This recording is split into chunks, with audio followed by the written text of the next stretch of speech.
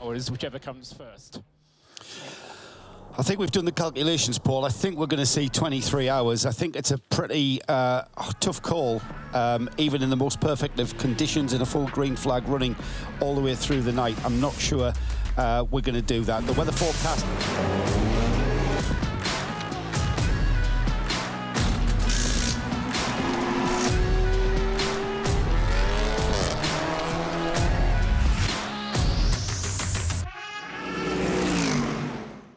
to see what the atmosphere is. Here we are live at Spa-Francorchamps. It's the inaugural running of the TCR SPA500, a 500-lap race around the daunting and challenging Spa-Francorchamps. It's rather apt to have TCR cars here for the first ever endurance race reserved for that specification of touring car. It's rather apt because the inaugural race here, the inaugural 24-hour race here, I should say, was in 1924. It wasn't on the current iteration of the Spa-Francorchamps circuit. It was on the daunting road course. And it was in 1924, and it was won with an average speed of 48.67 miles an hour.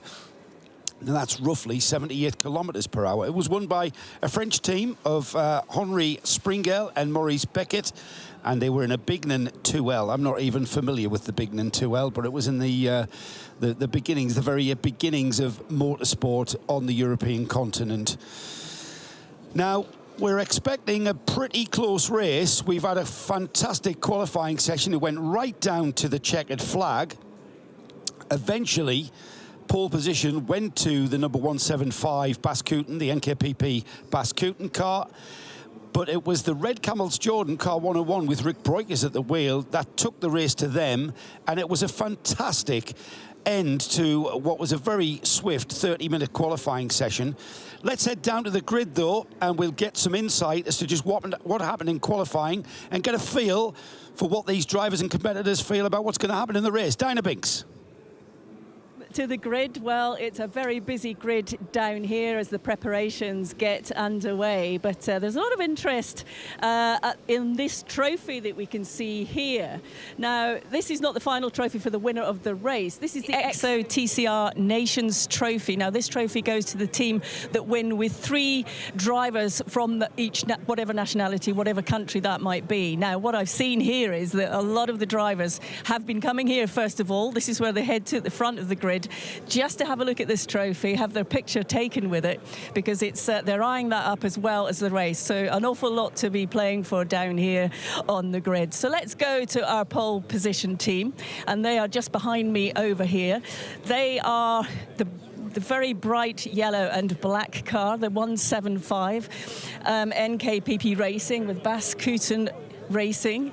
They're ready on the grid. Now, this car also is making a lot of insights down here. A lot of people looking at this car, and I just need to find Bascoutin to have a little chat with him about the car and the livery. He was going to explain that to me, but I think he's just disappeared, so I'm going to go and find the driver. Seb, if you want to come with me, I can see Jaap van Lagen over here. He was chatting to Ivo Breukers. So basically, poleman and the man alongside are having a little chat about the race. So I think I might just interrupt these gentlemen here as we're heading off the start of our program. Jaap and Ivo, are you discussing tactics, Ivo? We're talking about other things. Have you got your eye on this? We cannot reveal what we're talking about.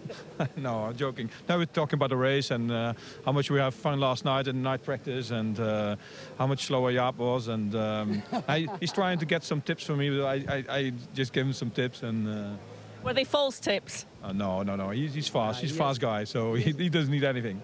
He has a lot of experience with endurance racing, so I can learn a lot from him, you know. We can learn from each other. Well, it's great to see that you're in good form ahead of the race, but yeah, if we could just have a chat with you about the race. Obviously, as you said, difficult conditions during practice last night, not qualifying. We had that this morning. How do you see the race going? Yeah, Harry will start the race, and he's absolutely slower than the car he is on the right. But doesn't matter. I think he will lose probably 5, 6, 7 positions. But what I said before, it's not so important to be in the front now. It's important to be in the front at the end of the race. And especially tomorrow, it starts raining. then we can, Christian and me, we can make more and more different in time than they can. So let they drive in dry conditions, and we will do more track time in wet conditions. How important is it to have the strategy that you're all comfortable with going into this one? It's a long race, it's an endurance race, you have to react to any eventualities, but you also need to have your strategy plan that's changeable. Yeah, I have to say, by scooter racing is always good with the strategy. So because the gentlemen normally they drive together, and they also won some races in the past. Against the faster guys, but the strategy is always good. So I think the mix from the team and the drivers now together, I think we have a good mix, and we have a good chance to finish in the top 3. And what's the feel in the team? What's everyone's thoughts? I know a couple of guys were saying, "Oh, we're a little bit nervous, but we're really looking forward to this one. It's such an amazing event here, and certainly at Spa, it's such an incredible circuit." Yeah, I'm not nervous, but the reason is probably I've done so many races in my life, and also a higher competition. But I have to say that this event with all the TCR cars from normally from the whole world, it's a very nice concept. I hope it will continue for the next couple of years. It's the first year now. 17 cars, it's not enough, but hopefully next year probably 30 or 40. And yeah, it's a nice event with a lot of different type of cars, and I think it's very nice for the future. So hopefully next year we have more cars. Yeah, you're a professional driver. How do you sort of, it's a long old race, so how do you prepare yourself for the race? Because there's a bit of waiting around to get your stint in the car. As a driver, how do you prepare yourself for all of that? Yeah, I always prepare myself. I've had a very good night last night. I slept 9 hours, so that's a good start, because 23 hours plus the hours when we waked up, in total it's probably 30 hours. What I always do after my stint, I take a shower, so I'm completely fresh. And if I have time to sleep something, maybe 1 or 2 hours, I will do that. I have a hotel over there in La Source, so it's a walk distance of 5 minutes. So take a shower, maybe 1 hour sleep or 2 hours sleep, and then I'm ready for the next stint. How would you describe this circuit? I mean, we're on here at the grid, at the very front of the grid, and of course you don't always see it on TV, but there's a bit of an incline up into that first corner. What's your feeling when you're on the start line heading to that first corner?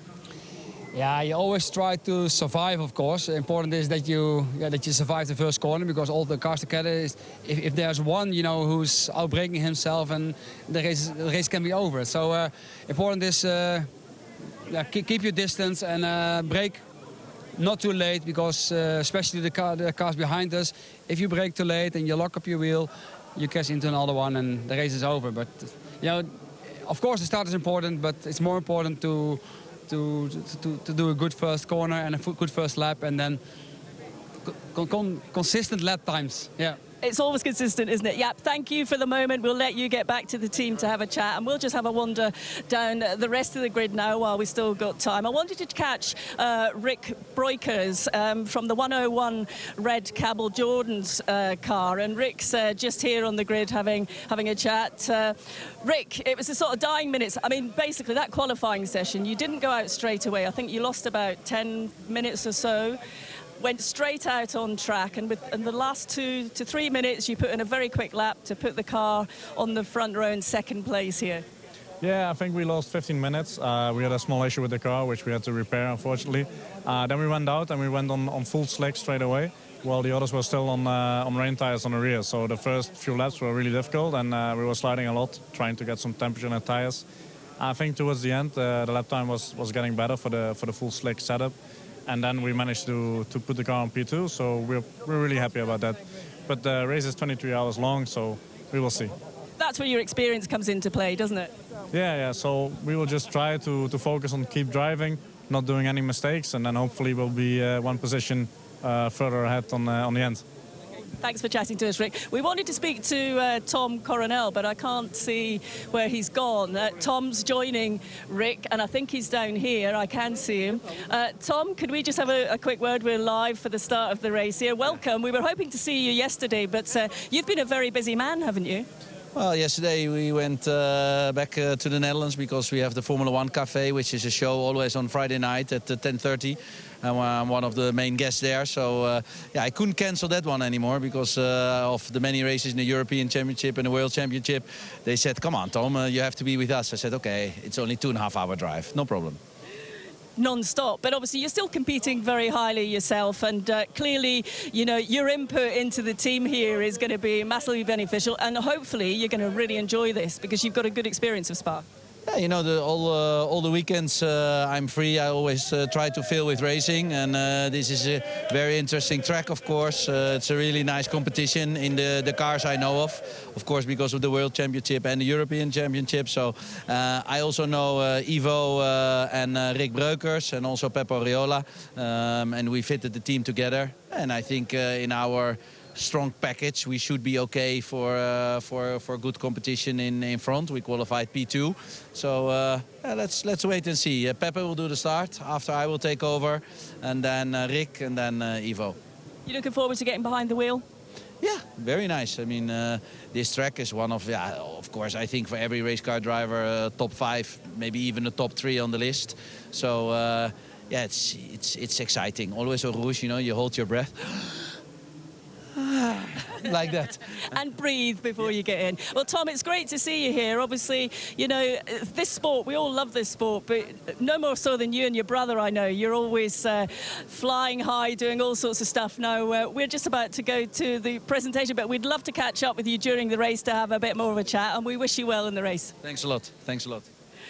I'm not sure how much time we've got left. I did want to talk to Bas Koeten about the 175 car and the livery, but I don't think we're going to have time. We'll catch up with him a little bit later, and we'll catch up with Bas whenever we can. So for the moment, we're just going to have a look at a lap of Spa with our with Joe Bradley, who can talk us through what it's like from behind the seat. Thank you, Di. Well, is there a more challenging racetrack in the world? Some would say not.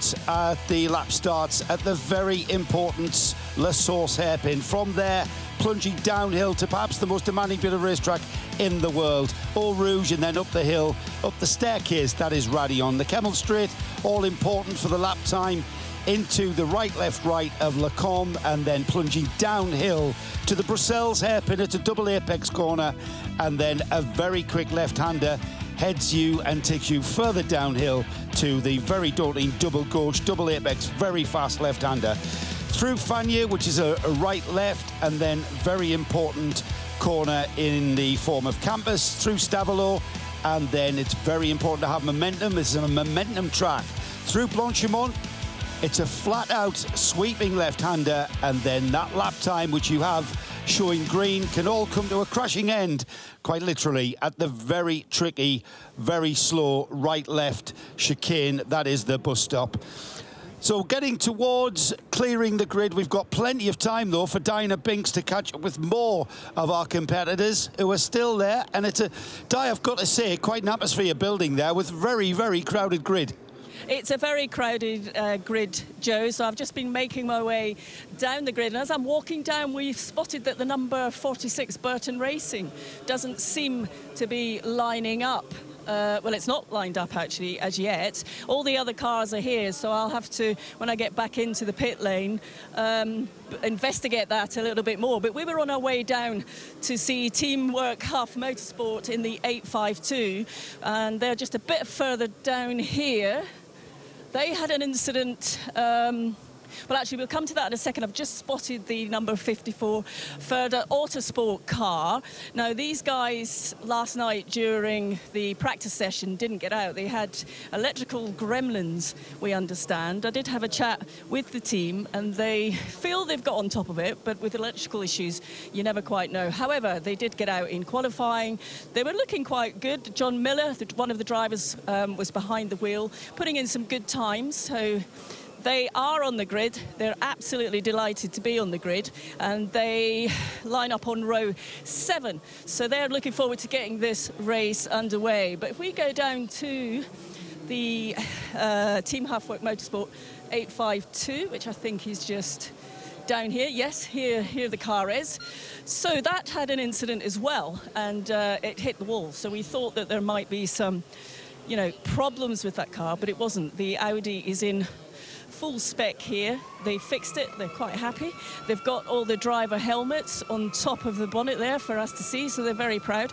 I think they felt that they were really happy there wasn't any major damage to that car, because it looked on the TV screens quite bad. But we did speak to Alex Hugh earlier, one of the drivers, and he said that everyone's fine, the morale here is great, and they're looking forward to getting this race underway. Now, I was going to speak to Alex, but he's not here. Now, yes, Stuart Lyons I wanted to talk to, so we'll need to go, sorry, Seb, we need to go further back up the grid, because they've lined up in on row 3 in 5th place, AC Motorsport. Stuart Lyons is a British driver who looks after the TCR UK championship, and he's come to Spa this year. He's not been here before, I think he told us earlier. First endurance race, and he had to go out during the night practice, which he told us was a very scary experience for him, because it was so dark. And everyone says that here at Spa, how dark it is at night, but I don't think you realise how dark it is till you're here. And Stuart's an experienced racer, of course, as we know, in the UK, that is. And he was quite shocked, I think, but he did enjoy the experience. Now, I'm not... He's here, we're here. I've not seen Stuart there. So, no Stuart. No Stuart at the moment.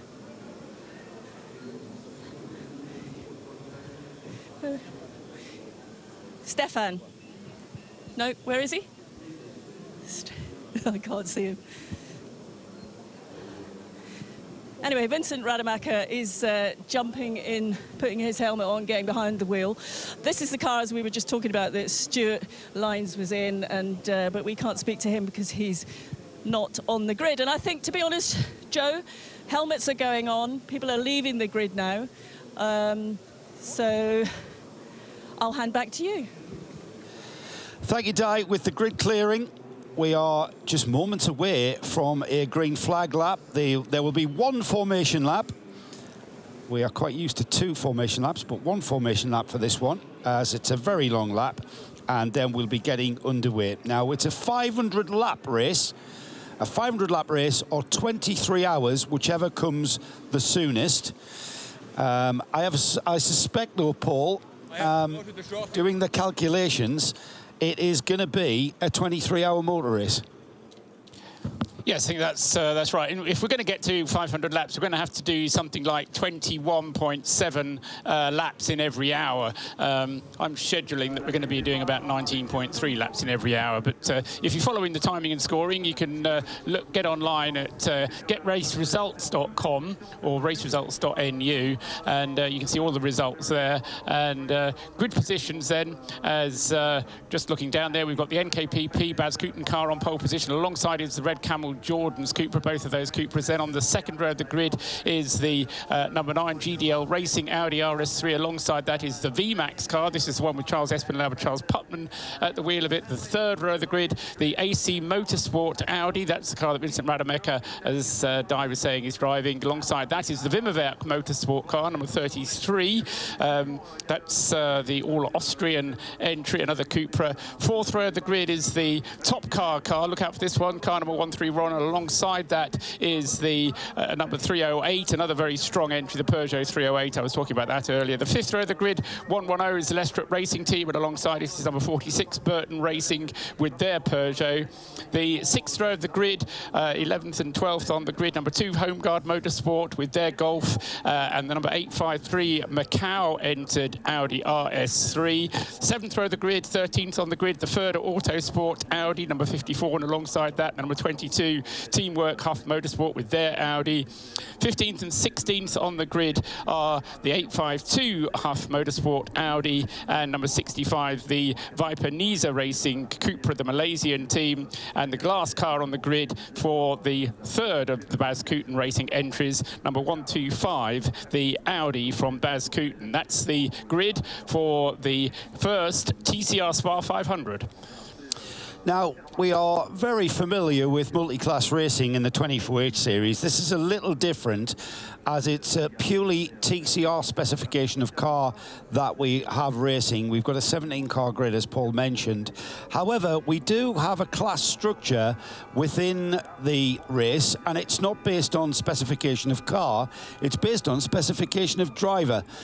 Paul, we have a Pro class, we have a Pro-Am class, and an Am class. So 3 class trophies to pick up, I would imagine. Yes, let's start at the top. The Pro entry is where we expect the winning car to come from, but nothing is ever fixed in motorsport. But Pro entry, maximum of 2 Pro drivers, and a Pro driver, as far as Creventic is concerned, is what the FIA would call a gold or a platinum rated driver, so a professional driver. But you're only allowed 2 maximum Pro drivers in a Pro entry. The Pro-Am, that's a mix of pros and amateur drivers, obviously. Maximum of 1 Pro driver and the minimum of 1 Am driver. The Pro cannot do more than 10 hours, and the Ams between them, however many there are, have to do at least 3 hours. And then finally, you've got the Am category. That's as simple as it can possibly be. All Am drivers, simple as that. That is what the FIA would call a bronze driver, and you're not allowed to have a semi-pro or a pro in the driving strength. But the important thing for the Am drivers is there's no limitation on driving time. The drivers can do as long as they want or as little as they want. To be classified as a starter, all they have to do is 1 stint. So, as I say, the simplest class of all, really, is that Am class. The only restriction is you're not allowed to have any semi-pros or pro drivers in it. But Joe and I will be talking about who the class leaders are throughout. And then the most important trophy at all, of them all, probably, is that Nations Trophy. The trophy that Di started off the show with, and there it is at the front of the grid, and that is for teams which have 3 drivers all of the same nationality, and I reckon we've got entries there from Australia, from China, from Belgium, the USA, Austria, Malaysia, Holland, Sweden, France, Macau. China, Hong Kong. I said China. Oh, you said Hong China. Kong. Yeah, we've got two cars representing Hong Kong. Got Australia as well. We've got Australia, China, Belgium. Yeah. We've got a grid that looks very clear indeed. That means Diana Binks is in the pit lane now, where she will be for the duration of our coverage, which I'll give you some details on. Let's head down to her. Diana, you've got an update on someone. Whilst I was on the grid earlier, I said to you the number 46 Burton Racing Peugeot 308 it's on the grid problem, and they've had to fix that. So they will have to start from the back of the grid. We're losing Di there, just stretching the technology ever so slightly. We're about to get the green flag, 1 formation lap. We are going to be on air until 8:30 this evening. That's Belgium time, and then we'll be going for a break. The live stream will stay on air with in-car camera shots taking you through the night. We resume our coverage tomorrow morning, and we're back with you at 11 a.m. or just slightly before that for a little introduction. Certainly, so the final run-in to the flag starting at 11 a.m. That's Belgian time. Check out your local times wherever you are in the world. And for now, we're getting towards, we've had the 3-minute board, I think, I've just heard there, Paul. Starting drivers, the pole sitting car 175, the NKPP Bas Kooten car, the bright yellow and black liveried car. That car qualified by Jaap van Lagen. It's going to be started by Harry Hilders. He's one of the Am drivers in that vehicle. The number 101 alongside Pepe Oriola, well, he's a world-class TCR champion. He will start that car. Rory Penttinen is the Finnish driver in the GDL Team Australia Audi, and Rory is going to be the starting driver for the number 9 on the second row. He was also the driver that qualified the car. Alongside him, car 85, that's the VMAX Engineering Opel Astra, Charles Espenlaub. He qualified that one. and he will start. Vincent Rademacher qualified the ESC Motorsport Audi. He will start that one in 5th and 6th. Konstantin Scholl will start the Wimmer Werk Motorsport Cupra. I'm not sure who qualified that car. Was it Konstantin, Paul? I'm not sure. Anyway, there's the first 3 rows of starting driver, and we'll be getting the off in a moment. In fact, there is the green flag being waved. The course car makes its way off. Just in front of us, we're positioned just on the start-finish straight at pit out, just before the braking area for the La Source hairpin. And as our pole sitter, Harry Hilders, moves the field away, 17-car field, there is the EXO TCR Nations Trophy, which everyone is competing for, as well as, of course, as the overall victory as the inaugural winner of the TCR SPA500. I'd like to think Jaap van Lagen had a point there, Paul, when he said that he'd like to think 30 to 40 cars may make the journey to Belgium for next year's race. Next year's race scheduled for May to run on the same weekend as the Spa 12 Hours, which is a 24H series for GT and TCE runners. The same weekend. Now, that's value for money if you're coming across for spectating at a race meeting, Paul. I think you and I would have been there with our camp chairs and tents back in the day.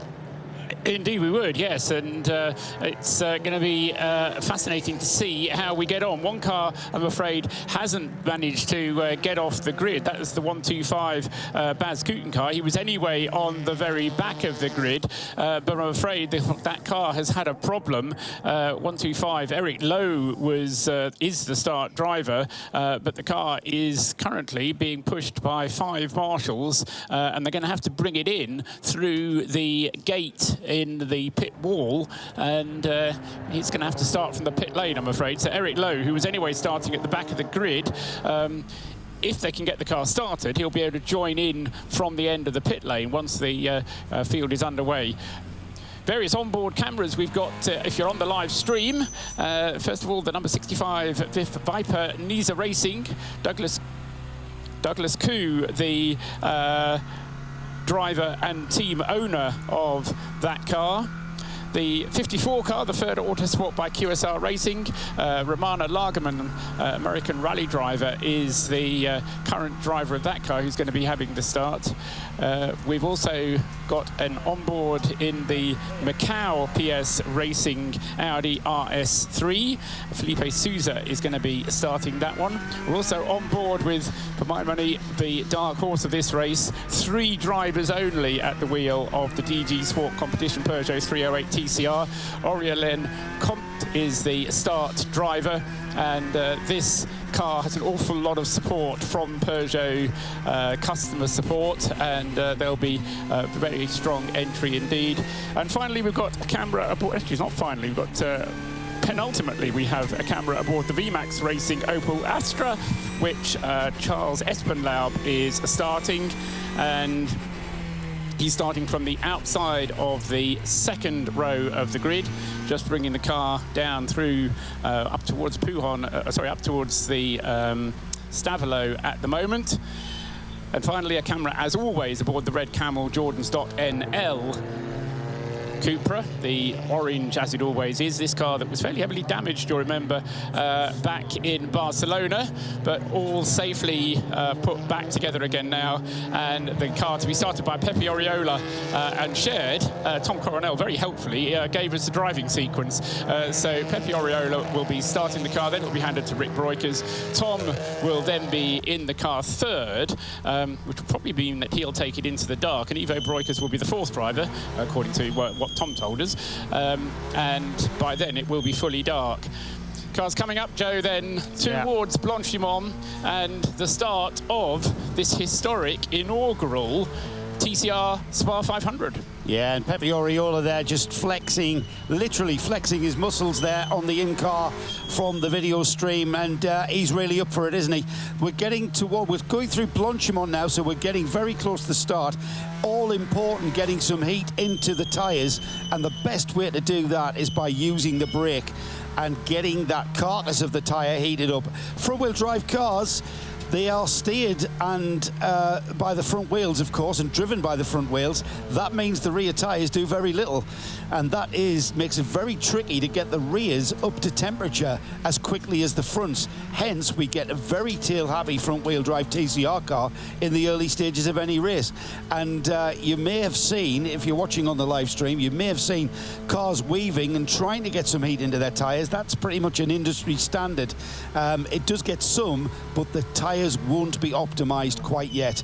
Ambient temperatures still hanging around 9-10 degrees, and that's pretty cold.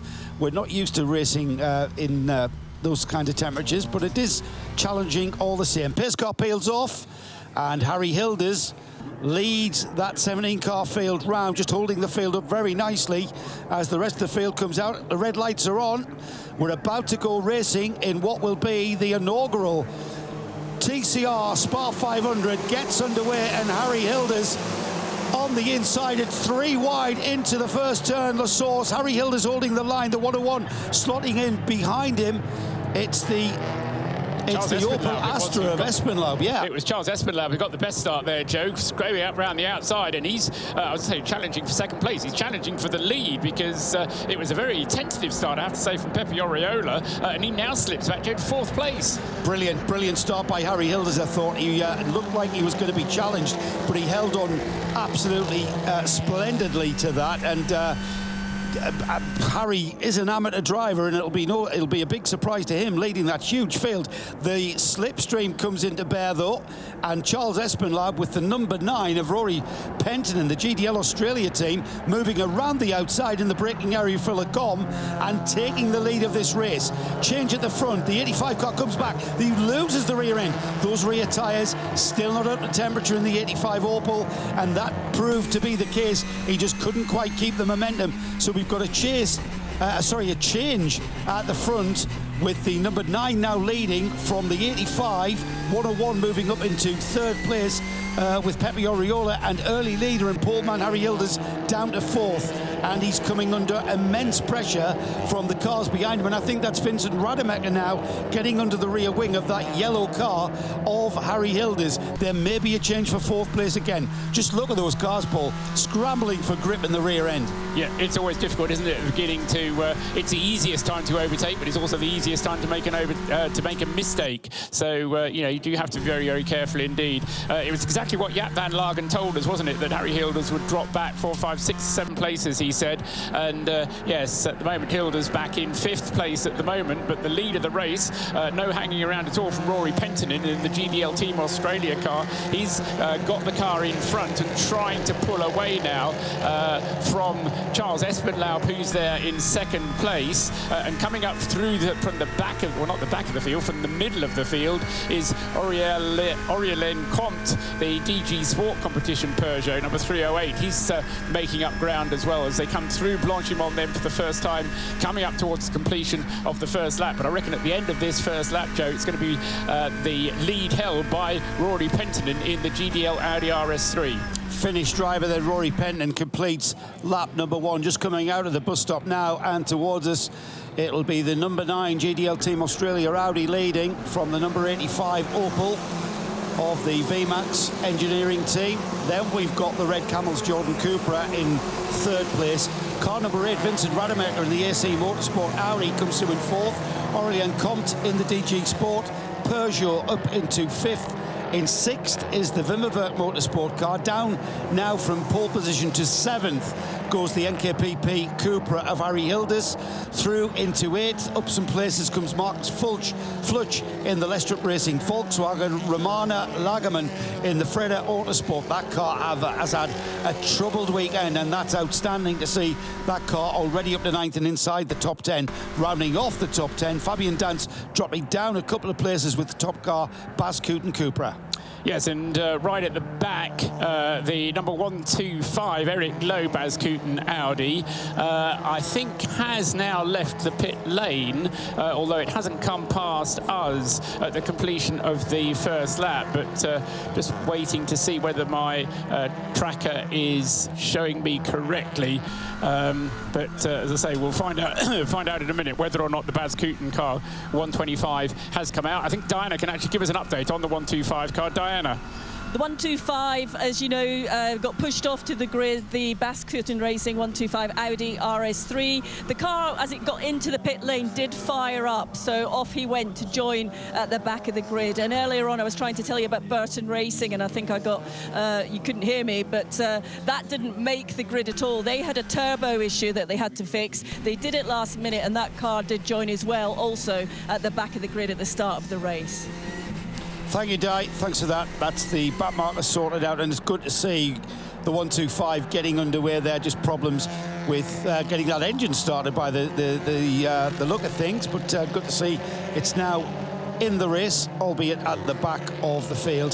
Things already settling down, Paul, and it's become, as I thought it would, a bit of a game of chess. There's no point whatsoever in rushing into things and being dragged into unnecessary hard racing, and in fact, we've got quite a long fuel window for these cars. They can do about, what did we estimate, an hour and 20? Hour and 20 minutes or so on a tank full of fuel.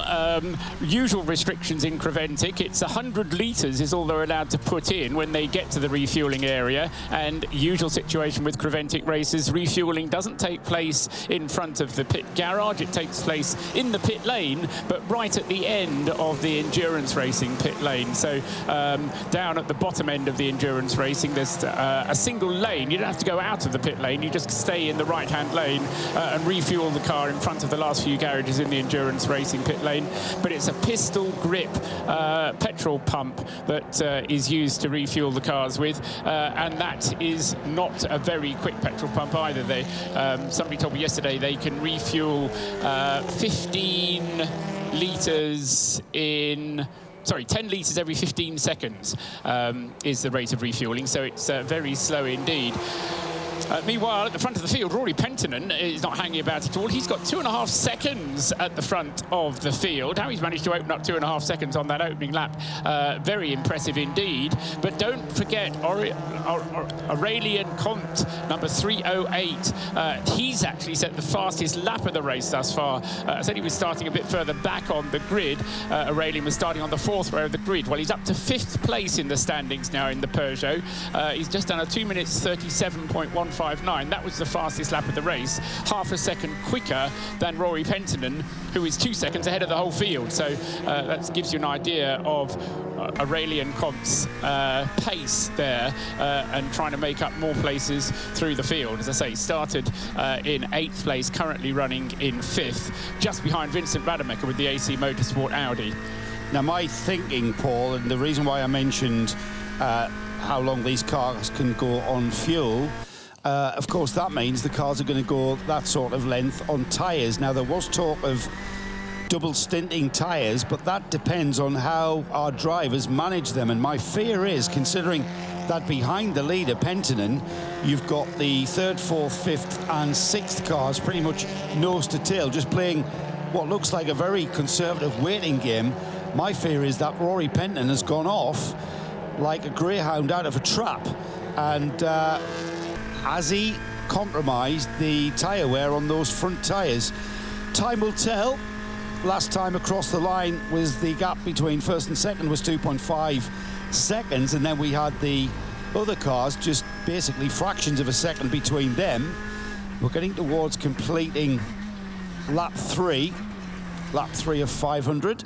Yes, I think if conditions are dry, then we will be seeing at least front tyres being changed at every stop. I'm going to say you have to change all 4 tyres, and because you're limited to the 4 people working on the car, it really means that you have to do 2 at the front, then 2 at the back. So if you just change the front 2, you're going to save yourself a bit of time in the pit. So you're certainly, your point is well made, Joe, about tyre wear, but you're going to have to be a little bit careful that you don't have too much tyre wear.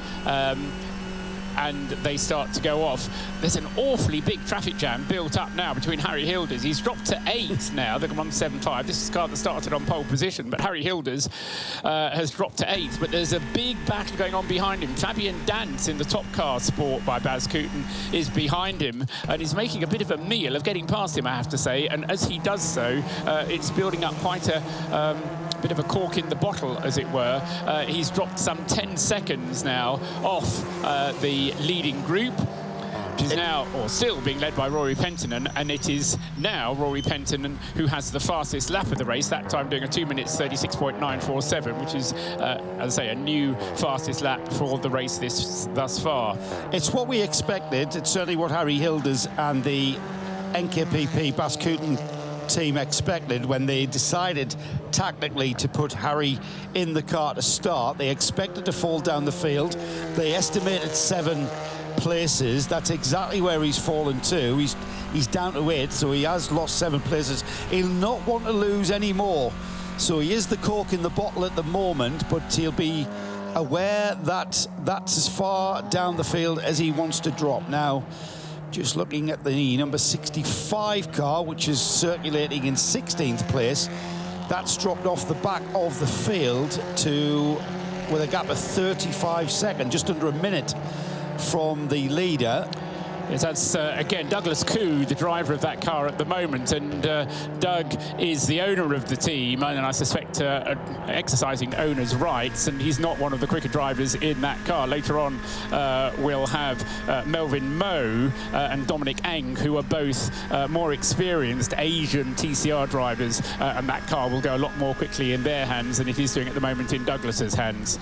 I would imagine, Paul, we're not going to really see where we are with regards to the competitiveness of the field, particularly with the Pro-Am cars. Yeah, exactly. Yeah, all right. With the pros, there's not going to be much disparity between the drivers, but everywhere else, it's going to be maybe half distance before we see where things and how things are panning out. Aurélien Comte there getting very emotional behind the wheel, French driver in the French Peugeot, and waving at the car in front of him, feeling that Vincent Rademacher could be going faster. Doesn't he know who Vincent Rademacher is? But it was another fast lap there from Aurélien Comte. He's still 5th, 2 minutes 35.814 though, and he's right on the tail of Vincent Rademacher. But to be fair to Vincent, he himself is right on the tail of Charles Espenlaub, and so that's sort of, in fact, 2nd, 3rd and 4th very close together indeed, behind the number 9 Rory Penttinen car.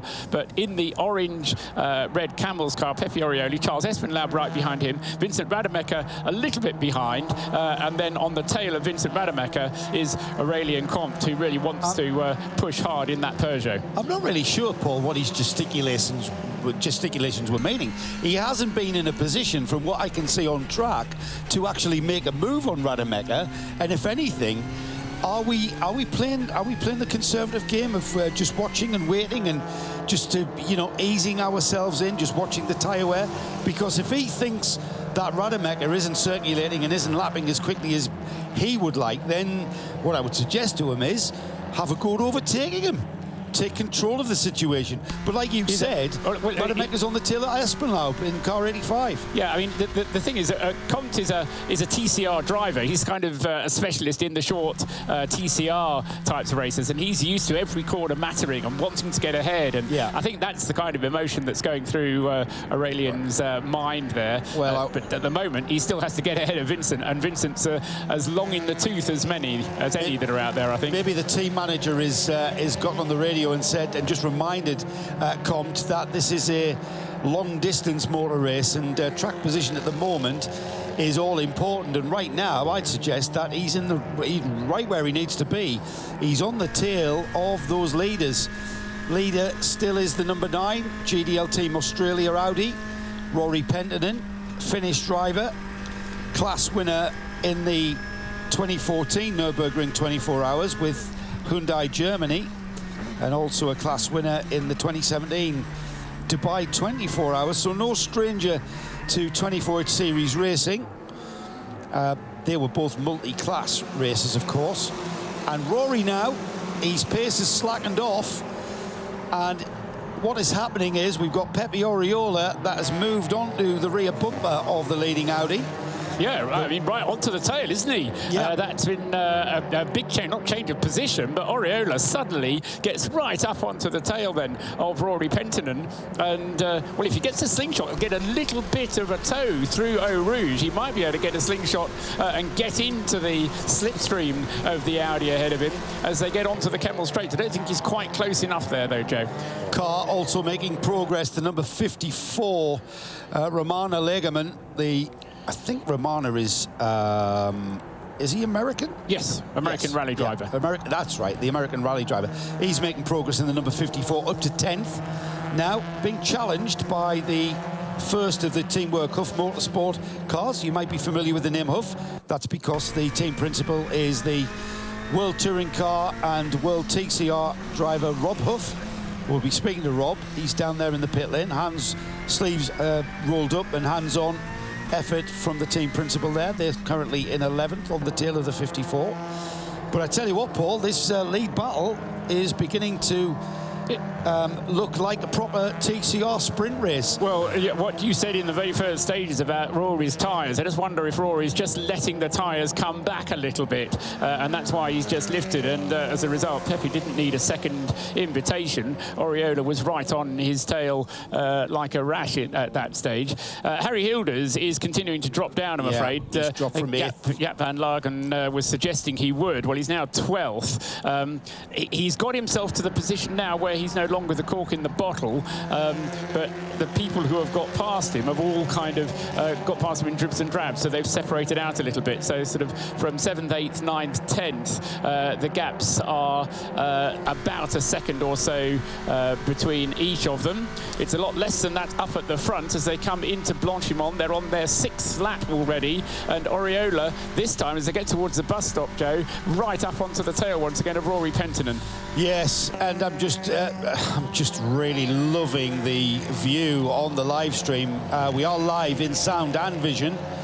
Live stream pictures are available, and the rear end of that leading number 9 Audi of the GDL Team Australia car just seems to be floating on the track surface. The rear end just rotating beautifully in control.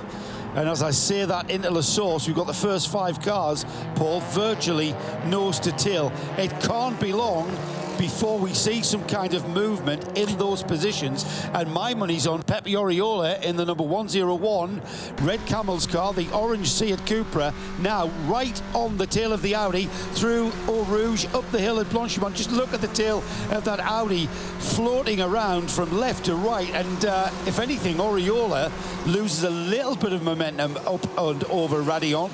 That allows the Audi just enough space to break the toe. But Oriola's coming under massive pressure from Charles Espenlaub. A perfect slipstream battle here in the first 5 positions. Yes, it's just observing those onboard shots. They're going to have to be a little bit careful with track limits, because Rory Penttinen and Pepe Oriola were certainly using all of the track and potentially a little bit more as they came through Eau Rouge and Radillon that time. Meanwhile, still pushing very hard, Aurélien Comte with the DG Sport Peugeot is right up onto Vincent Rademacher's tail as well. He might have a go going down into Pouhon, the double left-hander. That's a difficult place to overtake, but it really is a proper touring car race, this. Absolutely nose-to-tail stuff. Audi leads Cupra, leads Opel Astra, leads Audi, leads Peugeot. Nose-to-tail then. And I can't see things changing that drastically for the next 23 hours or so, Paul. Well, I think Oriola's going for the lead. He's got the lead. Oriola then has taken the lead as they went through the Piff-Paff corner, now coming down towards Stavelot, and Oriola has got himself into the lead, and he out-fumbled Penttinen a little bit there, and as a result, Penttinen's kind of tripped over his own shoelaces and is now having to gather himself together again. Charles Espenlaub wasn't able to take advantage of the same move, but as they come through at the end of this lap, which will be 7 laps, it'll be Oriola leading then for the Red Camel Jordan's NL Cupra team. Charles Espenlaub has another look at the back end of Rory Penttinen's car, isn't able to go through there, and this time Penttinen moving over a little bit as they came in towards the bus stop. I think, Paul, that Penttinen, the way he went off at the beginning in comparison to the cars behind him, he just left them behind. I think he's really, really overdone those front tyres, and now he is the cork in the bottle. Let's have a word with his teammate, though. Di is down in the GDL Australia team garage. Di, any information on the performance of the car? I'm just with Brett Nile now, who's just come out to the front of the garage. So, Brett, obviously, let's just, before we get to that part, Joe, where we are in the race right this second, a start you probably were thinking, that was an impressive start. Yeah, no, absolutely. It was an impressive start. Rory's driving like exceptional at the moment. Yeah, a bit of excitement for the start of the race, but realistically, we've got a long way to go. A huge way to go yet. The race has just begun, but there's a lot going on. There was quite a battle at the front. I think Rory's just lost the lead position at the moment. I guess it's managing the tyres right now. Yeah, quite possibly managing the tyres. I've actually just been sort of enjoying watching the race and haven't been listening in too much myself. And I've come to interrupt you. I'm really sorry. No, no problem. A long way to go in the race. Have you had any reports back from Rory at all? I mean, realistically, Rory's, a step above. So we've got a bit of variance of speed in the team. Like I said, it's a bit of excitement for the start of the race, but we'll just see how it averages out over the race.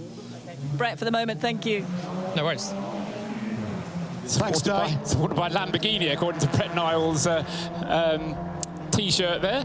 Yeah, we've got a race of teamwear down there for the drivers, haven't we? Well, GDL do run Lamborghinis that's true as well, so that's part of the reasons for Brett Nile there with the Lamborghini T-shirt on. So yeah, Joe just mentioning to me off air there that Oriola and Rory Penttinen battling once again, but there's been a change behind there, hasn't there? Because up into third place has now come Aurélien Comte.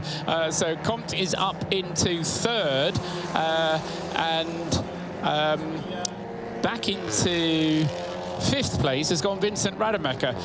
So Vincent Rademacher has dropped back. Charles Espenlaub, is he still third? No, he's not, you see, because Charles Espenlaub is back into fourth place. So it's Oriola leads, Penttinen in second place, Comte is third, and then Charles Espenlaub back in fourth place with Vincent Rademacher fifth. But as Joe and I were saying about, was that a spin from Yes, it Comte? was. No, he managed to pull it back together again. No, Comte very nearly getting past Penttinen. Has he got past Penttinen? He has got past Penttinen. So up into second place, Aurélien Comte. And we're almost 3 wide into La Source as the result of that. That might have been a challenge on the Audi. It's getting a little bit brutal out there. We're getting very aggressive there with the number 9 trying to stave off the advances of that dark horse Peugeot. Trussers did call it, and now we've got the 85 who has the momentum. Looking down the inside at Eau Rouge, down at the bottom of the hill, they're almost side by side. Espenlaub has to back out and just feather the throttle and let that Audi away in front. But who's got the momentum down the Kemmel Straight? It's the 85 in the slipstream now of the number 9 car that was leading this race from the very outset. It's now down in third place. Paul, I can assure you I'm going to lose my voice by hour 3 at this rate if this is what we've got for 500 laps. Proper touring car racing this, isn't really it? TCR at its best. Yes. He's lost 2 places Rory down the Penttinen, Kemmel. never mind being third. Rory Penttinen is fifth now because Vincent Rademacher is up into fourth place, and Charles Espenlaub. I mean, he had to back out of that, as you said, going into Eau Rouge there, and rightly so. But he was then able to get Rory Penttinen as they went up onto the Kemmel Straight. So Espenlaub up to third, Penttinen all the way back to fifth. But my eyes now are drawn to what Aurélien Comte is going to be able to do with Pepe Arola. Is he going to be able to close in on the Spaniard? Aurélien Comte then in the DG Sport Competition Peugeot. This team that's, as I said earlier on when they were on the grid, had an awful lot of support from the Peugeot customer, the factory customer support people. And DG Sport Competition, of course, run rally cars as well as running this TCR class car. So they're certainly a very experienced team. And the driver lineup in that 308 car, alongside Aurélien Comte, you've got Teddy Claret and Julien Brichet, who are all three of them very quick drivers indeed. They're all in the pro class, of course, as is the car that leads the race, the 101 Red Camels Jordans.NL Cupra with Pepe Arola also doing his bit for the reputation of TCR drivers. Now, we've been focusing on the front of the field, understandably, with that fantastic battle for the first 5 cars, but we've got little battles breaking out and races breaking out all the way down the full 17-car field, with the Romana Lagerman car 54 there, just losing out 2 places and dropping down to what is 13th. Harry Hilders, I've got a report, started from the pole position. He's down to 14th place now in the number 175. That was always the tactic by the team, to start the race with their AM driver. I'm not sure that's the right tactic, though, to have dropped all that way down to 14th. Time will tell. The other thing that I can see manifesting itself is the number 9 Audi, having dropped now from 5th. We'll keep an eye on the lap times that he's producing, and in comparison to the cars ahead of him, he's now well off the pace, and I think he burnt those front tyres out in those early laps, Paul. I think you're probably right. I think I am, considering the lap times. Yeah, I mean, the thing you got to remember, though, with Penttinen, is that he is in an AM driver car. I mean, he was up at the front of the field. He led the race for the first 6 laps, and you know, that's an AM class car. We've got the order not quite fully restored, but starting to take shape. Got 2 pro cars, first and second, pro-am cars, third and fourth, and then Rory Penttinen in the leading all-am car in 5th place. In 6th place is the Wimmerwerk Cupra, Konstantin Schell behind the wheel.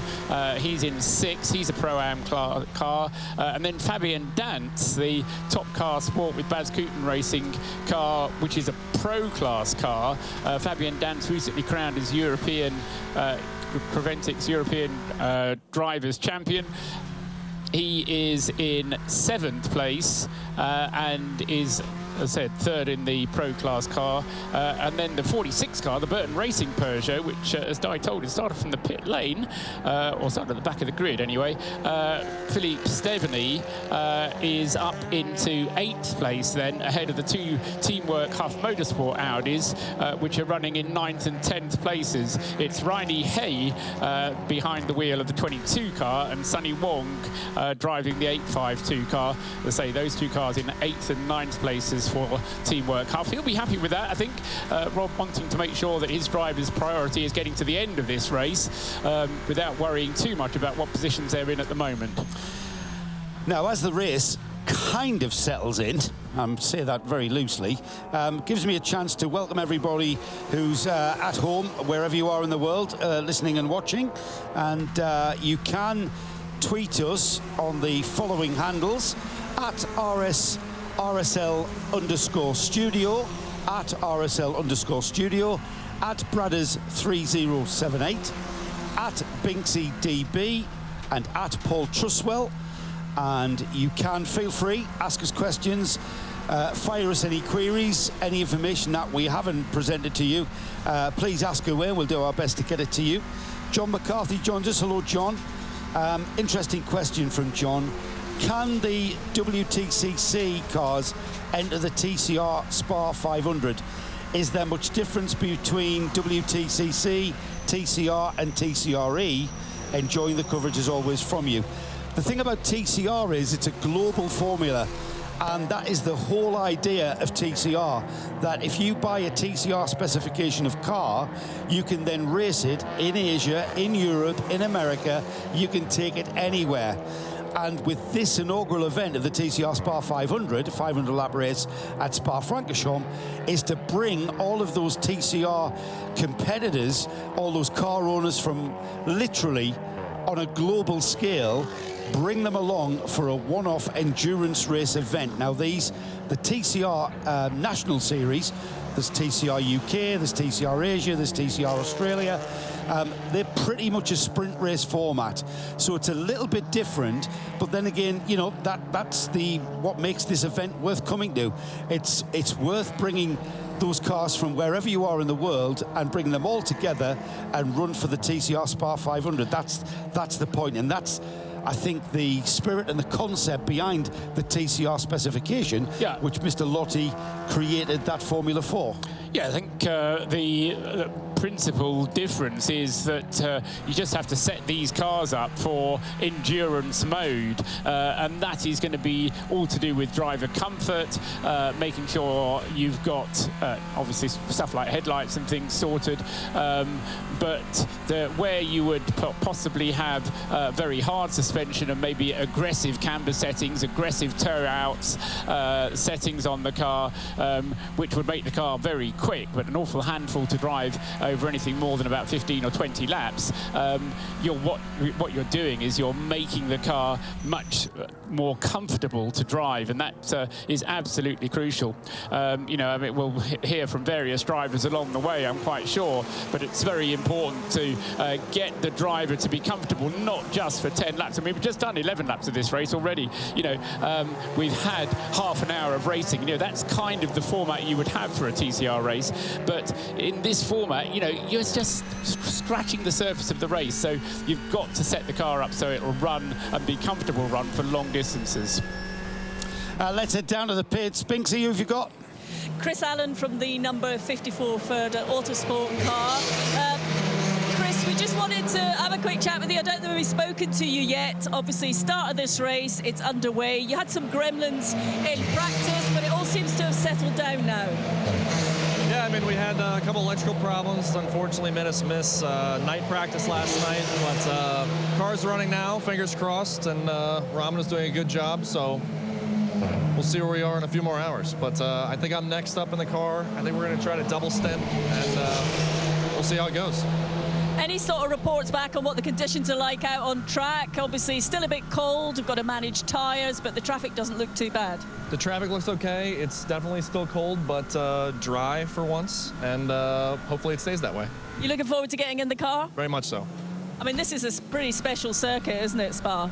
Spa is fantastic. Last weekend we ran at the Nürburgring, so hitting the two big ones right after the other, and yeah, Spa is fantastic. First time here, so very What do you think of the atmosphere here in the pit lane?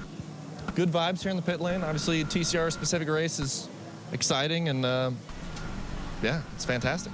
I guess you're looking forward to getting behind the wheel, aren't you, and doing your bit? Yeah, very much so. Right, we'll let you get back to it. Thank you. Great. It's a battle of the bobble hats there, isn't it? Binksy, you're feeling left out because you haven't got your bobble hat on. I should have brought mine with me. It's upstairs. It's next to you, actually, Joe. That's time. Well, Joe's wearing it at the moment. This time, yeah, I'm doing things with that at the moment, so you can't have that quite yet. No, I mean, it's good to hear from Chris there, and as he said, doing the double of Nürburgring and Spa on successive weekends, having done the VLN in a TCR car, and this a wholly TCR format, and good to have that car along. Third at Autosport by QSR Racing. QSR regular entrance in Creventic races, but providing the technical expertise for the four Americans. Chris with Romana Lagerman, the driver who's currently at the wheel of the car, John Miller and Lance Bergstein, the other two Americans who are driving that car, and going as Diana was saying, pretty well at the moment. He's in 13th place in the race at the moment, and that car having got through qualifying in a fairly secure way this morning as well, in 13th place. So they started 13th and they're still 13th.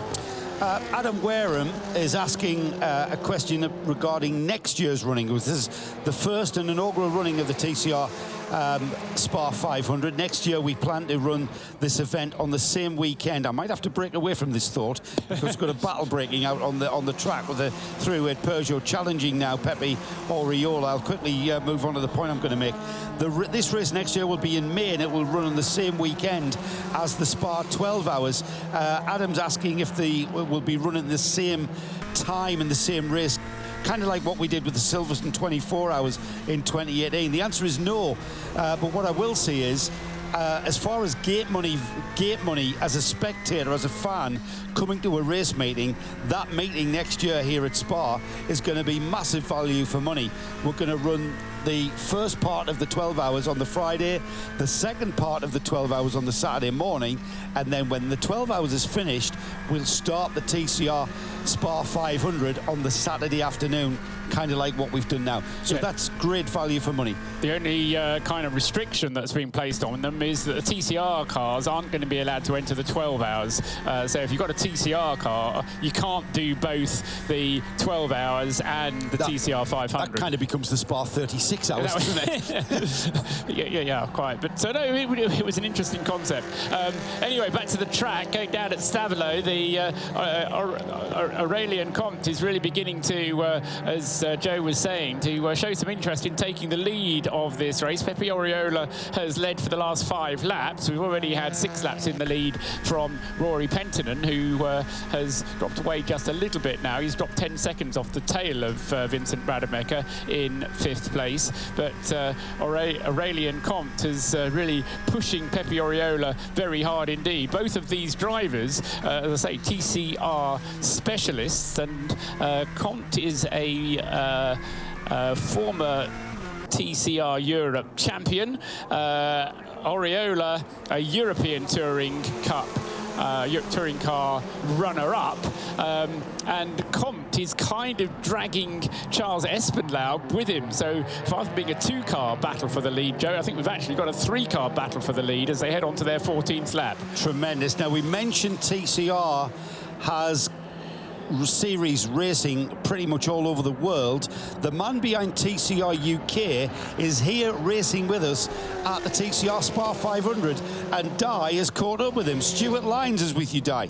He is AC Motorsport. Stuart, I caught him on the pit wall, so he's sort of watching the cars as they go by here. Stuart, we chatted earlier, not on camera, and you were telling us that your first experience in the dark here at Spa was pretty interesting.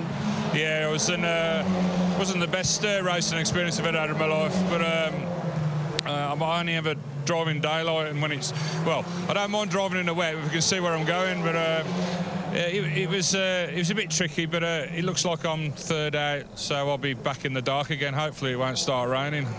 And what's the sort of feedback from the team at the moment as to it's early on in the race, I know? Yeah, Vincent's, I think he's 4th now, and he looks like he's caught the leaders again, so I think our car is going to be quite good over the distance, and you know, I think we've got a chance really, so hopefully the thing will be reliable and we'll keep it on the tarmac. Well, as we know, it's a very challenging circuit. If you're happy with the balance of the car when you start, you've got a good strategy, then it's endurance. You take it as it comes. Well, I haven't drove it in the dry yet, so it'll be the first time in a couple of hours. So, I mean, to be fair, I just got to be steady and not do anything crazy. But you know, you never know what can happen with those races. But I'm looking forward to it, and hopefully we'll win something at the end of tomorrow. You know, so. Stuart, obviously TCR is growing and growing. You look after the UK Championship. Why did you get involved? Well, we were in BTCC and we did well in that for 3 years, and we decided to go for the TCR concept. And the cars are fantastic. You know, they're a lot cheaper to run for the average team, and also the average type of driver can just turn up and have a go in a touring car, which is what it's all about, really. And it's good that you can buy a car and I can bring a car over here and race it. So, because we're thinking about coming here next year, and we're going to be doing TCR Europe. So, you know, the plan is to widen the field. So, you know, we are looking for drivers in the UK that want to race in Europe, which is what they should do. I'll just let these cars go past before I ask you the next question. Obviously, with TCR, as you say, the cost's an important factor. The cars are great, but you get a lot of track time in TCR. Yeah, you do, and, you know, it's good value for money. I mean, everything... I mean, I've done BTCC, I understand what the cost is, and it is for the chosen few, unfortunately. But, you know, if you're on a budget, and there's a lot of young drivers that want to race touring cars, you know, TCR is definitely the way to go. So from your perspective, if someone was listening and thinking, you know, I want to do that, what are they going to get? Well, if someone comes to race for us, you know, they could do a full arrive and drive package. I mean, if they want to go endurance, I mean, we run cars in brick car in the UK anyway. And on the sprint side, you know, TCR UK, we haven't decided on what the format will be for next year. But, you know, we are looking at TCR Europe as well, where there's a lot of drivers in the UK, where I think the budget to be a winner in TCR Europe would probably only get them at the back of the grid on BTCC, unfortunately. So, you know, there's an option there for them to win races. Well, it's good to see you here checking it all out and actually getting behind the wheel yourself.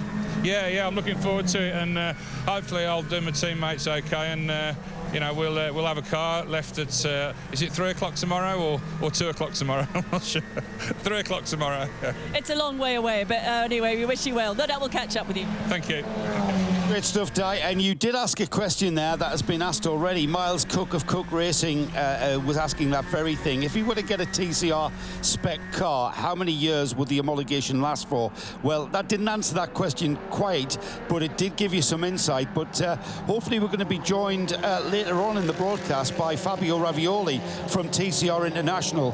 And that's a question that I will pose to Mr. Ravioli for you, Miles, as to how long the homologation going to last for. I can pretty much say the homologation, the whole point of TCR is to be able to promote the fact that you can go racing anywhere in the world, and I'm pretty sure their plans are not to change the homologation of the car that often or that quickly, maybe just updates and the like, but they want you to be able to get involved in TCR racing anywhere in the world for a long time.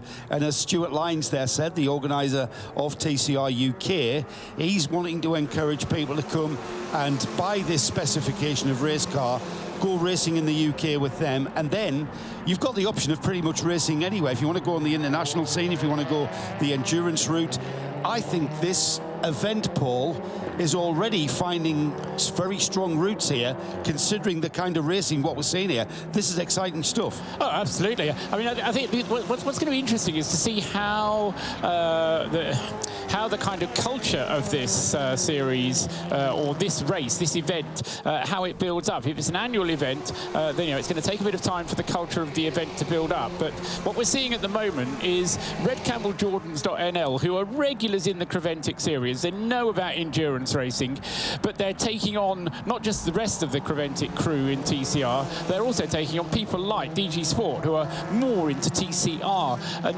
I think that the success or otherwise of this is going to be dependent upon how much you can bring in some old kind of fashioned drivers coming in terms of teams that are doing that. It's just getting the replay there of the mistake that was at Eau Rouge.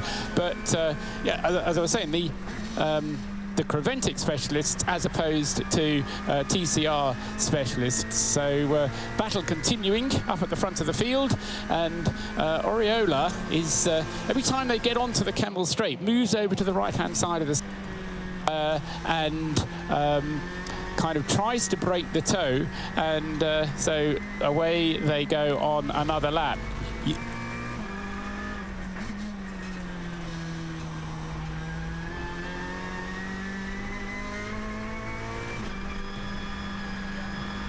Yeah, the dark horse of the race, called by Mr. Trustwell, the 308 Peugeot. It's loitering with intent on the rear end of that Red Camel's car, and again, some very, very clever racing that we're seeing. And Aurelien Comte is chasing down that 101 car for the lead.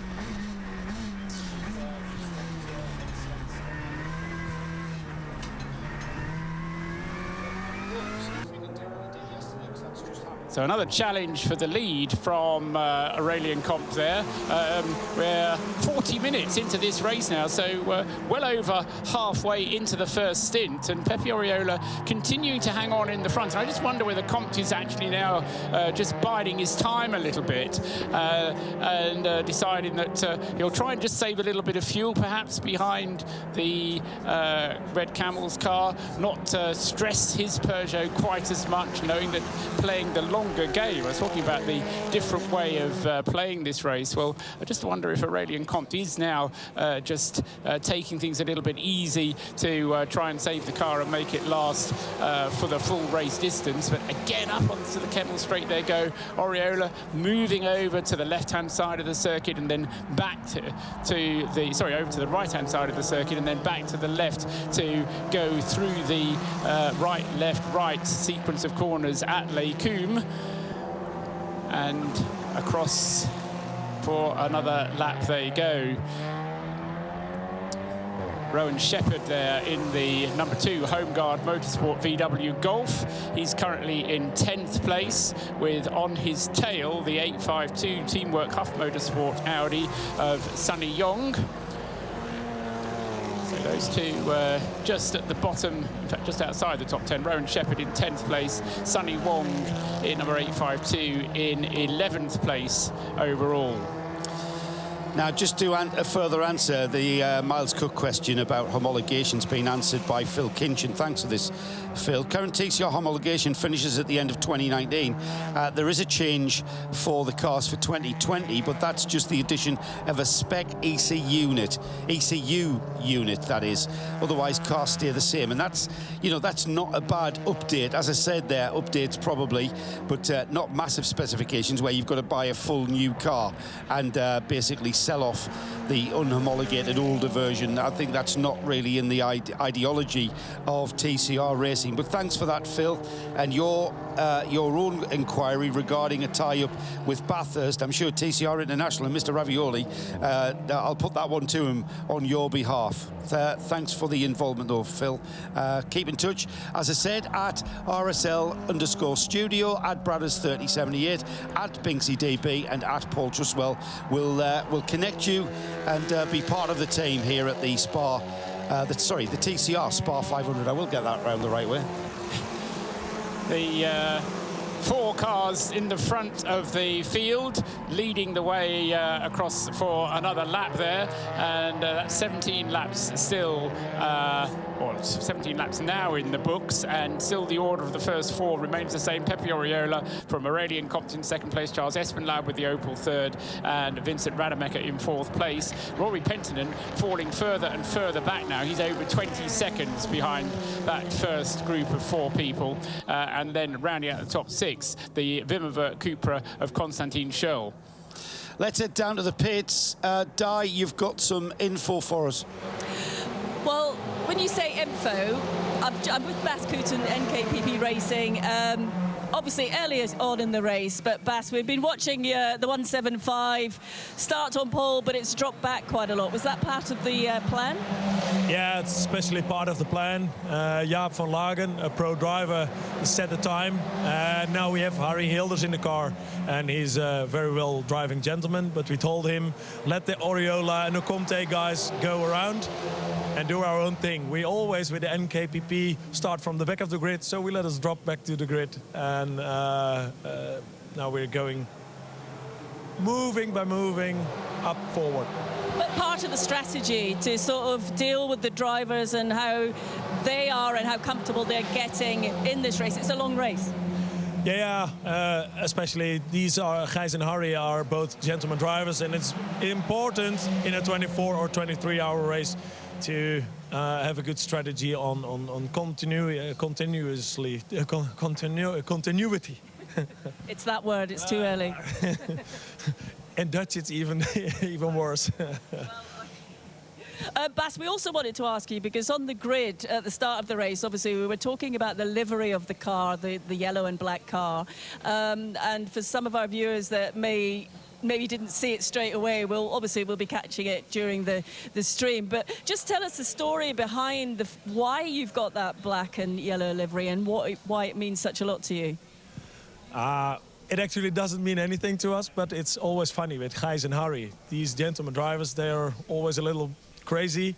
And a couple of years ago, they had the idea to have Keith Haring design on the Cupra with the white and black worms on the car. The year after, I was walking with Gijs through the pit lane in Dubai. I told him, for the next season, please make a better design. Oh, what is a better design? I said, don't do something like Mondrian. He said, it's a good idea to do Mondrian. So in 2018 we had the Mondrian design. In 2017 we had the Mondrian design. In 18 we had the green design. Now for 19 they said we need to do something else. So they found a picture on the internet and Gijs said, I want to have some like this car. And it's from the Automotive Association in Holland, like you have in Germany the ADAC, the ADAC, and in UK the AA. So it doesn't actually mean much to us. The only thing what it means is that Gijs, in the past times when he just had his driving license, he had a car always breaking down, but he even couldn't start from his house. So then he pushed the car on the road and he called the AA to help him out. Okay, well, when we look at that, it does look like well, it is a van, obviously. It looks like a 2CV car to start with when you first see it.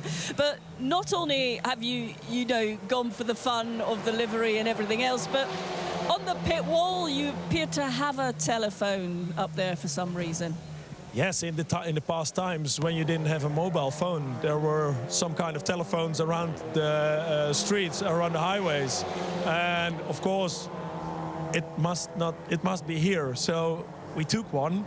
It's not there anymore along the streets in Holland, along the highways, but there are some available and some for sale. So I said, if they want to have a good design, we also have a good present. So we brought it here. And we even can connect our radio, so we can talk to the drivers in the car through that thing. This is no lie, Seb. If you could turn around the camera and just look to the pit wall, you could see the yellow stand there. It has actually got a phone picture on the side, and we did hear Bas talk to the driver yesterday through the intercom, which just seems ridiculous. But as you say, it's a bit of fun. Yeah, and this game is about fun and also about professionality, of course. But for these gentleman drivers, the fun must be there as well. Do you have to return that when you go back? No, I don't think so. No, I paid for it. That's good to know, because you're on TV talking about it. Yeah, no, it's serious. It's mine. Bas, great. Look, wish you all the best for the rest of the race. No doubt we'll catch up with you. There's a long way to go, but it's great to see the enthusiasm here. Thanks. That's where we go for. So no arrest warrant waiting for Bas Kuiten as he drives across the Dutch border with the Automobile Association wanting their roadside telephone system back. Thanks for that, Di. Great stuff. Paul? Yeah, just one quick thing to mention on that. Okay. I remember my dad always had a key to the AA box, and it was the same principle, only the AA boxes, you had to go in, it was a little telephone box, and you unlocked it, and one of the things you got with your AA membership was a key. I remember and I that. still have one of those somewhere. Do you really? In that drawer full of keys. Because you had to pay for a subscription, didn't you? Exactly so. Charles Espenlaub having a go up at the front to get towards Lekum, goes through, and Aurelian Comte, far from challenging for the lead at the moment, he's having to defend like mad to try and get that second place back at the moment. Charles Espenlaub, absolute moment of opportunity taken there by Espenlaub, nipped through, and he's taken second place off the Peugeot. And that was not an easy move. Both cars were absolutely squirrely on the brakes with their rear ends just squirming from left to right. It's not over yet. The 308 Peugeot of Comte is not liking the fact that Espenlaub has overtaken him in the Opel as they head down to double gauche into the left-hander. Now the Opel Astra finds a little bit of space and a little bit of breathing space to protect that place change. Espenlaub up into second place, and it remains to be seen whether he can close that ground to the 101 Cupra as things settle in. Paul, keep an eye on that, because I'd like to bring in a guest into the booth. I've been joined by Mr. Fabio Ravioli from, I know I'm saying it wrong because I haven't got an Italian tongue, but forgive me for that, Mr. Ravioli. You've heard all of the questions that we've been talking about with regards to TCR, but before we go on to that, is this the first time that we've brought all of the TCR series together to race over a long-distance event? Yeah, good evening, everybody, first of all. And yes, this is the first very long-distance race for reserve for TCR cars, because we had in in the previous years and also during this season, we had TCR cars racing in long distance races together with GTs and prototypes. Yeah. And this is the first time there is nearly a 24-hour race only for these cars. What's your thoughts on the format of the SPA500? You've got competitors throughout the world who are going to be looking at this and just maybe they've sat back and thought, maybe I'll see how that goes. I mean, so far, it's been fantastic racing. Do you think this is the sort of thing that your competitors, your customers are going to look at and think, I want to be involved with that next time? Yeah, definitely yes, because you know, a 24-hour race, it's always something special for a driver. Doing it at Spa, that is a special racetrack where everybody dreams to race first of later, makes this event one of the most important of the TCR calendar for next year. So for sure, this was the start. You have to start somewhere. I do remember when we started with the TCR International Series back in 2015, when everybody was saying, this is another championship that will never start. And we started in Malaysia with Formula One, stopping the talk of the town. And since then we have done a lot of road. Yeah. We have built something that I think has never been ever before in motorsports. And so I believe that this could be the path that this race will follow.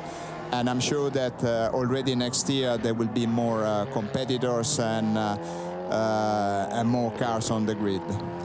One of the main questions coming in from listeners and viewers is that if you've got a TCR car racing in Australia, there's nothing stopping you other than the shipping costs, of course, from racing that car in Europe, in America, pretty much anywhere over the world. That's the TCR concept. Absolutely, absolutely.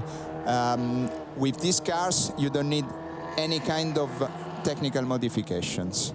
The only difference between these cars racing here and the cars that are racing, let's say, in the WTCR on TCR Europe is the ABS. Here you are allowed to use the ABS. In the sprint races, you must disable it. For the rest, nothing changes. Right, so it's not, I mean, that's fine, because that's just a new ECU map or maybe a flick of a switch. Yeah, we're not talking about removing bodywork and changing suspension. No, exactly the same car. Exactly. As you said earlier, it's just a matter of obviously making the car more comfortable for the long distance. Yes. So you work on the setup, on the map, but that's it. Yes. A question about homologation. I think a prospective customer, actually. He asked about how long the homologation is, and James Broomhead's helped me out here. He tells me that the car's homologation is frozen for 3 years, and that 3 years is up at 2019. Is that outdated, what James has said there? The homologation are frozen for 3 years. That means that the cars cannot be modified. Ah, right, okay. But there is no limit to the homologation. This is not an FIA regulations. This belongs to WSC. And it has been decided that there is no end to the homologation. So these cars can race until they leave. So these cars that we see here, they're going to be able to race in 2020, 2021. Absolutely. Absolutely. What's the kind of life scale of the current models? Is that down to manufacturer involvement? I mean, even if, let's say, a new Cupra model is replacing this one as the normal road-going car, and Cupra decided to homologate the new model for TCR, this one can still race. Right.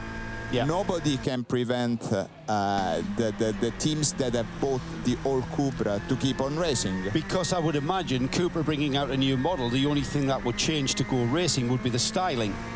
Fundamentally, the suspension, we will see next year with the new Volkswagen Golf. There you go. Because Volkswagen is launching the new Golf. They are already working on the racing car. But the teams that have bought the whole Golf, they can decide to keep on racing or sell the car to somebody who is racing in lesser categories. There was someone who tweeted about a tie-up with the Bathurst race. Now, all right, the logistics of that are pretty big, you know, getting cars down to Australia, but conceptually, the whole TCR concept is exactly that, isn't it? Nothing prevents bringing the European series, them from bringing the car here and race here and go back to Australia, except the cost, as you say. Yes. I mean, obviously, if Australian drivers want to race here, it's easier for them to rent a car in Europe, like the GDL Australia team here. Yeah. It's Phil Kinch, by the way. He's suggesting a TCR Endurance Cup. I think we're onto something with the Nations Cup, the Nations Trophy that we're racing for. So here. I mean, Aurelian Comte in the pits. Yeah, we'll go down to the pits and all. Ms. Varioli, I really appreciate you popping in and giving us that bit of insight. I will be here. Still listening. If you're here, whenever you have questions, you call me. Brilliant. That I can't answer, I know a man who can. Okay. Thank you so much, Fabio. Bye-bye. And we'll speak to you soon again. I think, Binksy, you've got one of our main protagonists at the lead of the race. It's Aurélien Comte in the 308. That's the Peugeot who was challenging really hard as Diana makes her way there. Paul, what were you going to say? No, I think the car may have a problem because he was overtaken. He was overtaken by Vincent Rademacher on the previous lap, and as I say, it may be that what you were suggesting earlier on about tyres has come through. So we'll have to see. Diana does have some information from the pit, so down to you, Di. I am on my way up to the end. The car has left the pit lane. I did see them change tyres. I didn't see if any driver jumped out or not, but I'm nearly at the garage, so I will find out and come back to you with that. Right. Okay, thanks for that, Di. I suspect it may have been a puncture then for Aurélien, or just the possibility of something having, just the tyres having gone off to the point where Aurélien Comte was complaining about them. And so Aurélien then into the pits. As I say, he'd been overtaken by Charles Espenlaub just before we started talking to Fabio, and then Vincent Rademacher getting past him as well, and then into the pits came Aurélien Comte with the DG Sport car. So that actually, almost an hour into the race, we've just gone over the 1 hour mark, was just before the 1 hour mark when Aurélien came in, and it was exactly on the 1 hour mark, and so it could well have been just a scheduled pit stop, a planned pit stop from the DG Sport team. So here we are, 1 hour into the race, and here are the current standings. Race being led by the 101 Cupra then, Red Camel Jordans leading the race from VMAX Engineering. They're not a lap ahead, they are 2.8 seconds ahead, despite that caption there. That's just the timing of when the screenshot was taken. So just 2.8 seconds back to the VMAX Engineering number 85 Opel Astra in second place. AC Motorsport with the Audi in third place. In fourth place, DG Sport, the car of the Peugeot. Fifth place is the Australian Audi. Sixth is the Baz Cooten Cupra. Seventh, Burton Racing's Peugeot. In eighth place, Teamwork Huff with their Audi. In ninth place, Vimmerwerk Motorsport. And in 10th place for the Danish team from Homeguard Motorsport, their Golf in third place in the AM class at the moment.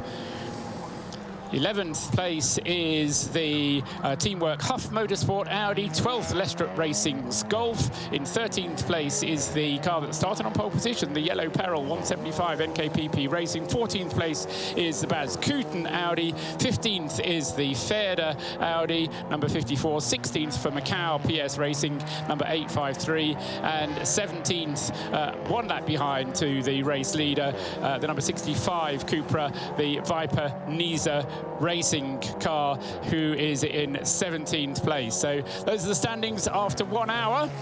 Only 22 hours to go, but perhaps more importantly, 23 laps completed, which is, if we would carry on at that rate, would be able to get to 500 laps. But I think we're going to have to stop for fuel at some point. Yes, we are, because that's of course we're just seeing. We haven't even pit stopped yet, Paul. We've had one pit stop in the whole race. So the 308 Peugeot that pitted there, that is well before the 1 hour 20 fuel window, which we thought. Di is down with the team. Di, we're just speculating as to what brought the 308 Peugeot into the pits, but I think you can shed some light, can you? The car came in to change the front 2 tyres. I asked if there was any other issues, was it an early stop, and they said no, according to plan, to the front 2 tyres, and back out he went. So by the time I got here, he had literally left the pit lane, so it was quite a quick stop. But the first car in the pit lane for sure. There's no other cars here as yet.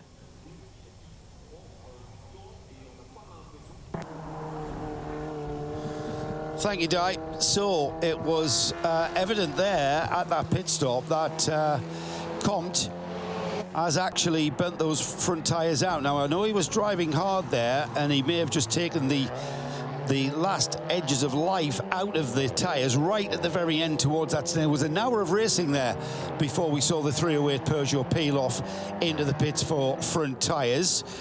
Now, he was managing those tyres really well. We'll keep an eye on that. Aurélien Comte has stayed in the car. That's dropped the car way down the field, to the rear of the field, in 16th place. Not a surprise there, as we are stepping into the realms now. We're about we're under 20 minutes away from what we suspect will be pit stop window time, Paul, and we're going to be, with all these cars the same spec, we're going to be pretty much looking at a similar fuel strategy. Well, yes, one would expect so, and one assumes that Aurélien Comte has refueled. Into the pits now has come the number 85 car, the Charles Espenlaub VMAX car.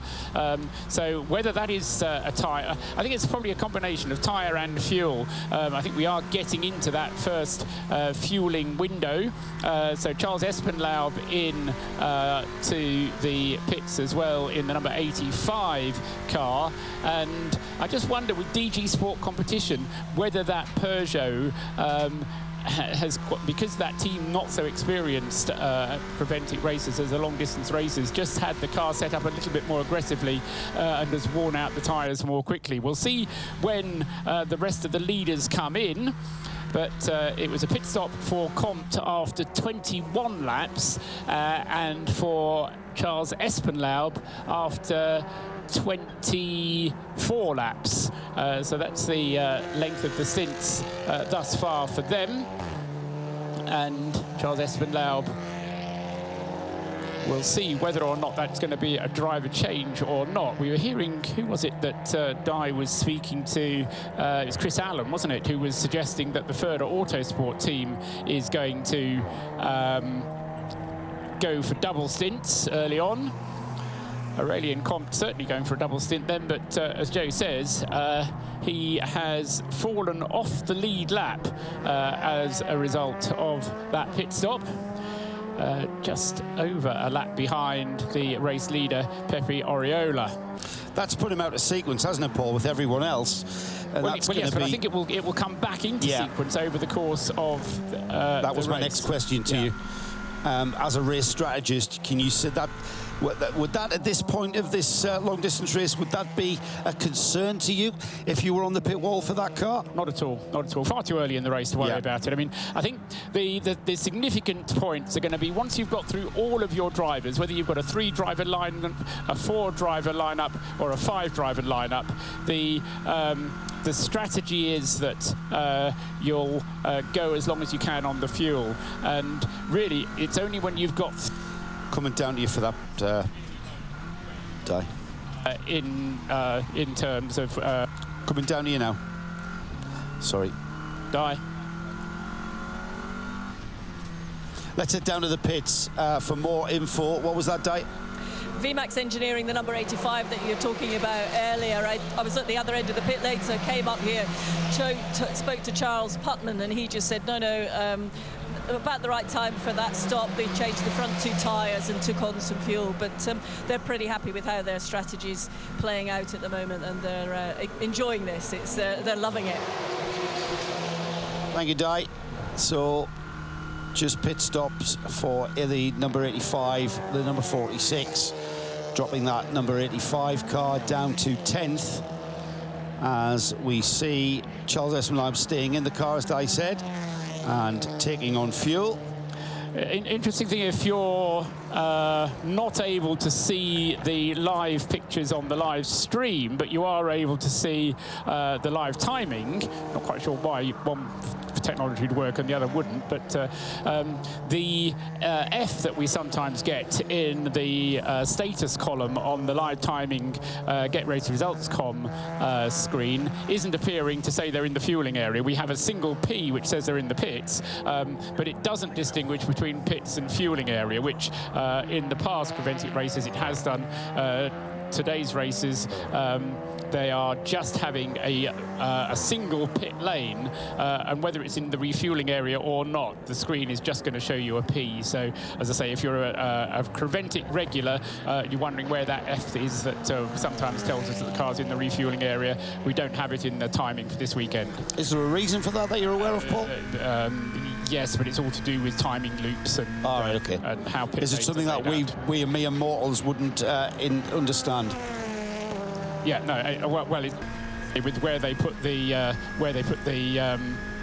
timing loops on the screen. New fastest lap of the race, then. And I'm just trying to find out where that is. It's weird. Yeah. Number 308. He's going to burn those tyres straight out. Yeah, 235.046, full tank of fuel, and he goes down to a 2 minutes 35.046. Takes about 7/10 of a second off his previous best. It was Aurelian Comte who was the previous quickest. Does he realise this is a 500 lap race and we've only done 25 laps? Because he's absolutely wringing that car's neck. He's using all of the curbs, and he's got the car absolutely sliding around. He's not happy with that early pit stop to put him out of contention at this stage of the race. But I mean, we've got 21 hours and 50 minutes remaining, and my fear is that he's going to be using those front tyres excessively again. That's again maybe going to bring him in before the 1 hour 20 fuel window. It's a concern that I'd be, if I was on that pit wall, I'd be thinking along those lines of he's lapping too quickly, quite frankly. Yeah, so in the crucial thing from the strategy point of view is to stay out as long as you possibly can. And the idea is that this is going to be a fuel-driven race, not a driver-time-driven race, and nor should it be a tyre-driven race. But, yeah, I mean, I suppose it always has been an issue with TCR front-wheel drive cars, turbocharged cars as well, that they have a lot of power to put through those front wheels, and you do have to just be a little bit careful with them. The number 46 Burton Racing Peugeot is in the pits, and it has been in the pits now. Lost the screen that tells me that. I'll come back to you and tell you how long it's been in the pits, but it has been in the pits for a little while. So I'm just wondering if that possibly has a problem on the number 46 car. Yeah, it's been in the pits for just over 3.5 minutes. But it could well be because of the refueling area that it's already down at the refueling area and is about to go out again. So the 46 Burton Racing Peugeot then which is down at the refueling area at the moment. So Ian McCarthy says, good observation, Ian, this. First long-distance enduro race for these cars, open to entrants from various TCR championships worldwide. This race is sort of a kind of almost the Le Mans of TCR. Yes, quite frankly, yes. I mean, I know we've run cars, TCR cars as a class in our long-distance motor races. In fact, the Silverstone 24 Hours was won by a TCR class category a few years ago now. I can't really remember when, but quite right, it is the Le Mans of the TCR world, as it's a single class event, ran over 500 laps, which is going to be 500 laps or 23 hours, whichever comes first. And at this rate, Paul, we suspect that we're not going to see 500 laps, and it is going to run to 23 hours because we've got to factor in pit stops and the length of the 1 kilometre distance is the pit lane from pit in to pit out, one of the, if not the longest pit lane in the world. Yeah, with the Formula One pits and the endurance pits, nose to tail. There was actually a question raised and answered in the driver's briefing, because if you observe some of the in-car shots carefully, you'll notice that between the Formula One pits and the endurance pits, there is a point where there is nothing to separate you except for a white line. And somebody asked what would happen if you crossed that white line up at La Source and came into the pits there, or went out of the pits across the white line and missed out the end of the endurance race. It's only a 1 minute penalty. So there were a few people thinking, I wonder if there's an advantage to be gained by that. I don't think there is, in fact, but yeah, but so it is a long pit lane. It's at 40 kilometers an hour, that entire pit lane, and it is suggested, I won't say by whom, but if you do the maths yourself, you can work it out, that just coming through the pit lane and doing a drive-through penalty will cost you over a minute. Yeah, and I would like to think the organisers have worked out just what the time from that point where you can cross and leave by the Formula One pit exit, instead of going all the way down past the endurance pits. I would like to think the officials have found out what time that is at 40 Ks and have exceeded that with a 1 minute penalty. Oh, yes. Of course, majority of times we're going to see that you have got to continue down the endurance pits to get on fuel. Big off for the 175, the car that started on pole. It's at Radion, and it's the 175, the yellow and black car, that looks like it's not going to take any further part in this race. It's on driver's right at the top of Radion. We've had heavy contact, the left-hand side of the car showing heavy damage. And sorry, Paul? We've gone code 60. Yeah, so understandably. Code 60 straight away. And this is ideal timing for all of those cars who haven't yet made a pit stop, which, to be frank, is nearly all of them. So I think we're going to see a rush to the pits now as the code 60 comes into force. This is not a safety car. It's code 60. That means wherever you are on the circuit, you have to travel at 60 kilometers an hour. Our race leader, still, Pepe Oriola at the wheel of the red Camel Jordans.NL Cupra, is only just past the start-finish line. In fact, he hasn't even gone past the position where the incident has occurred yet. So almost the worst possible place to be on the circuit. So it's going to take around about 7 minutes for Oriola to actually get from where he is now into the pit lane. But from the sight of what we saw of the Harry Hilder's NKPP Cupra there, it looks like it could be a fairly lengthy code 60 with some barrier repair to be done as well.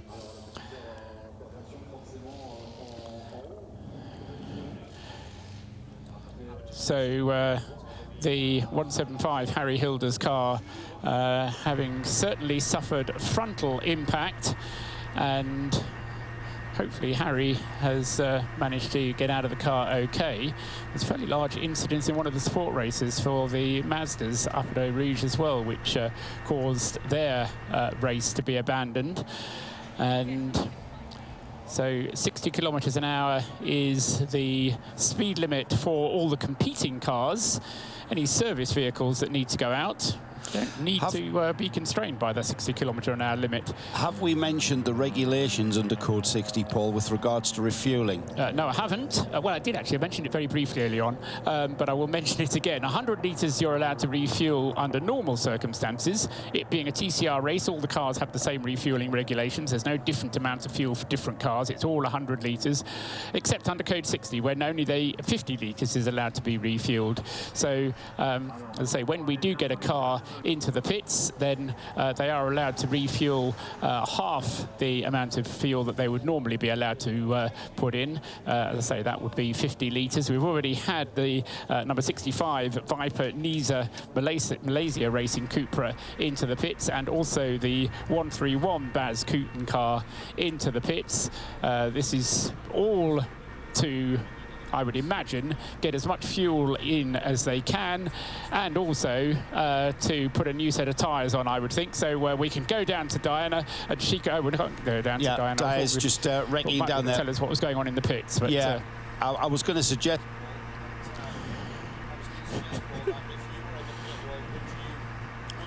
pulling your car straight in.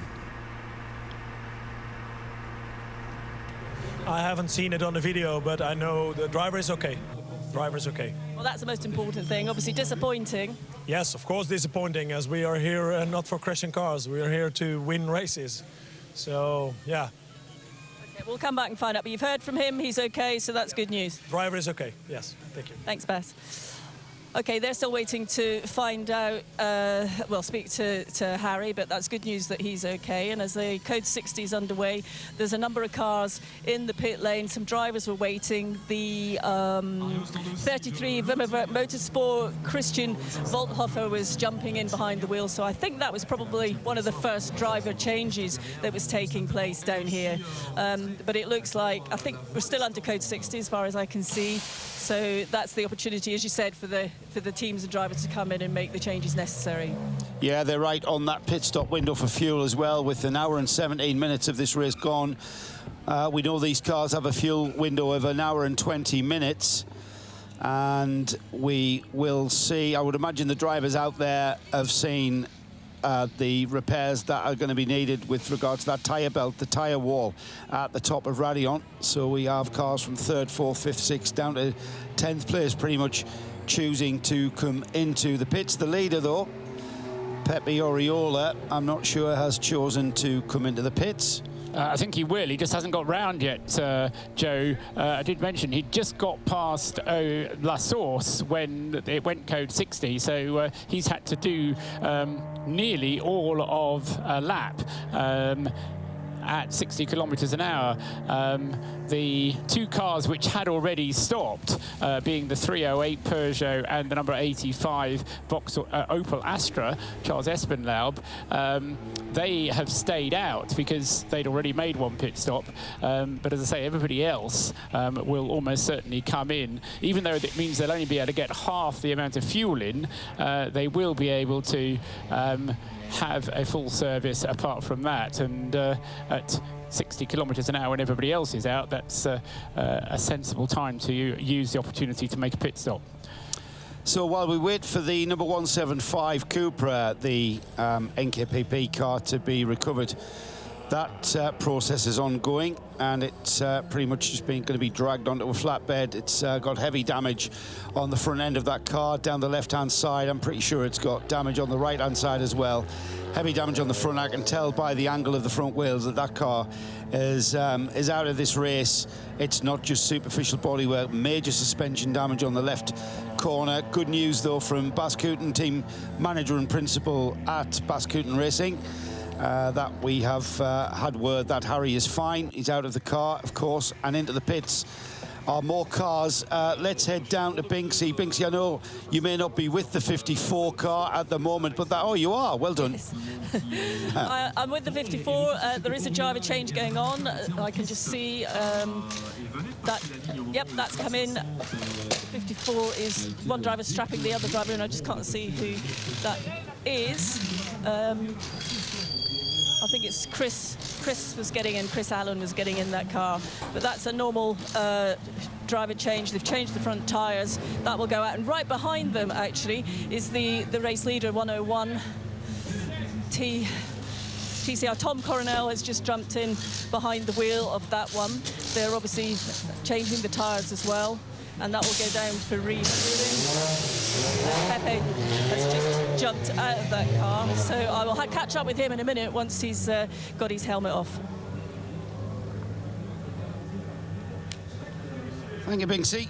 And I knew you would start getting very, very busy down there with this Code 60 being called because of that accident. Now, that was the car that started on the pole position, so that is very unfortunate occurrence there to take that car out of the race at such an early stage. I'll tell you what's particularly disappointing is that Jaap van Lagen and Christian Frankenhout were down to drive that car, and nothing against Harry Hilders or against Gijs Bessem, but I was looking forward to seeing Jaap van Lagen and Christian Frankenhout, and unfortunately their car has been damaged beyond repair by Harry Hilders. The leader, Pepe Oriola, has come into the pits in the 108 Red Camels Jordan Cupra, and he's with our very own Dinah Binks. Yeah, Pepe is just having a quick look at the timing screens there before we have a quick chat with him.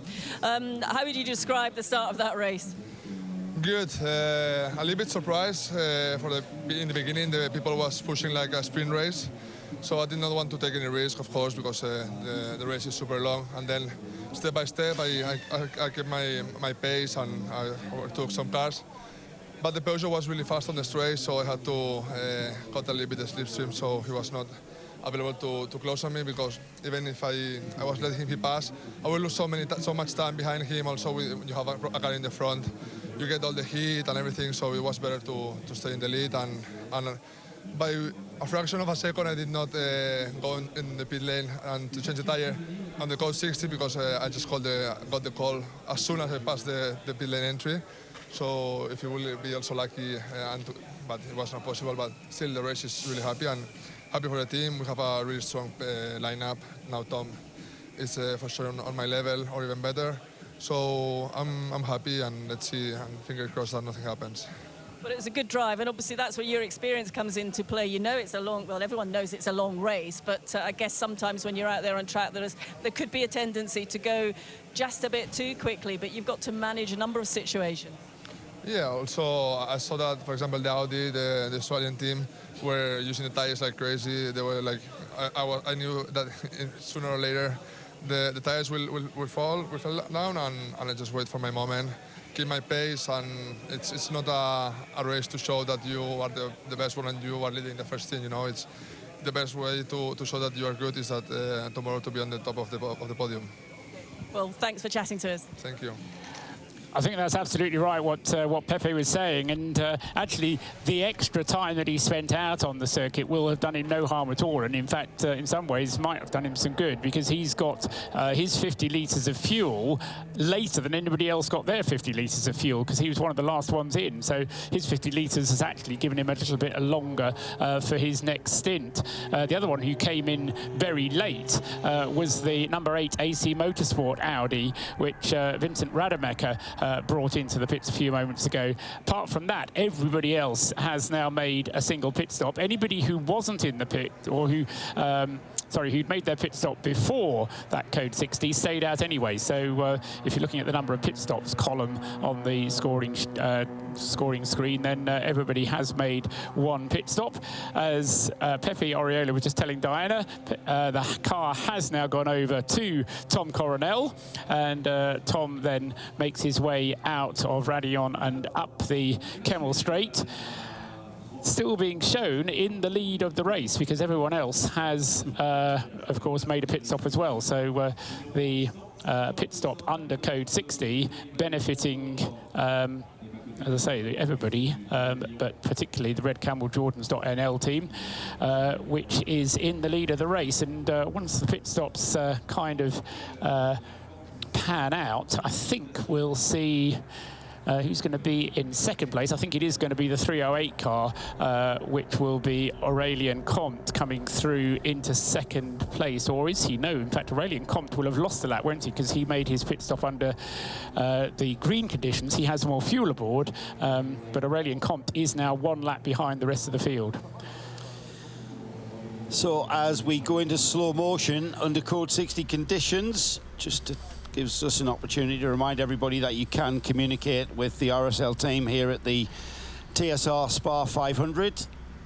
Please tweet us any kind of questions or queries, or indeed answers to the questions and queries that we indeed pose. You can find us at RSL_studio. My handle is at Bradders3078. Diana is at BinkseyDB, and Paul Truswell is at Paul Truswell, quite aptly. And thanks for all your tweets and queries up to now. We are live until 8:30 p.m. tonight. That's local time here in Belgium. And then we go for a break. The live stream stays on, and we bring you in-car footage throughout the night. We resume for the last 5 hours of racing tomorrow morning, 11 a.m. Sunday morning, local time in Belgium.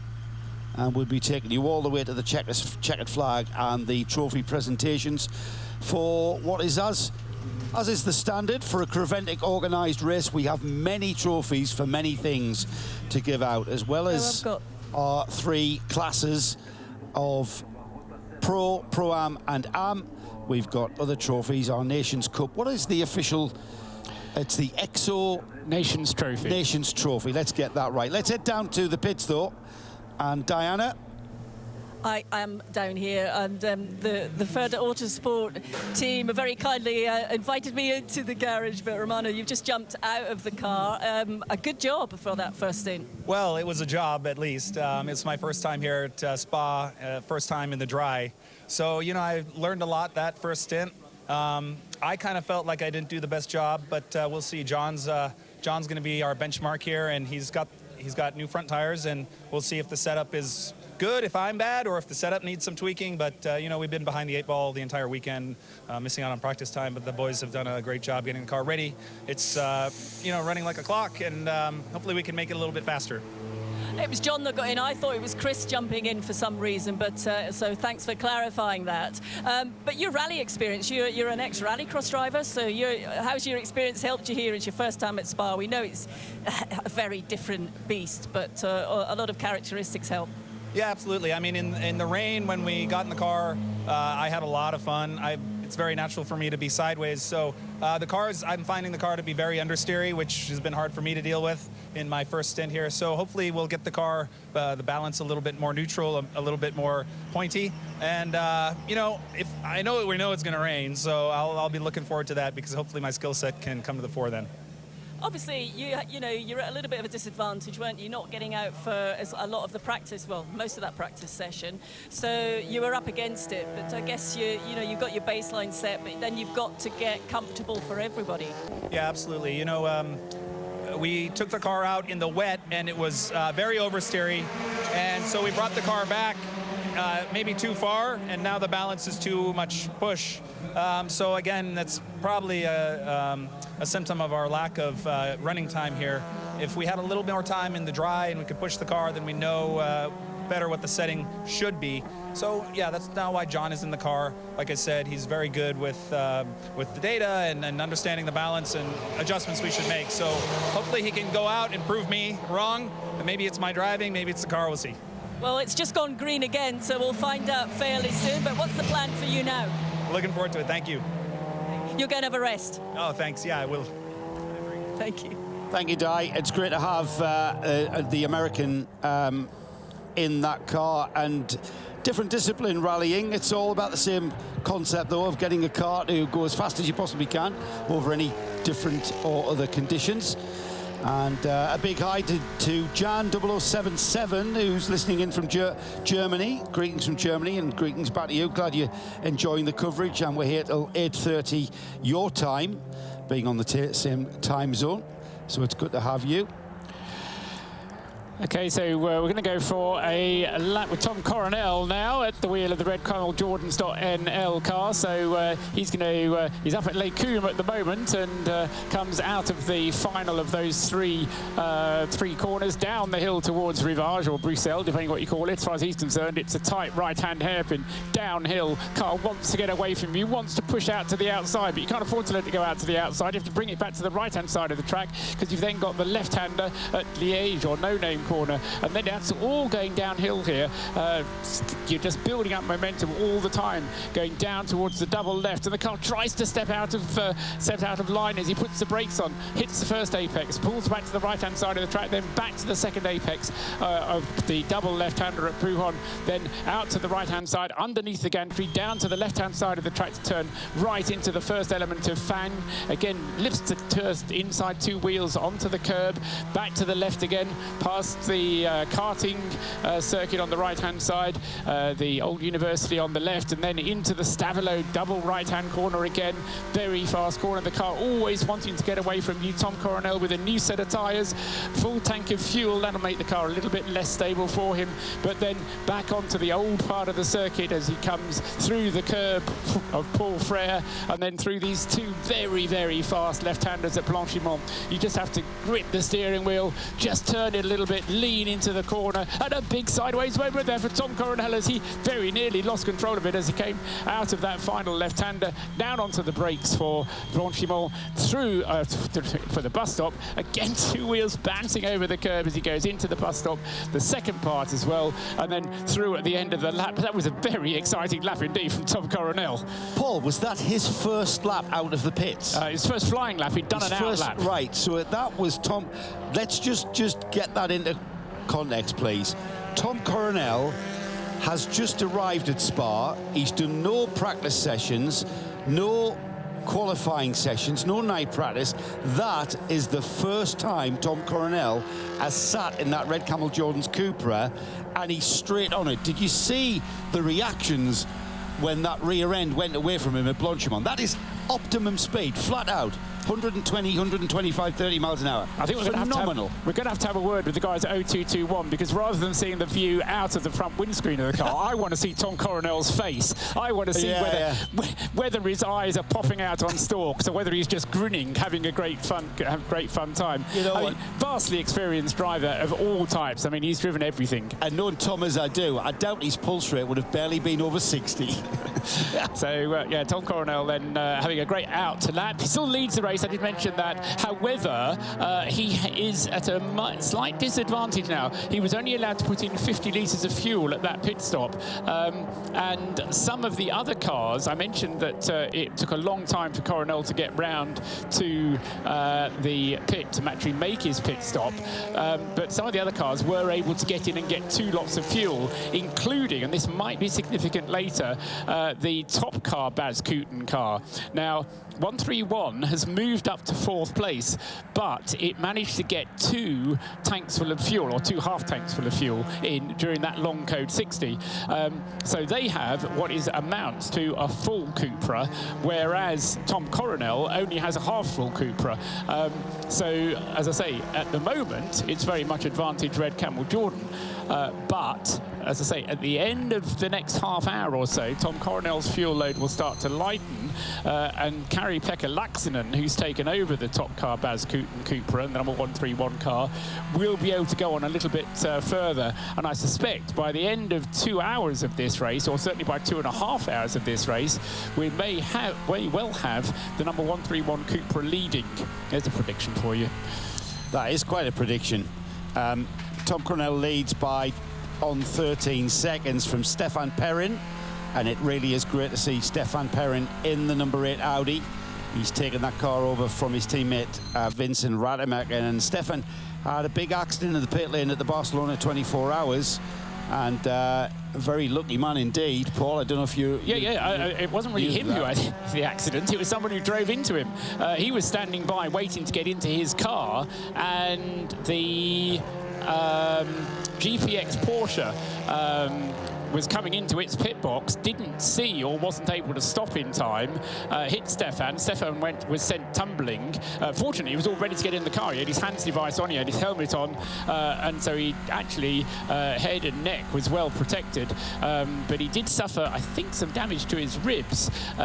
We haven't actually had the chance to catch up with him, but he's in the car now, and when he gets out of the car, it'll be interesting if Di can catch up and ask how Stefan is. But as I say, it wasn't an accident. Well, it was an accident, but it was not a racing accident. His accident. It wasn't his accident. He was just standing by waiting to get into his car. It was in the dark, admittedly, but he was, as I say, waiting to get into the car and was hit by a Porsche. Just to give you an update as to our early leader, the number 9 Audi from Australia, the GDL team Australia, now with Malcolm Niall at the wheel. That car running in 16th. That car led in the hands of the team's fittest driver. It's a team of 3 Australians, so it will be representing Australia. And it's was started by Rory Penttinen, and now we've got who did I say? We've got Malcolm Niall, one of the brothers, in the car now, and I'm puzzled as to why that car, Paul, is still down in 16th place. I'm not sure. It's kind of sort of dropped off our radar ever so slightly. It is still circulating around there. The 125 Audi, that's the Baz Kooten Racing Audi of Eric Lowe. That car's up to 11th, having started at the back of the field. Failed to start off the parade lap, didn't he? Started from the pits a lap behind, so he was practically a lap behind at the start of the race. The GDL car, Rory Penttinen started it, as you say, Malcolm Nile having taken it over. That kind of gained and lost. It managed to get 2 pit stops in during the Code 60, so they've got a full tank of fuel, so that car as well will bubble up the list. As I say, Malcolm having made an extra pit stop, however, he got caught in the pits. He was still in the pits when we went back to green flag racing, so that's why he got a little bit more delayed. Everybody else, far from being at 60 kilometres an hour, suddenly went up to full speed, and poor old Malcolm was still in the pits getting fueled in his Audi RS3. That explains that one. Tom Coronel just puts in a new best lap of the race. Is that a best lap of the race? 2 minutes 35.165. Is 2 minutes 35.325 from Charles Espinlaub. So that's, no, it's quicker than that. That makes it the quickest lap of the race, I reckon, for Tom Coronel. 235 point, oh no, we had a 234 from Aurélien Comte, so it's 234.6 from Aurélien Comte, currently in 8th place with the Peugeot. So Aurélien, as we mentioned, stayed out during that Code 60, and well, remember, Paul, he was the car that was the first of our pit callers, because he'd did the tyres. Yeah, he ruined his tyres. So that car has had one pit stop, a full-length pit stop under green, which is why it's fallen back. But in the meantime, Aurélien has done a better lap, as I say, down into the 234s, which we didn't actually tell you about at the time. But because it was a 235 that we told you about, but now he's into the 234s. And Tom Coronel then with that 235.1, the best lap for that car, the number 101, and Aurélien Comte. Actually, although he's down there in 8th place, he's indulging in a bit of a battle. This is a battle on the circuit for 8th and 9th places between Aurélien Comte and Charles Espinlaub. These two cars, both of them stopped before the Code 60, and both of them, their respective drivers stayed behind the wheel, Aurélien Comte and Charles Espinlaub, and as I say, they're having a great battle. It's actually, as I say, at the moment for 8th and 9th places, but I think over the course of the race, those two will move up through the field and improve their positions. So still lots of race to go, 34 laps of 500 completed, and 21 hours and just under 20 minutes of racing remaining. It's either 500 laps or 23 hours, whichever comes first. And we'll get an idea of what we're aiming for as we get into this race. There is, of course, the rain forecasted for tomorrow morning. In fact, some pretty heavy rain towards the finish of this race tomorrow afternoon. And, of course, that will just indeed mix things up.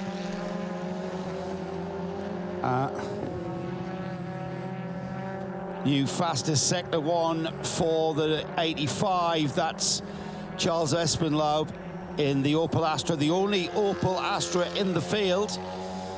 And he is on course for a fastest lap of the race. He's it's all about tyre management, I would imagine, Paul, with regards to a 1 hour 20 minutes fuel window. There is the Peugeot just coming into the chicane, car 308 of Aurélien Comte. He's the current holder of the fastest lap of the race, and he just comes through to complete another lap. He's got the 85 getting a tow, though. That would have helped Charles Espinlaub. And the last laps there, last lap times I should say, not being of any consequence, not personal bests or fastest laps. And these two having a great battle. They're down in 7th and 8th. Early top 3, top 4 cars now circulating in 7th and 8th place, just coming through the bottom of Eau Rouge on the rise to Raidillon, and Charles Espinlaub trying desperately to get in the tow of that car ahead of him. It's Peugeot versus Opel, and cars weaving from left to right on the Kemmel Straight. Comte just trying to break the tow, and Charles Espinlaub following his every move, not quite having enough pull from the slipstream, though, to get on terms. Yeah, this is exactly what Pepe Arreola was doing to Oriol Comte earlier on, trying to break the toe going up the Kemmel Straight. It's a very difficult one, this, for race directors, because normally you have to follow the only one move allowed. Now, when you're trying to break the toe, that's not what you're doing. And very often you've got to be a little bit careful when you're trying to break the toe, because the race director might say, oh, you're making more than one move. What your thoughts are on that, Joe? Yeah, well, at this stage of the race, for a moment there, I thought that was some kind of tyre smoke there. It's not, though. At this stage of the race, I'm kind of thinking, you know, I'm dubious as to whether they are driving these cars overly aggressive. Let's get the opinion of someone who knows better than I, though, as Di Binks has caught up with team principal this weekend, not race driver, but team principal. Rob Huff is talking to her. A new role for World Touring Car driver and World Touring Car champion Rob Huff. Teamwork Huff Motorsport, a bit of a new area for you. We've known about it for some time, but I think perhaps a lot of our listeners and fans hadn't really known. Obviously, clearly you're still driving, but you're obviously very involved in the runnings of a team. Just explain what that means. Yeah, you know, it's a huge responsibility to have your name put on the side of the car, and ultimately, through my exploits in China, and especially Macau, I met the lovely Alex Hoy from Teamwork Motorsport about 6 years ago, and he's really got me very much involved in Chinese motorsport, with Chinese touring cars, with TCR, with his own team, with the running of Macau Grand Prix, with his 6 or 7 cars that he runs there. And his drivers decided they wanted to come and race in Europe and the UK, so we decided to set up Teamwork Huff, and here we are. And yeah, very much my first big event, if you like. We've been running in TCR UK with Sonny this year, but with my racing program, I've not been able to make it. So yeah, here this weekend is team principal, and just learning as we go. You know, we've got great people around us. We've got great engineers, we've got great mechanics, and a great team, and that makes my life a lot easier, because pretty much, you know, everything happens around me, and I get to sort of, I wouldn't say sit back and relax, because it is quite stressful, because obviously, you know, I want my guys to do very well, and so far so good. It is a bit of a role reversal, but how rewarding is it, you know, to use the experience you've had as a driver, and you started right at the bottom, if you don't mind me saying. I think we both started our careers at the same time, I remember. But how rewarding is it to sort of come through, have a very successful career, still got a successful career, and now going into the management side and giving something back? Yeah, it's amazing for me. You know, it's one of the things I've loved doing. I've loved giving back to motorsport. Motorsport's been, you know, amazing to me. You know, we never set out as the Huff family to make a career out of motorsport, but we've been very lucky, very successful, and we've had a lot of help along the way. So to be able to give back, to be able to help my guys in Asia, in Macau especially, and then give them the opportunity to come over here. You know, they look after me amazingly well when I go out there. I spend 3 or 4 months of the year out there helping them with Chinese touring cars, with their TCR programs, and probably 4 to 5 weeks solid on their Macau programs.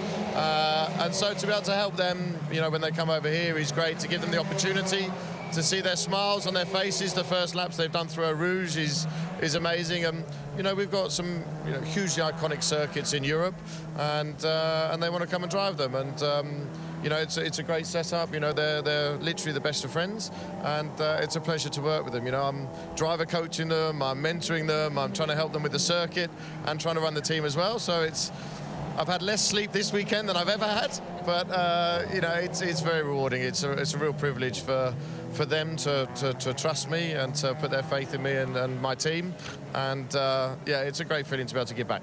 How many drivers have you got here? 8, all from Hong Kong and China, and I mean they pack it in, right? Because on Monday after the race they're going straight to Nürburgring for a track day. For you, obviously, as a driver, I'm sure you're asked the question all the time. You're now a team owner.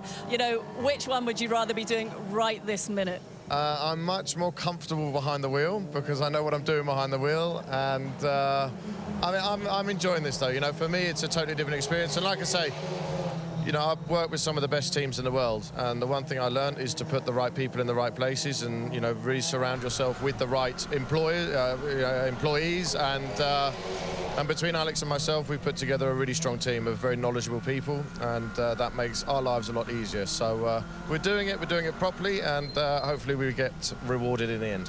So what advice are you giving these guys? I mean, obviously you made a decision to come to Spa. We all know that is, as you said earlier, an iconic circuit, very challenging, one not to be taken lightly. What advice have you been giving the guys for their first time out here? For, you know, because there's an awful lot they've got to contend with. Very much so.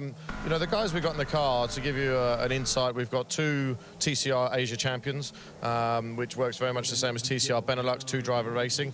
And we've got 2 Chinese touring car drivers who between them have got 5 Chinese touring car championships. So, you know, they're experienced guys. They know what they're doing. We've got Paul Poon in the car, who's a 7-times Macau winner. So, you know, I don't want to try to sort of teach them the basics because they know the basics, but ultimately my experience here in Spa is quite vast. You know, I've raced just about everything you can race in Spa, in just about every condition. So, you know, in the first few days we were here, it was very much going through onboard videos that I've got of wet and dry conditions and showing them the lines, showing them the potential braking, you know, overtaking opportunities, and showing them the areas to really avoid pushing too much in too soon, the danger areas. And it just gives them a huge head start when they go out on track because they remember straight away exactly what's what. And, you know, for a novice driver, Spa's pretty scary. And the TV doesn't do it justice at all.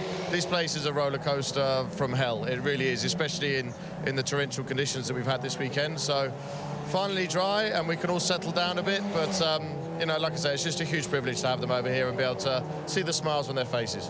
Well, that's a great thing about the TCR, isn't it? Because you can, you know, as you say, racing in Asia, doing a lot of stuff over there, but now you can come into Europe and add that into the mix. I mean, that must be a whole achievement in itself. Yeah, very much so. I mean, that's the wonderful thing about TCR is it's taken over the touring car world, and you can go to any country and race your TCR car in any endurance or sprint race. Obviously, a few tweaks and changes to the cars between the two.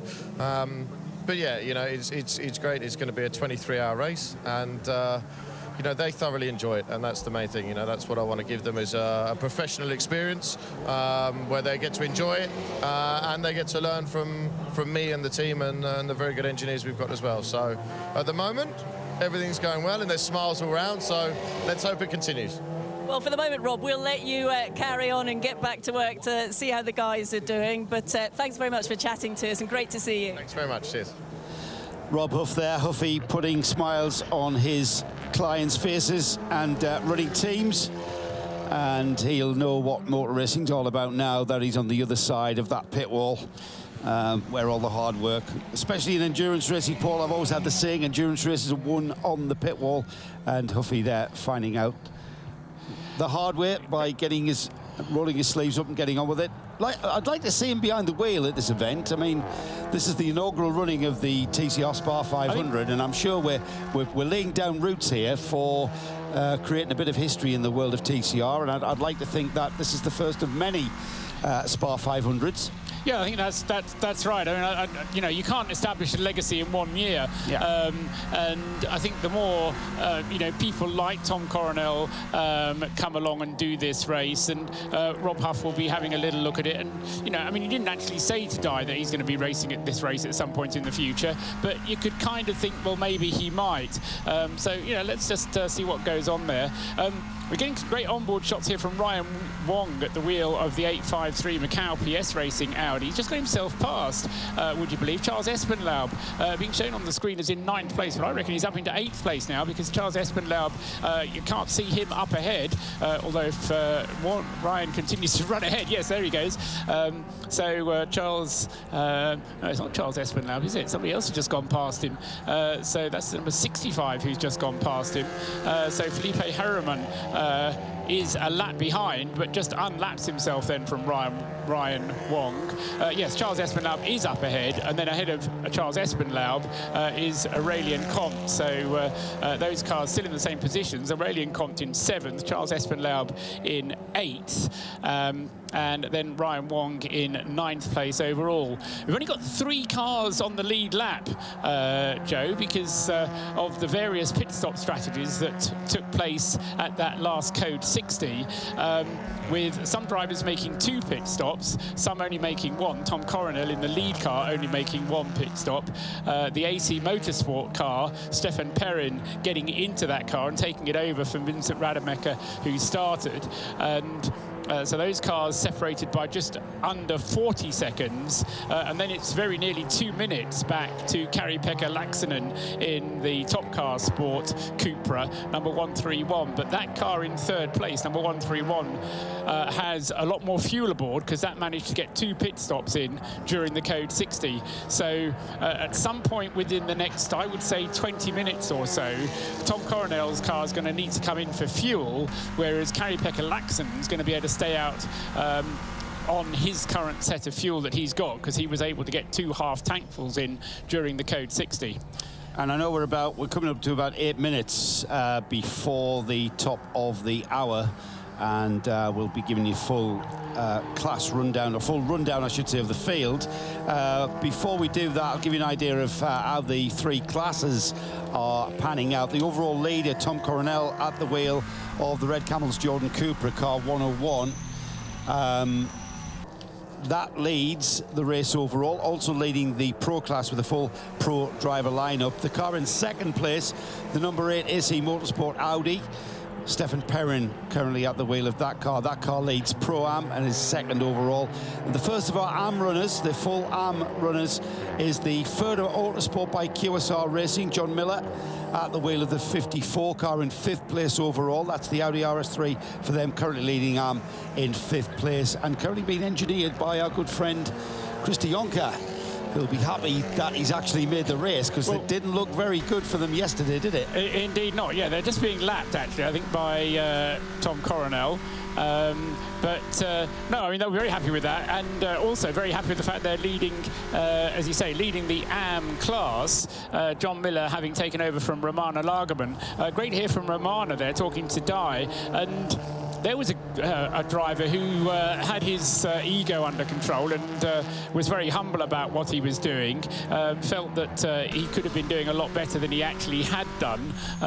But end of the day, the car's actually leading its class, so nothing too shabby with that. And he's only 13 seconds ahead of the Homeguard Motorsport VW, which I suspect Magnus Homeguard against John Miller is a reasonable sort of battle at the moment. John Miller at the moment lapping more quickly than Magnus Homeguard, but those are the 2 leading cars in the AM class. And now the race leader going up to put a lap on Kari-Pekka Laaksonen. So that's Tom Coronel then, continuing to lap very quickly indeed, but that's, as I say, him lapping the 3rd place car. So we now only have 2 cars on the lead lap, with Tom Coronel then, who's putting in some pretty fast lap times. He's not actually set the fastest lap of the race, but if you discount Aurelien Comte, then Tom Coronel is the fastest man out there. Aurelien Comte still back in 8th place with the 308 car, and both he and Charles Espenlaub in the VMAX Audi must be kicking them, sorry, the VMAX Opel will be kicking themselves a little bit, I suspect, because of their cars coming in just before that Code 60, and that disadvantaged both of those cars, and that's why they're down in 7th and 8th places overall. It is an unbelievable feat, I think, from Tom Coronel, who pretty much just turned up here at Spa this morning, has gotten in the car, and you know, all right, we've got a very strong driver lineup in this whole field with a lot of the cars running pro drivers, but Tom Coronel is beyond that. He is otherworldly, the way he's just got in that car and is absolutely driving that car to the absolute limit without any kind of preliminary running.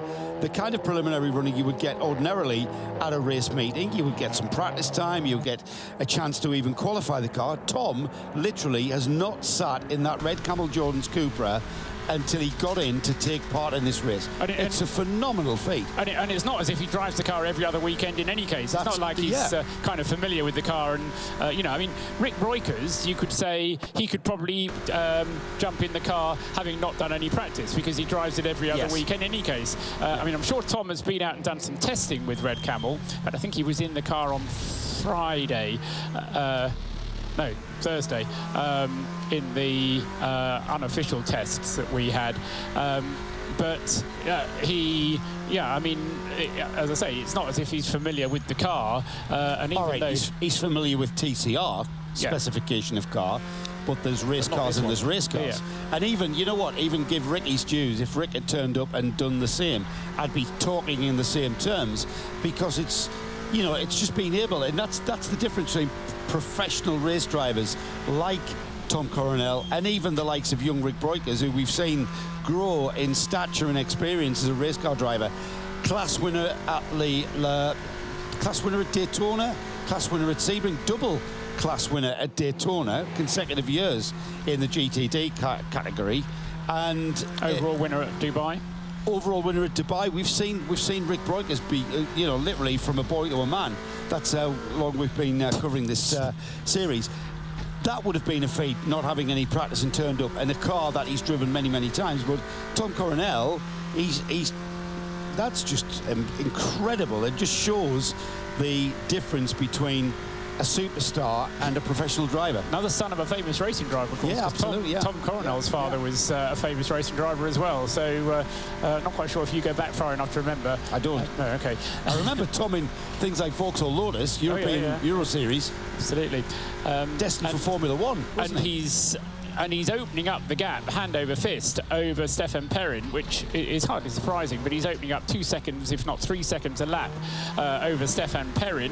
The gap was at 41 seconds at the beginning of this lap, and Tom Coronel goes on to another lap of this stint.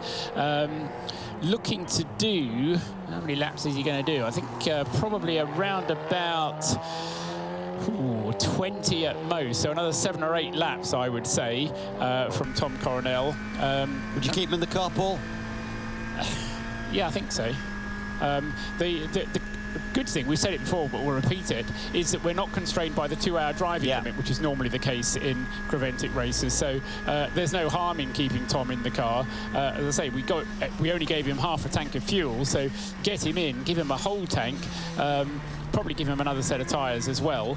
And then originally, from what Rick Breukers told us before the race, the plan was to go from Pepe to Rick, but Tom's been given a slightly earlier stint than he was originally scheduled, and has certainly served the team very well indeed.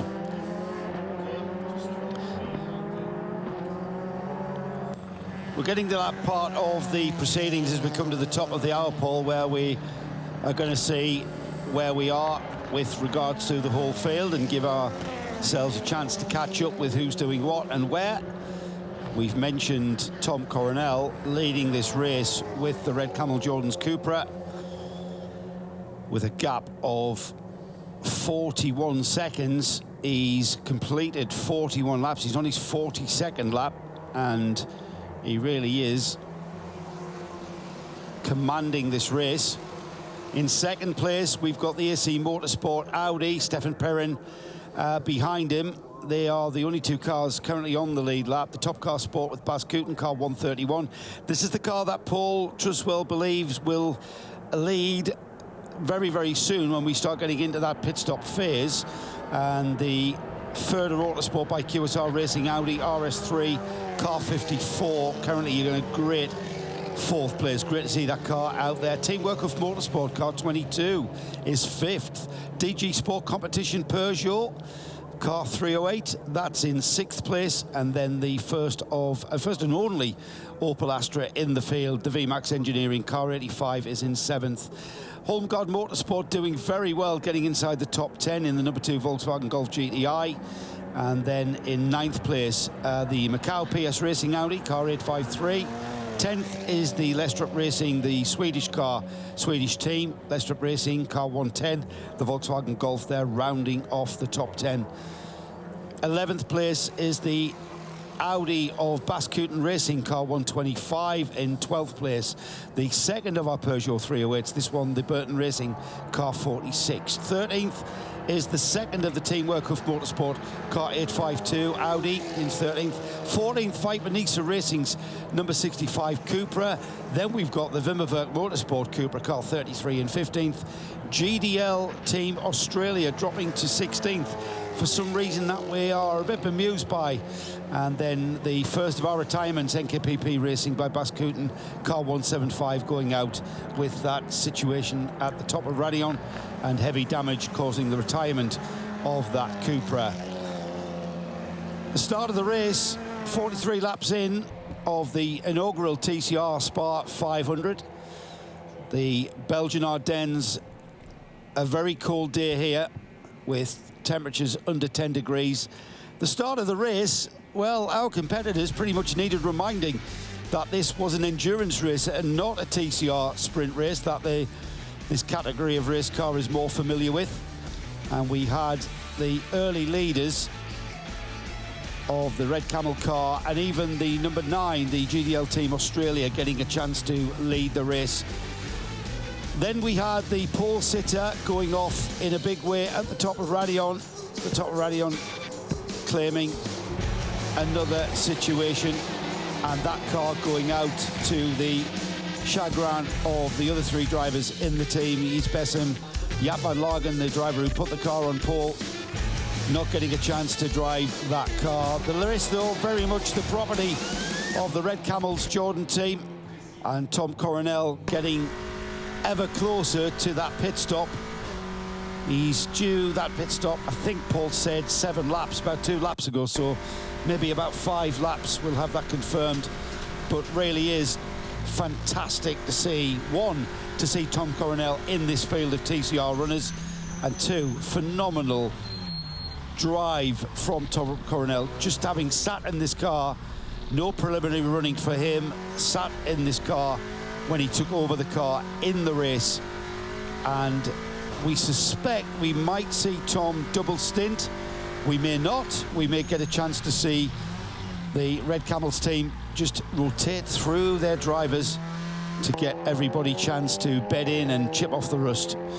Paul, you mentioned that this car is due a pit stop very shortly. Are we down to about 5 laps away? Yeah, something like that. It's difficult to judge because you don't know quite what the fuel consumption that Pepe Oriola was achieving, because the car didn't come into the pits because it needed fuel. The car came into the pits because there was the code 60 and there was the opportunity to pit.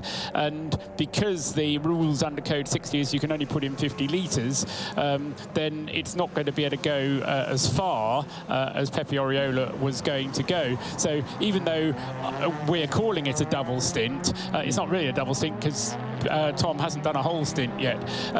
But you know, you mentioned the lead 2 cars; those are the only 2 on the lead lap. But behind that, we've got 9 cars that are all on the same lap, and they're not actually separated by very much. Yes, we've got half a minute separating Kari-Pekka Laaksonen from John Miller, but then John Miller is being caught and very shortly will be passed. I suspect we're going to see this happen in about the next 2 laps. John Miller is being caught by Aurélien Comte and Charles Espenlaub. So those 2, 308 and 85, are catching up with the number 54 car. In fact, they're just about all on the Kemmel straight together. Charles Espenlaub still having that big battle trying to get past Aurélien Comte in the background, as John Miller is trying to deal with a very hard-charging Stefan Perrin. Stefan Perrin is a lap ahead of John Miller, but Stefan trying to put a lap onto John Miller. So, as I say, behind John Miller, you've got Aurélien Comte, Charles Espenlaub, Yan Chuang in the number 22 car, who's just dropped behind a couple of places. And then also Magnus Holmgaard. And Magnus Holmgaard is catching Yan Chuang quite closely as well. So that there are plenty of cars that are kind of out of position because of making pit stops under that code 60. Anyway, let's get down to the pits. What can you tell us, Diana? I've come to the other end of the pits to find out what happened to the number 9. You were talking about the GDL Team Australia. Rory Penttinen was having a seat and sort of taking it a bit easier for the moment. So, Rory, a great solid start. You were running really strongly at the beginning of the race, but it seems like the car is dropping down. What's the issue? The problem was we have a newly rebuilt car and hasn't had the opportunity to test it on dry track. So we didn't know about the setup, and the setup worked really good, let's say the first 5, 6, 7 laps. After that, I didn't have any front tires left. So when I was really struggling in the second half of my stint, and we're now gonna, when we change the driver, we change also the setup and try to find a setup that works better for a longer stint. I guess at that point, when you know that the car's falling away from you, you know it's a setup issue. Your experience will tell you that. It must be a little bit frustrating, even though it's a long race. Yeah, for sure. And to be honest, I knew it already on my first lap because I saw how the other cars was struggling with rear tire grip, and my car was just perfect. So I said to the team, this car will run out of front tires pretty fast. So I tried to take it easy, but it was not possible to save the front tires. Can you pull much back? Pardon? Can you pull much back? Yeah, we'll do our best for sure. And I think the setup for wet condition would be good. So if it got rain, we will fight back hard. Rory, thank you. Thank you. Thank you, Di. We suspected there was an issue with that car, and the evidence was there, or the clue was there. In that first stint, where he left the rest of the field and using the front tyres too much. Basically, there's no rotation in the car, and there's too much grip in the rear end. And what happens then is, without the rear end coming round to assist the car to change direction, all changes of direction goes through the front wheels, and it's it wears the tyres. It really takes the energy out the tyres. And I suppose the only thing they can really do is play with tyre pressures, maybe whack the tyre pressures up and get the rear tyres to go off and create a bit of rotation. But then what can happen is you can get too much rotation in the rear end, and you can be fighting an oversteery car, which is a pretty tricky thing to do in a front-wheel drive car. So it's all very technical. If it was easy, we'd all be doing it, eh, Paul? Well, that's exactly what Romano Lagerman said as well, wasn't it? That they went too far the other way. This is in the number 54 car, which Romano started, and John Miller's now driving. He's up in 4th place, but as I say, he's being caught by the 308 Aurélien Comte car and Charles Espenlaub, that he's still chasing very hard indeed. But it's noticeable, John Miller locking up wheels right, left and centre. So, as I say, that car certainly is going to be wearing out its tyres pretty rapidly as well, the number 54 car. So, as I say, Romano Lagerman complaining about the setup of that car. So the problem is, when you're coming into the pits and wanting to make these little setup changes, it costs you time, because every second spent in the pits is a second that you can't spend out on the track. Again, a huge lock-up as they go into the bus stop chicane, and Aurélien Comte is now right on the tail of John Miller as they come out and across the start-finish line. This time we're going to see Aurélien Comte, I suspect, making a move very shortly. No, he's not quite close enough on the start-finish straight, but those cars going across the line: 4th, 5th, 6th. 4th, John Miller in number 54, the Audi. 5th, number 308, Aurélien Comte in the Peugeot. And then 6th, Charles Espenlaub, number 85 in the Opel Astra. This is fantastic and very typical of the TCR class. When we have TCR classes in our endurance racing, this is the kind of racing we see down the order. The thing about this event, or the SPA500, is a one-class race, and this is for overall honours. The whole of this 17-car field battling it out for that Exo TCR National Trophy, and a move down the inside of 54 for the Peugeot, the 308 car, with a textbook move. change for position as Aurelien Comte has gone ahead of John Miller. And Charles Espenlaub right behind as well. So I think Charles Espenlaub followed him through. Charles will get past John Miller as well, I think. Right, let's have a look. And we are looking towards double gauche, where the Peugeot now all over the car ahead of him. That's the 8. What number is that car ahead of him, Paul? Is that the 852? 852, which is a Paul Poon. That's a lap down. Yeah. So he waves to thank him for letting him through, going into Pouon, downhill sweeping double apex left-hander. So Aurelien Comte, who's been at the wheel of this 308 Peugeot, by the way, till we started this race. Yeah, 2 hours and 11 minutes ago. I kind of like this unlimited driver time, to be honest, Paul. It takes away one of the big headaches the team manager.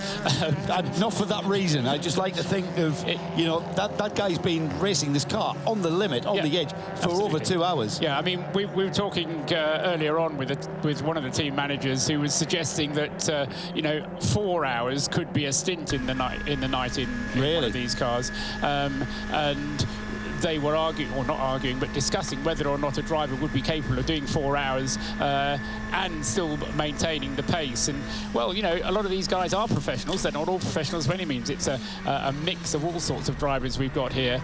But amongst the professional drivers, certainly being able to do 4 hours is going to be almost... I won't say mandatory, but it's certainly going to be a big advantage because it takes away, as I say, it takes away a lot of the headaches that you sometimes can get. Into the pits comes the second place car. This is the number 8 Stefan Perrin car.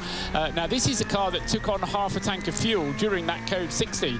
So this is the first of our second pit callers, but if you will, it's also one of the ones that only took on half a tank on the previous one. So he's already gone through. Diana will be able to tell us whether they're taking on tyres.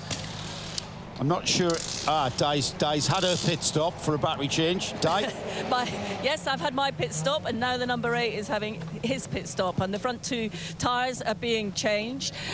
Stefan is jumping out, so I'll get to have a chat with him in a few minutes. And Stuart Lyons is jumping in behind the wheel for the first time. He told us earlier that he was second out, so I think this is the first driver change, if I'm right. No, he's third in the car, actually, Di, because Vincent Mademacher started it. Oh, of course, yes, sorry. Handed over to Perrin. Once Stefan's just had a second to get his helmet off, I'll have a quick chat with him. But front 2 tyres changed on the 8.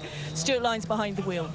In particular, Di, you need to find out from Stefan how he's feeling after his mishap in Barcelona. Absolutely, that's my plan. Yeah, and go gentle on him, because my understanding was that it was mainly ribs, and whilst they can kind of heal, they're quite painful as they do so. They don't heal very quickly, though, Paul. No. And Barcelona was only 2 weeks away, wasn't it?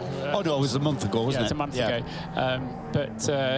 So he should anyway, be all right. We'll hear from Stefan as and when Di can catch up with him. And Stuart Lyons then going down to get some fuel in the Audi before he's able to resume. Stuart will be over the moon. He wasn't expecting any light time running.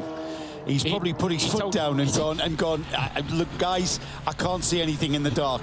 He told Diana that he was expecting to have the night time, or drive into the night.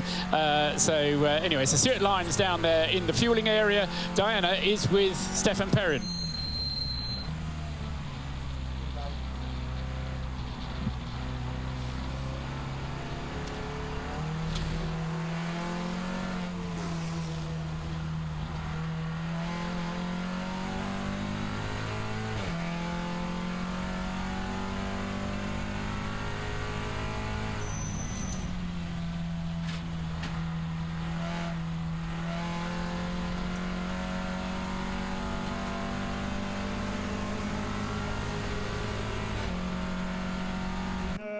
Fast corner. It's normally it's only 5 weeks since last race. Is it bruising? Are you just sore? I have a little pain here, but it's my life is racing, and we love to drive on this track. It's very fantastic with this car. It's a smile each corner. It's maybe more important than the pain. Well, I hope you're okay and it's not too much pain, but as you say, you're smiling, you've enjoyed that. Spa is an amazing circuit. Yes, it's a little home circuit for us because I drive only on a Belgian team since my beginning in a racing car. And yes, it's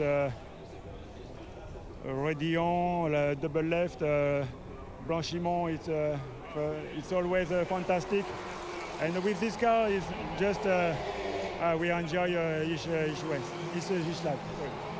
Are you happier with the conditions that we have now on track as opposed to the heavy rain, or? Sincerely, we have more experience with this car on dry condition, but we know how to drive on wet condition because we drive with other car. But that the difficulty is that the car is a new car from a sprint car, and we do a whole test session and free practice without the good setup for endurance. And we don't know really how the car will be on the wet condition. There's still a long time to go in this race, but at the moment you're sort of happy with the progress that you've made. Yeah, we are very happy with our pace with this car. Setup seems to be very good on the dry condition. And after it's a long race, and you know how it's the beginning of the race is just for fun, because the most important is tomorrow at 15. Well, thank you for chatting to us. You get some rest. Thank you to everybody. It is great to see Stefan Perrin out in the AC Motorsport Audi. Also into the pits, though, has come the leading Red Camel Jordan's Cupra, Tom Coronel, bringing the car in, and he's already pitted and making his way past the pit out and into the fueling area. He'll turn through the right-hand hairpin, not out of the pits. Yeah, you said pit out. Towards pit out. Okay. Round the Source hairpin, down the hill, past the endurance pits, and we've had a driver change confirmed. They have changed drivers. We're not going to get that updated as to see exactly who it is until he leaves the fueling area, and then the system updates. Well, it will be Rick if there is a driver change. Right. We'll, as I say, confirm that whether it was Tom Coronel getting out. If so, then it will be Rick Breukers who's got into it. But we'll see whether or not there was a driver change or not on that car. As I say, when we get to either the information from the pit or from the driver ID when he comes out of the refueling area. But it was very quick in the pits, and that, of course, absolutely crucial to get the tyres changed. Just trying to see through the windscreen there, whether that orange and yellow helmet. Yeah, it's more the yellow overalls that you can tell Tom Coronel, and he is not wearing yellow overalls, so I think that is Rick Breukers then who's taken over. I'm trying to see the helmet colour there. It's Di's on our way to have a word with the team and maybe get a word with Tom Coronel, which would be great. And so while he is getting the fuel, though, Joe, we look back to see where is 131, Kari-Pekka Laksinen, the top car, Bas Coutin's car.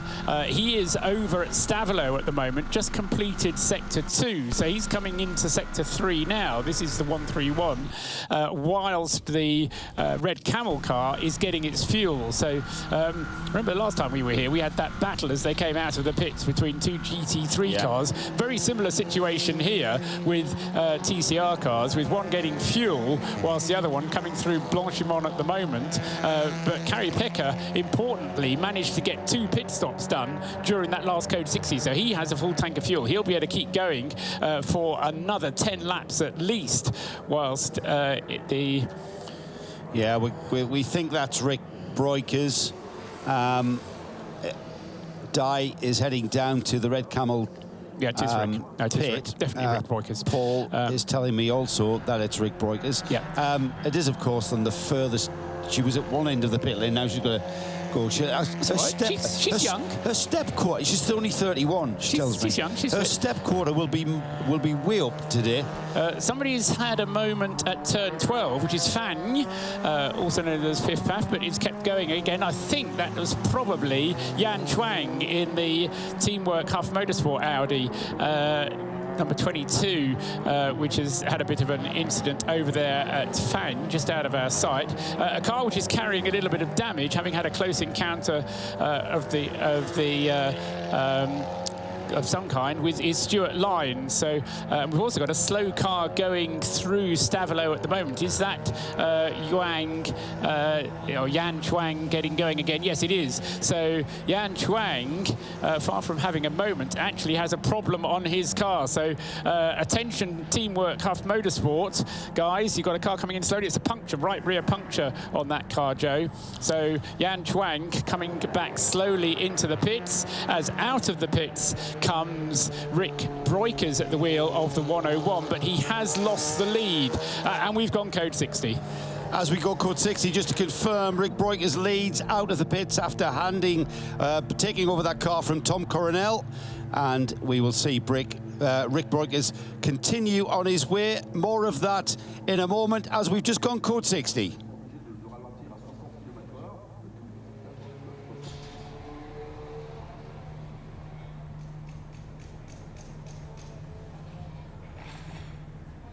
So, code 60, Paul. Not sure exactly why. Well, I don't know if you've got any information while I was sorting that out. Yeah, while you were sorting that out, Yan Chuang is the issue. That car having gone slowly, finally grinding to a halt. Actually, there's some bodywork on the track. That's why they want to clear it up. It's the bodywork, I suspect, from Stuart Lyons' AC Motorsport Audi. Yes, it is. And so that has now been cleared. And meanwhile, whilst that is done, the other change, just to correct something that Joe said very briefly, Rick Breukers is out of the pits, but he no longer leads the race. So Kari-Pekka Laaksonen has now taken over in the lead of the race. And so he will be marked as the leader when the cars come across the line at the end of this lap. So you did call it, Paul. You did say that the Top Car Sport with Bas Cooper would inherit the lead, and that is indeed what has happened. And we are under code 60 for what Paul described as some recovery of debris. Those Audi A3s tend to lose their wheel arch just behind the front wheels. They seem to be detached. So we now head down to the pits where we can talk to Tom Coronel, who's with Dynabinks. Tom, just as I came to chat to you, code 60 came out. We saw a car come in with some damage, so that's explained that situation. But just talk to me about your stint in the car. We did watch the onboards of you driving, and it looked like you had it all under control. Yeah, it was very nice. I mean, I was driving quite lonely, so I could concentrate on just having a smooth exit and nice throttle play. But it worked out very well. I think I was quite consistent, had a good run up the hill. You know, you know where the points are up the hill. Radion, of course, you know Blanchimont has to be flat every lap, and that worked out very well. So the balance of the car is also really strong. It was good in the beginning, of course. You had a little fresh tire, so you could push a little harder. But no, everything felt under control. It was an easy, relaxed stint. I was hoping for some people around me with the same type of speed, so you can play a little bit, as I'm used to in the WTCR Championship. But I didn't find anybody, so I was just alone finding a good rhythm, and it worked out. Well, it's a long race, as we know. These endurance races always are. But of course, your experience. You know, you're a very experienced driver, and you know this circuit very well. Yeah, but this is what you like, you know, as a driver. Also, if you're alone out there, you're challenging yourself. You know, there are a few corners which you really need to concentrate on. And every time you're like, damn it, you could have a little bit earlier on throttle, or come on, Tom, brake a little bit later, or don't touch the curb too hard, it upsets the car. So I'm just, to be honest, I'm improving myself and the track knowledge, which is also a really nice play. You become in a type of zone. And yeah, that worked out very well. I guess it's important all the time to just keep pushing yourself, because there's always some eventuality that you may or may not have to deal with. Well, you know, we took a nice lead, but we just made the pit stop, and then it's the code 60. So you lose here something like 30 seconds again. So you have to start all over. But you know, that's normal in a 24-hour or what is it, the 500 race or 23-hour. Nobody knows exactly what will happen because of the expected rain for tomorrow. But you know, I'm enjoying it because the cars are nice, the track is nice. Of course, you always want to be the fastest. So yeah, you have a play, but then without destroying the car. You know, you have to be gentle to the car because it has to stay alive for at least 23 hours.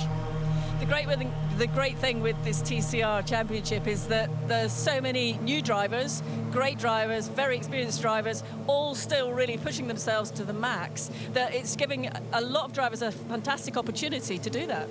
The nice thing about this championship is that I call it TCR. You know, it's global. It's everywhere the same. It doesn't care if you're driving in Asia or in Europe or the World Championship. The cars are the same regulations. So if you have a TCR car, you can join.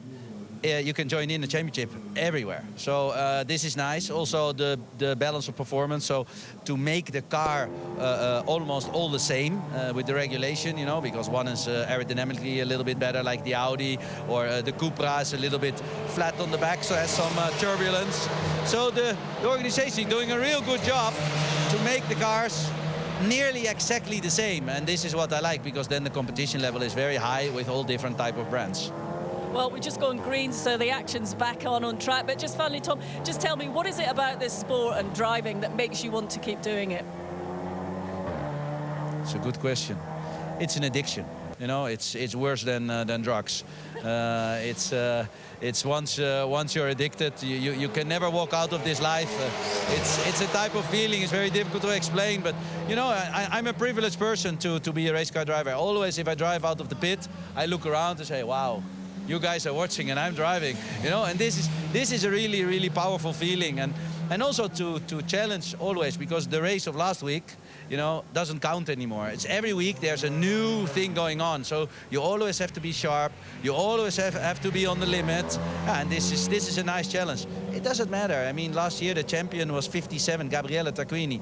Now Ivan Müller, he retired, he come back, he just became 50 and is nearly leading the World Championship, you know, so it's not only about being young and aggressive. This is finding a balance between you, the car, the track, and your competitors. And yeah, experience counts as well, and that helps me. It's great to see. I love the enthusiasm. Thank you, and no doubt we'll catch up with you over the weekend. Well, still there. Don't worry. It's an addiction that we all share, and we all, I'm using this word reservedly, suffer. 50 laps completed then. It's the TCR SPA500 coming to you live in sound and vision from Spa-Francorchamps.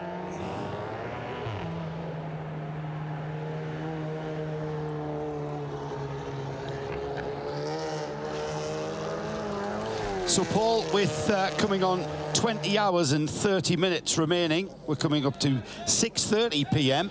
We've got another 2 hours of live in sound and vision broadcasting to bring you this TCR SPA500. But while we were down there talking to Tom Coronel, while Di was talking to Tom Coronel, we've had some activity in the pits with more of the pit stop phases coming into play. Well, yes, I mean, Kari-Pekka Laaksonen, I said, didn't actually need to come into the pits, but took the opportunity of the code 60 to bring the 131 car into the pit. So, yes, he did lead the race, but he only led for one lap. And then, as I say, came into the pits, got a half tank of fuel. The car is on its way again, now with Julian Apostolos at the wheel of the 131 car. So the Golf has made its pit stop. That gave us John Miller in the number 54, third at Autosport by QSR Audi. That took the lead, but it only took the lead for one lap. John Miller then brought the further car into the pits. He's out of it, out of the car. The car's still going very well. This is the number 54 car, which was started by Romana, and I think Chris Allen is going to be the driver getting into it, but we'll get that confirmed. However, so it's only led the race for one lap, so back into the lead again after another lap. Next time he crosses the line is going to be the 101. Rick Broiker's car. Yes, it is. Who will be coming across the line to complete 51 laps. Yes, so Rick Broiker's then will be coming through, having taken the pit stop that Tom Coronel was just describing. And Rick will then go back into the lead of this race. So.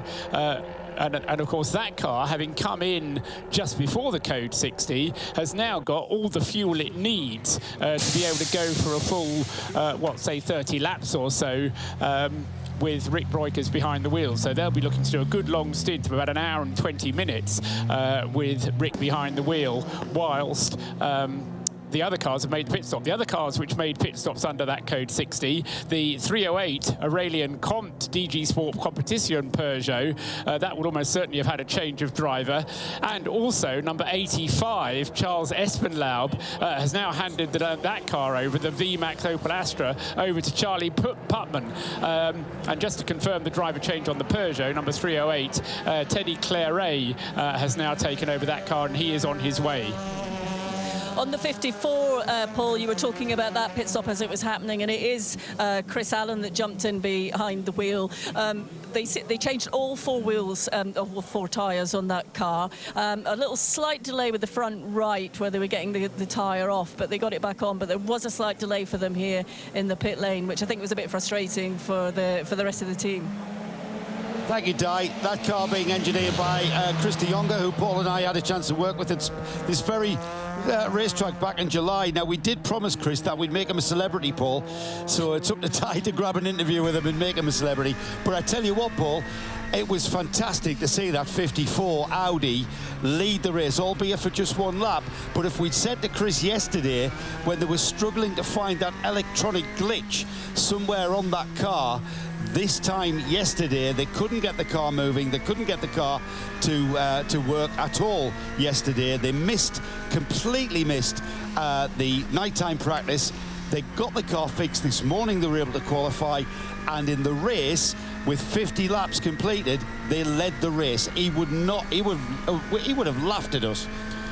No, it's great. And that car also being engineered by Christian Zielke, who is another old friend of yours that you helped out back here earlier on this year. The QSR car regularly runs in the Creventic series. They've got a Porsche that they run, the QSR Racing School, which they run, but they're basically providing some engineering expertise to Further Autosport to run this team of Americans. And as we were hearing from Fabio Ravioli earlier on today, they are very keen to get other drivers coming over, and very often the cheapest way to do it is just to come over here, rent a car when you get here. You don't, when you go over to America, you don't take your car with you. You get on an airplane, you rent a car when you get there. And as far as TCR is concerned, because the cars are the same, why not do that? So you can bring in foreign drivers, foreign teams, and you just rent a car when you get here, and that's what Further Autosport has done there with that number 54 car.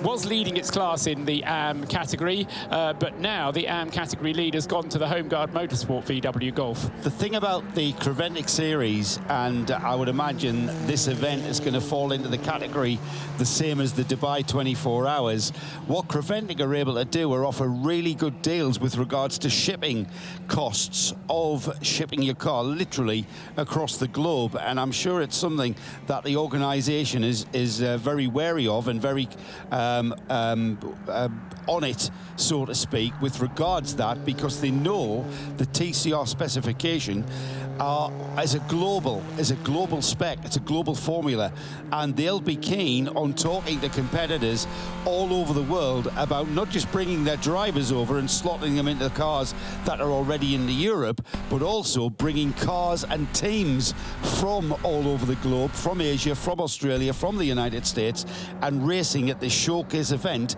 over 500 laps of Spa. I tell you what we are seeing here this weekend, Joe, we're privileged because, as you've said a number of times, this is the inaugural TCR SPA500. This is the legacy being made. In 10 years' time, when people are coming here, when we've got a field of 75 cars, you and I can say we were there the first year. Do you know what? We only had 17 cars, but we still had a good race. Nobody else will be able to say that, or just us two. I know. And you know what? Next weekend is the, I don't know how many times it's run, the Petite Le Mans in the United States, and I was there for the first one, and I never imagined that that event would still be as strong as it is, and the showcase event of arguably one of the 2 showcase events for the IMSA Sports Car Series. I mean, there's a series that's outlived its founder as well. Yeah, absolutely. God Yeah. rest his soul. Yeah. So But I hope you're right, Paul. I hope also that we're here in 10 years to be able to say that. That's going to be a bigger bet, isn't it? It is, isn't it? Yeah. Rick Breukers leads the race. Anyway, we've had 2 hours 35 minutes of 23 hours. He's completed 52 laps. We actually managed to get through 19 laps in hour 2, which isn't going to take us to 500. But if we get more green flag racing, less code 60s, then it's not impossible, but very, very unlikely. So the race lead held by Rick Breukers. Second, 18 seconds only behind Magnus Holmgaard at the wheel of the Holmgaard Motorsport VW Golf. But I'm afraid Magnus is getting towards the end of his tank for fuel. He didn't come in during that last code 60. But he's going to have to come in fairly shortly for another tank of fuel. 22 seconds behind Magnus Holmgaard is another VW Golf, this being another Scandinavian team, the Lestrup Racing team, with Markus Fluch behind the wheel of the 110 car. That's third. And then fourth is the Macau PS Racing Audi car number 853. That's Ryan Wong at the wheel of that car. Just looking back, because VMAX Engineering, the Opel Astra, Charlie Putman has taken over that car, and he is now ahead of the 308 Peugeot. Now, they came into the pits the other way round, so it was a quicker pit stop for the 85 car than it was for the 308. And Charlie Putman, at the moment, hasn't quite got himself into the groove because Teddy Claret is lapping more quickly. And I've got a feeling, actually, next time around, we may well see Teddy Claret ahead of Charlie Putman. But it's been a battle that we've had throughout the race, a very good battle indeed between the 85 and the 308. And as I say, on that last set of pit stops, the 85 car did a much better pit stop and got Charlie Putman out ahead of Teddy Claret in the Peugeot. So 85 is 9th, 308 is 10th. And I have to say, it is a bit of a surprise that those 2 cars are so far down the field, but they've just really been a bit unlucky with the way the code 60s have played out for them. Into the pits comes the 853 Macau PS Racing Audi. That was Ryan Wong, who took the car over at the last pit stop during the code 60, but then didn't come in during the most recent code 60, and I suspect Brian Wong will be handing over to Kelvin, but we'll wait for confirmation of that. But that car in the pits at the moment, that's the number 853, the Macau PS Racing team car.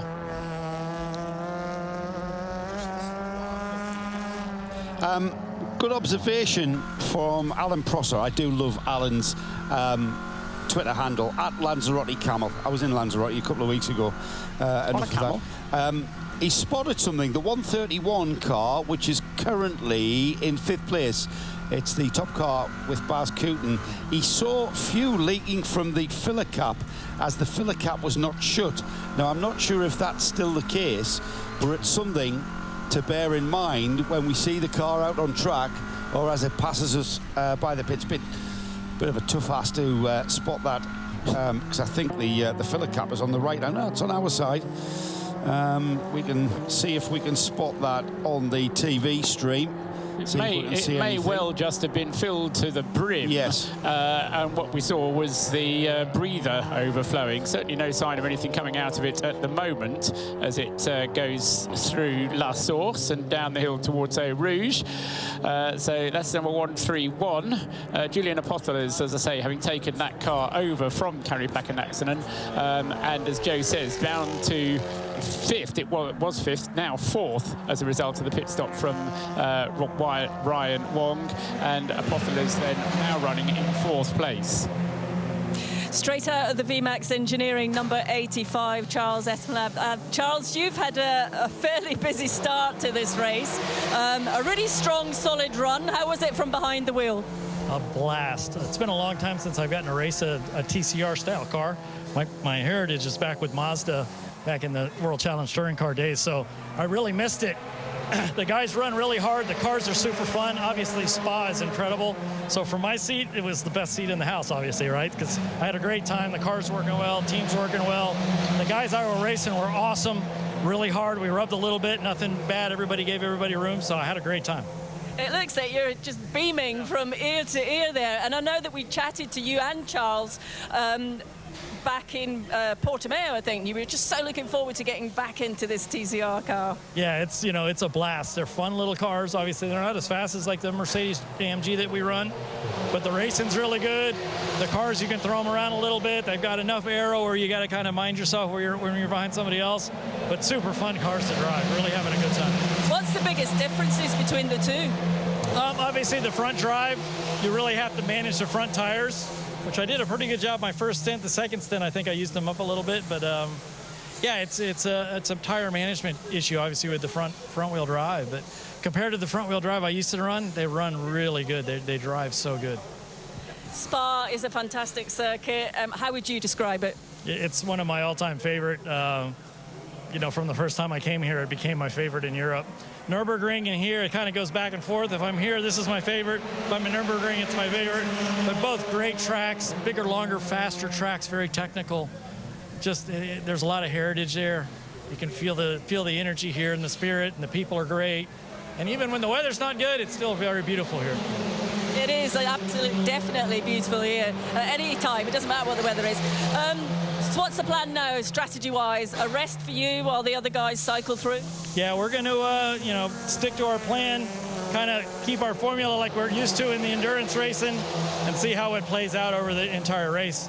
You know, it's a new car to us, so we'll see. We've got a plan. We'll stick to it and see how it works. Okay. Thank you. Thank you. Have a good one. Great to see Charles Espinlab having so much fun. I knew he was going to say that. I knew he'd have a big beaming smile on his face, having watched that early stint where they really were battling wheel to wheel. It's pretty much going to be this way for the whole duration of these 500 laps. We've completed 55, got 20 hours and 70 minutes remaining. It's 500 laps. It's the TCR SPA500, 500 laps of this track, or 23 hours. So we've just got over 20 hours remaining. Whichever comes first is what we're aiming for.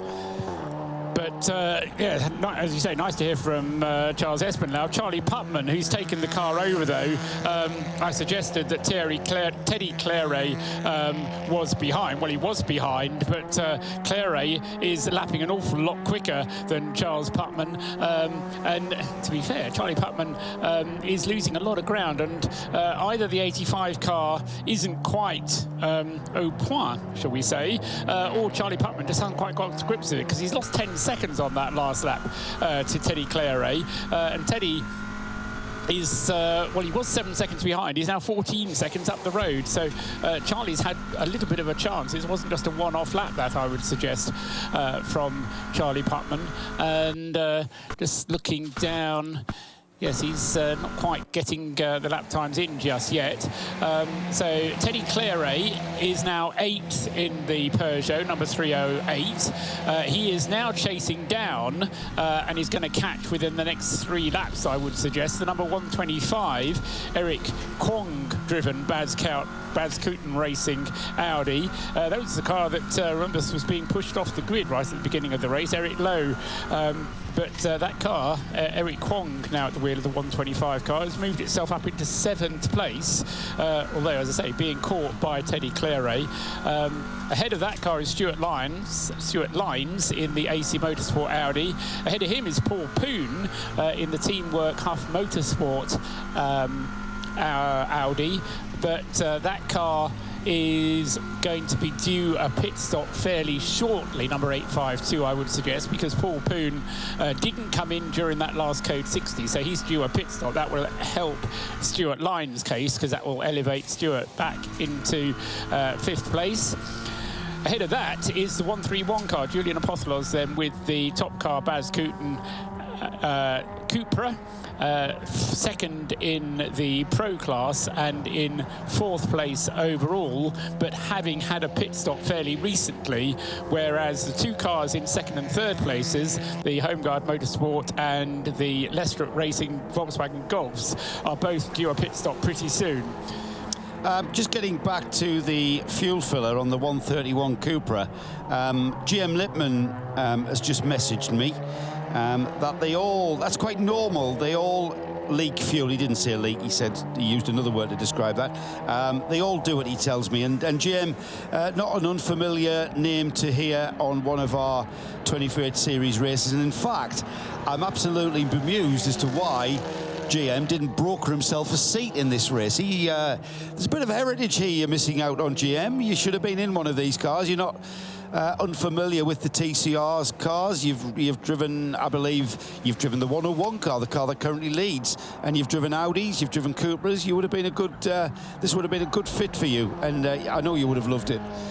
Anyway, more of that later, I think. But thanks for that, GM. Apart from anything else, we need more British drivers in this race. Absolutely. I mean, that's the other thing. Yes, we've got Rob Huff leading a team. Stuart Lines is here. But Stuart Lines, what more do you need? Is the only British driver in the race. That's incredible. You know, as I said before, and you know, we'll say it again over the course of the race, there is a legacy being established here. 17 cars is quite clearly not enough, but as word gets around and as people say how much fun they've all had here, then I think we're going to see more and more entries coming along.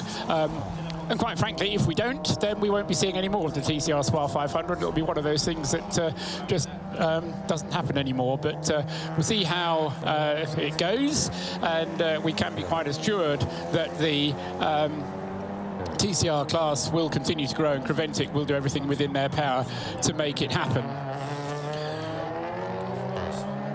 So Rick Breukers has led since he's taken over the car, and since the cars ahead of him have made their pit stops. He is lapping, let's just compare lap times. Pepe Oriola's laps were within 2 minutes 37. Tom Coronel's were a little bit quicker, 2:36.8. Rick Breukers pretty much on the pace of Tom Coronel. So Rick is not hanging around and is at the moment extending his advantage at the head of the field. Fastest car out there at the moment, although a car worth keeping an eye on is for a change, not the DG Sport Competition Peugeot, but it's the other Peugeot, Karen Burton. Karen was a bit of an eye-opener during night practice yesterday, wasn't he, Joe? But the number 46 Peugeot, maybe way down the field in 16th place, but Karen lapping 2 minutes 37.2 on his last lap, was quicker than anybody. In fact, that's, as I say, that's the only time which really compares with the last lap time of Rick Breukers. So Karen Burton there, very much the quick driver at the wheel of the 46 Burton Racing Peugeot. Philippe Stephanie it was who started that car, number 46, and as I say, Karen Burton was the quick qualifier in it. Philip Stephanie having driven the whole of that first stint before handing it over to Karen Burton, who, as I say, has now taken it over, but unfortunately is 3 laps behind the race leader, Rick Breukers. So another car that has sort of stealthily moved up the order, Paul, is the number 2, Magnus Holmgaard-driven Holmgaard Motorsport Volkswagen Golf, and that car currently in 2nd place. Didn't feature much in the early part of the race and just kind of kept a watching brief on the cars ahead of it, and currently 2nd place overall, 1st in the AM class. He's got a 18-second lead on the car in 3rd place, which is the 2nd car in the AM class. That's the Swedish car from Leicester Racing, Volkswagen Golf. Full driver lineup of Swedish drivers, and that's car 110 in 3rd. Yeah, it's a battle between the Scandinavians there, isn't it? Because you've got the Homeguard Motorsport car from Denmark and the Leicester Racing car from Sweden. Both of them are due a pit stop. fairly shortly. As I say, both of them stayed out and eschewed the opportunity to come into the pits during that last code 60, and so as a result of that, Homegaard is currently on his 29th lap of this stint, and will be in the pits, I would say. He's talking about sort of 31 laps maximum on the stint, so we'll be expecting to see both 2 and 110 in fairly shortly. So a move there on the brakes, the 853 car, which is currently down the field, moving ahead of the 33. So we've got battles pretty much all around us at Spa, the full 17-car field battling away, and a textbook move there from Kelvin Wong in the Macau PS Racing Audi, moving ahead of Christian Voithofer in the Wimmerwerk Motorsport Cupra, and moving up to 14th place.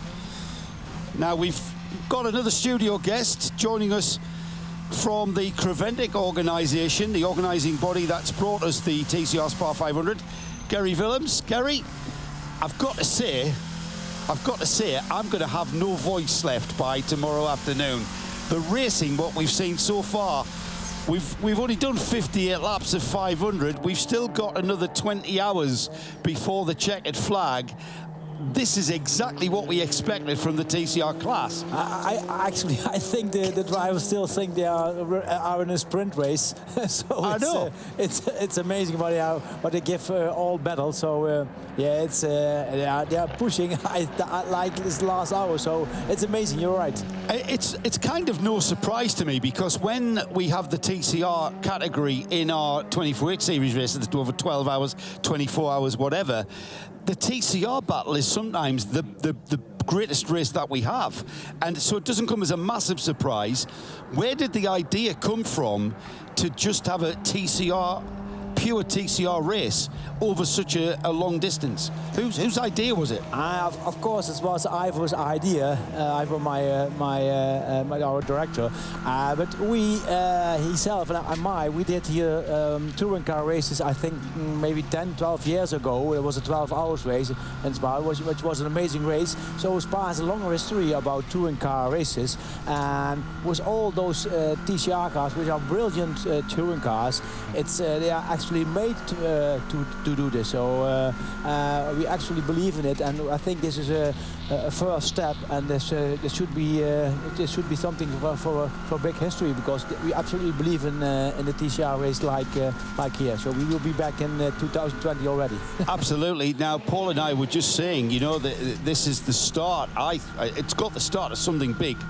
I'd like to think we're really laying down roots here, and we'd like to. We were just speculating there. We can really see this being a global event in the world of TCR. We've got cars literally all over the world. Now, I know the Creventic organisation is very familiar with putting race meetings on a global level. And we've already had queries with regards to people getting involved from all over the world. And all right, if you've got a TCR race team and you're racing in your national series in Asia or Australia, Creventic have processes and the ability to assist in getting cars around the world in the same way as you do with Dubai and competitors for Dubai. Is that kind of a concept that you're already involved with getting people here?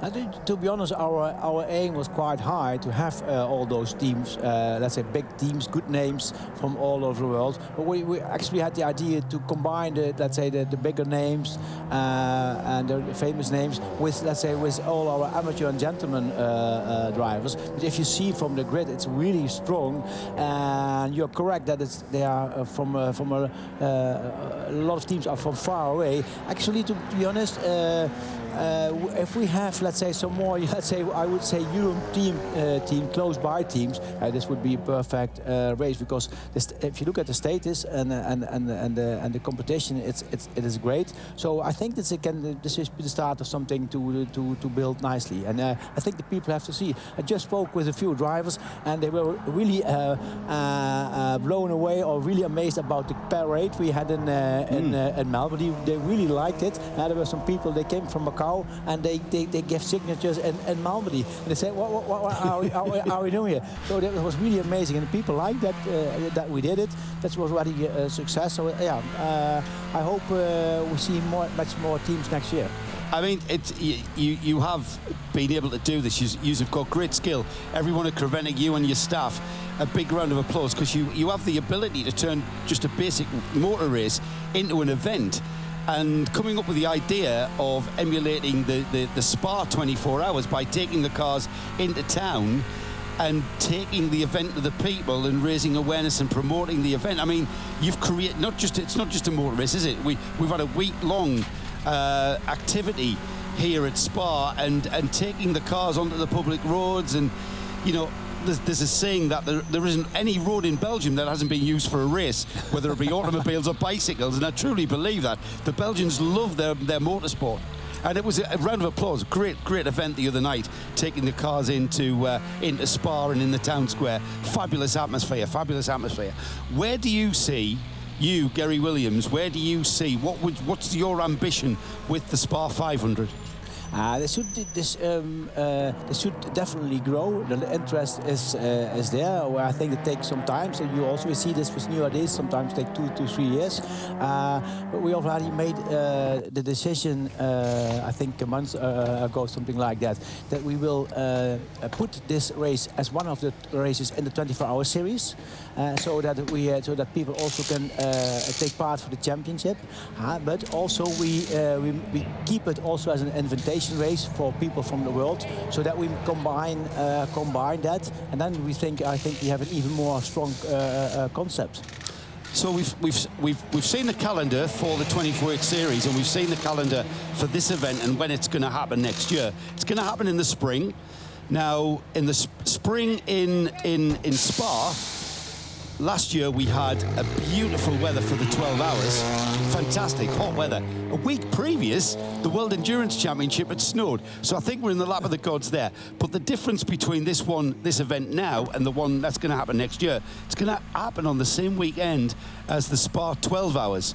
Now, Gary, the first thing I thought about is, if I'm a TCR team owner, am I going to be able to turn that into the Spa 36 hours and do both events? Yeah, that's not impossible, but that's not the thing we're aiming for. Right. We will have the 12 hours, which will be for the GT division next year, which will be on Friday and Saturday, and then on Saturday afternoon, like we do now, we have the start for the TCR SPA500, which is the race for the touring cars. So we're going to have complete same week. I mean, that talk about, you know, from a fan point of view, from the spectator, the ticket for this event next year is massive value for money. You're going to be able to come along. We're going to see, I think the format is we run the first part of the 12 hours on the Friday afternoon into the evening. We then finish off the 12 hours on the Saturday morning, and then start the Spa 500 on Saturday afternoon, running into Sunday. 3 days of pure racing. I mean, that's a great. Is that the plan? Exactly. Is that where we're aiming? Exactly what we're doing. So you're correct. So the spectators will have 3 starts for 1 ticket. Wow, fantastic, fantastic! What a great idea. While I've got you here, I mean, a little bit of an aside, I can't help but take the opportunity to talk to you about the 24-hour series and the 2020 calendar. And the first thing that hit me when I saw it, 2 new venues. All right, you know, I'm really sad that we're not going to be at Portimao. I love Portimao, not just because it's on the Algarve. I actually love the circuit. But you know what? We're going to Monza in March. Monza. You know, is there anywhere more historical in Italian motorsport than Monza? I don't think so. I think we did a questionnaire, I think, last year about circuits, and Monza was one which popped up there. So we get in contact with them, we see what we can do. So we are really happy that we can announce this on our calendar, and I think it's a very strong start of the season. Is that going to be a split race, the 12 hours, or is it going to be 12? No, that Monza is also being a split race. A split race, yes, right? Yes, okay. Yes. We then just break away from this for a moment, Gary. Well, the number 54 that was doing ever so well led the race into the pit stop phase. Currently making its way around with a right front puncture. The number 54 car, Chris Allen, has just taken over that car not so long ago. So we'll keep an eye on that. Getting back to the calendar, we go to Spa, 12 hours, as I've said, 1st, 2nd, 3rd of May, along with the SPA500. And then on the 12th and 13th of June, 12 hours of Alsace. Brand new circuit, a circuit that I hadn't even heard of. How did you come across this, and how did that one come about? Okay, Ivo visited their race, and he from the start till the end he was enthusiastic about it. We see this as a new adventure. It's a 3.7 kilometer track, very challenging. It's not so known. The pit garages are not so huge as in Spa, but they are decent, and I think it will fit in the Creventic idea to do new adventures in a new venue, which is, I think, very it's close to it is in France, it's close to Germany, close to Belgium, so it's very achievable and a new challenge. So because probably many, I think 90% of the drivers have never been driven there, so also from that point of view is as a new challenge, and I think that fits in our concept. And a month later, 11th, 12th of July, we're at the Nürburgring with a joint venture with the VLN series. Now, I completely see what the vision is there with a massive potential of crossover of competitor. Is that where the partnerships kind of emanated from? That can be one of the partnerships, but that will definitely be the case. But we have built up, I think, in the last 9 months, a good relationship with the Nürburgring themselves and with the VLN. So the VLN race will be there as usual for our race they have, which is on the Nordschleife. Then after that we will have a race. We will only race on the Grand Prix circuit. The 12 hours race will be there. It will also be a split race from Saturday afternoon, late in the afternoon, evening, and then Sunday. Right. So yes, we cooperate with the VLN people. Actually, they do more or less the same as we do. So we are, you could say, we're competitors, but we are also partners. So I think we can learn a lot from them. And we are really looking forward to have their a good race. And we have a lot of German customers, so we're happy to be a guest on the Nürburgring. Yeah, absolutely. And of course, the European season rounded off once again with the 24 Hours of Barcelona. Now, we talked about this event becoming one of the feature races of the year. The 24 Hours of Barcelona, I think, has achieved that, and it's become a bit of a showcase event. You only have to look at the crowds that we had a month or so ago at the 24 Hours of Barcelona. Beautiful weather, beautiful temperatures, and an absolutely huge crowd. I mean, the Spanish, it's an evening culture, isn't it, in Spain? And we had literally families, kids, families coming out till 3 a.m. That tunnel from the paddock to the outside of the track was absolutely chocker with people right way beyond midnight. It's become a massive event, that. Yeah, that's correct. That's one of the attractive things from Barcelona. The fans are there 24 hours a race around. And last year, from year to year, we see more crowds coming. And also, although we mostly focus on the teams and the drivers, you see that the circuit Barcelona themselves, they are now putting more effort in this, and we see it. And we are really happy with this progress from a spectator point of view. Fantastic. Of course, the 24 Series year kicks off with the first round of the Championship of the Continents, the 24 Hours of Dubai. That one's become the start of everyone's year out in Dubai. Of course, perfect weather. It's a huge event. I think we're scheduled for another towards 100 cars by the last time I looked at the website, Gary. Entries coming in. Entries coming in, they're doing good. We would like to be realistically, and I think if we have there something 80 to 85 cars would be very good numbers and also achievable, so that we can have a safe and a decent race on the Dubai track, which is quite long, 5.4 kilometers. So, but that's, I think, a quite realistic number. I think that's a great idea too. Of course, 24 Hours of Barcelona forms the middle part of the Championship of the Continents, and then the Championship of the Continents final round, 24 Hours of Quarter next November. We're about to go to Quarter in a month's time. Yes. Again, Quarter, that part of the United States. It's another Formula One track. It's another fantastic modern facility. The drivers love it. What's the feedback with regards to, I know we're talking about 2020, but we haven't even had 2019, so let's talk about that a little bit. We're going to quarter in a month's time. How's the entries coming in for that? Where are we looking? Entries doing quite well. The coming week, I think the coming 2 weeks actually, most European team will be shipped to Kota. And what we are really happy with it, that we see the interest and also the entries from USA team is growing quite big. Yeah. And so it will be like how you say it, either a battle or competition or Olympic thought that for European teams and USA teams. So they get used to it, and that also you see it takes, let's say, 3 years to get us off the shelf, and we're really happy with this interest from USA teams. Brilliant. We're at a TCR event, the SPA 500. There is a TCR Middle East, which you kicked off last year. It's scheduled to continue in 2020, 9th and 10th of January at the Dubai Autodrome, same weekend as the 24 hours. And then a week later, the Yas Marina circuit in Abu Dhabi, fabulous again, Formula One facility, ultra modern. How is that looking? I know it was, we could have done with more entries last year in the inaugural events there, but how's the 2020 event shaping up? Yeah, what we've seen last year, the people who were there were quite happy with it. But this year we have changed it to make it more attractive for the team. So we have 2 weekends after each other. Each weekend has 3 sprint races of 30 minutes. And the first weekend is combined with the 24 hours of Dubai. So the 3 races will be there on the Thursday and the Friday.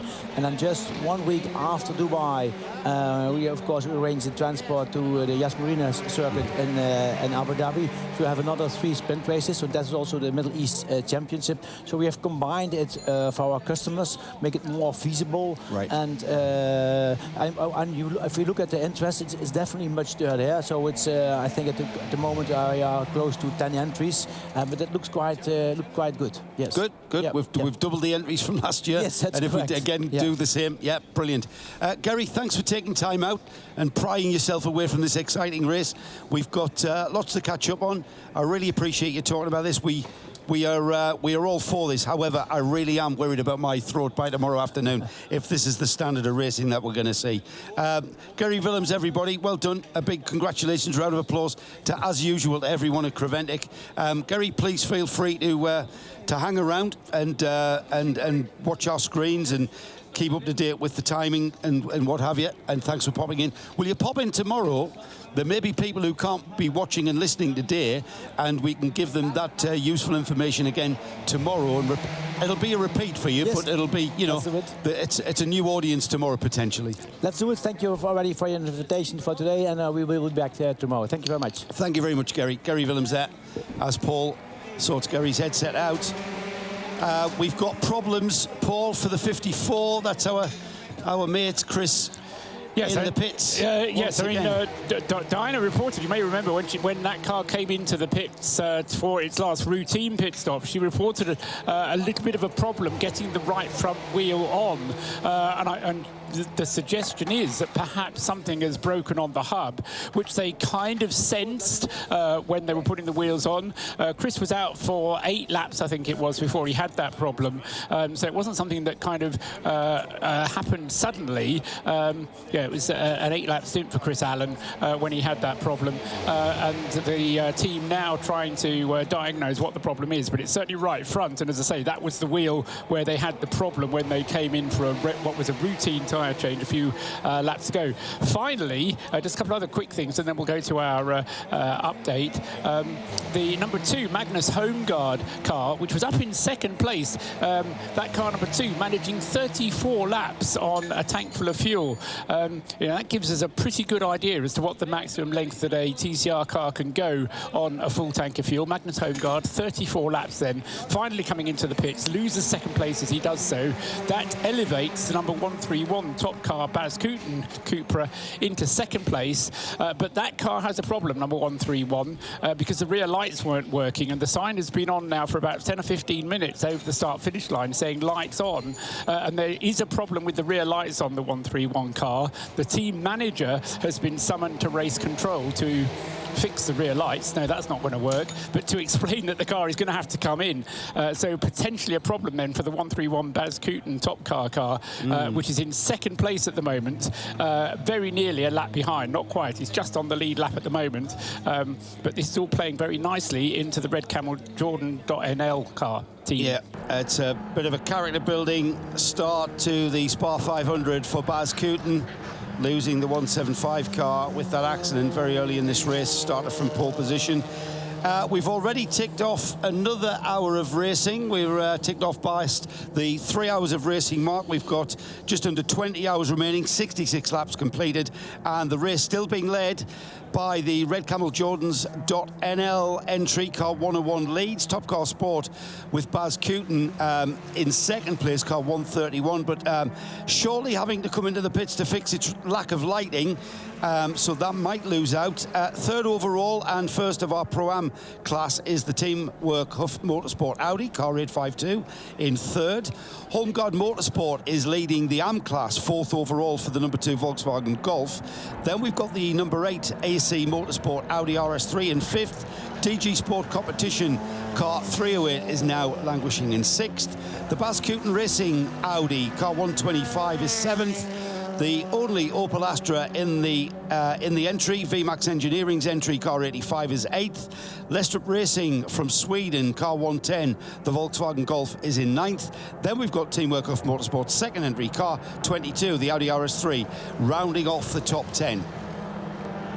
Still got 16 cars running, and with only one official retirement.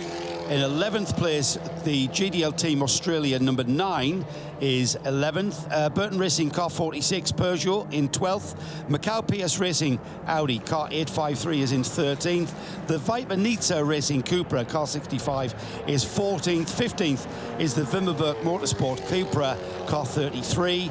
In the pits, but in 16th place, is the Further Autosport by QSR Racing Audi car 54, in with suspension issues by what looked like, and the final car in the entry, the NKPP Racing by Baz Kooten car 175, out of this race after that heavy damage caused with that accident at the top of Radion.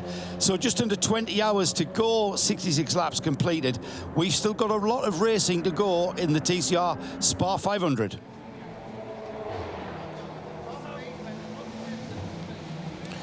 So work continuing on the number 54 Audi then, as they try and get the QSR car back out. But as I say, there's going to be a little bit of a delay for that car. It's already dropped to the bottom of the remaining runners. We talked about the long stint from Magnus Homeguard in the number 2 car. He did 34 laps. The Teamwork Huff Motorsport car, number 852, has actually managed 35 laps on his stint. As Joe was saying, when he just ran down the order there, Paul Poon in third place. Well, he's still been shown on the screen as in third place, but the car currently in the pits receiving service and a new tank full of fuel, or fill up of fuel.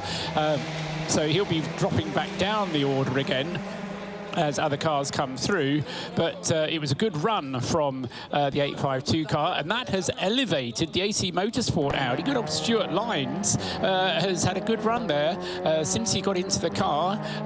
As we said at the time, he's got enough fuel to take him quite a long way, so Stuart Lyons, with potentially still another 40 minutes of driving to do, and has now moved up into third place. The car showing some damage around the right front, but doesn't seem to worry Stuart. He's pushing on regardless, and doing very nicely indeed in third place. Into fourth place now has come the Peugeot number 308, Teddy Claret, who's been driving as fast as he possibly can, and probably has been the fastest car out there, with the one exception of Rick Breukers at the wheel of the Audi. He's checking as he goes through there. I think the 131's lights are now sorted out.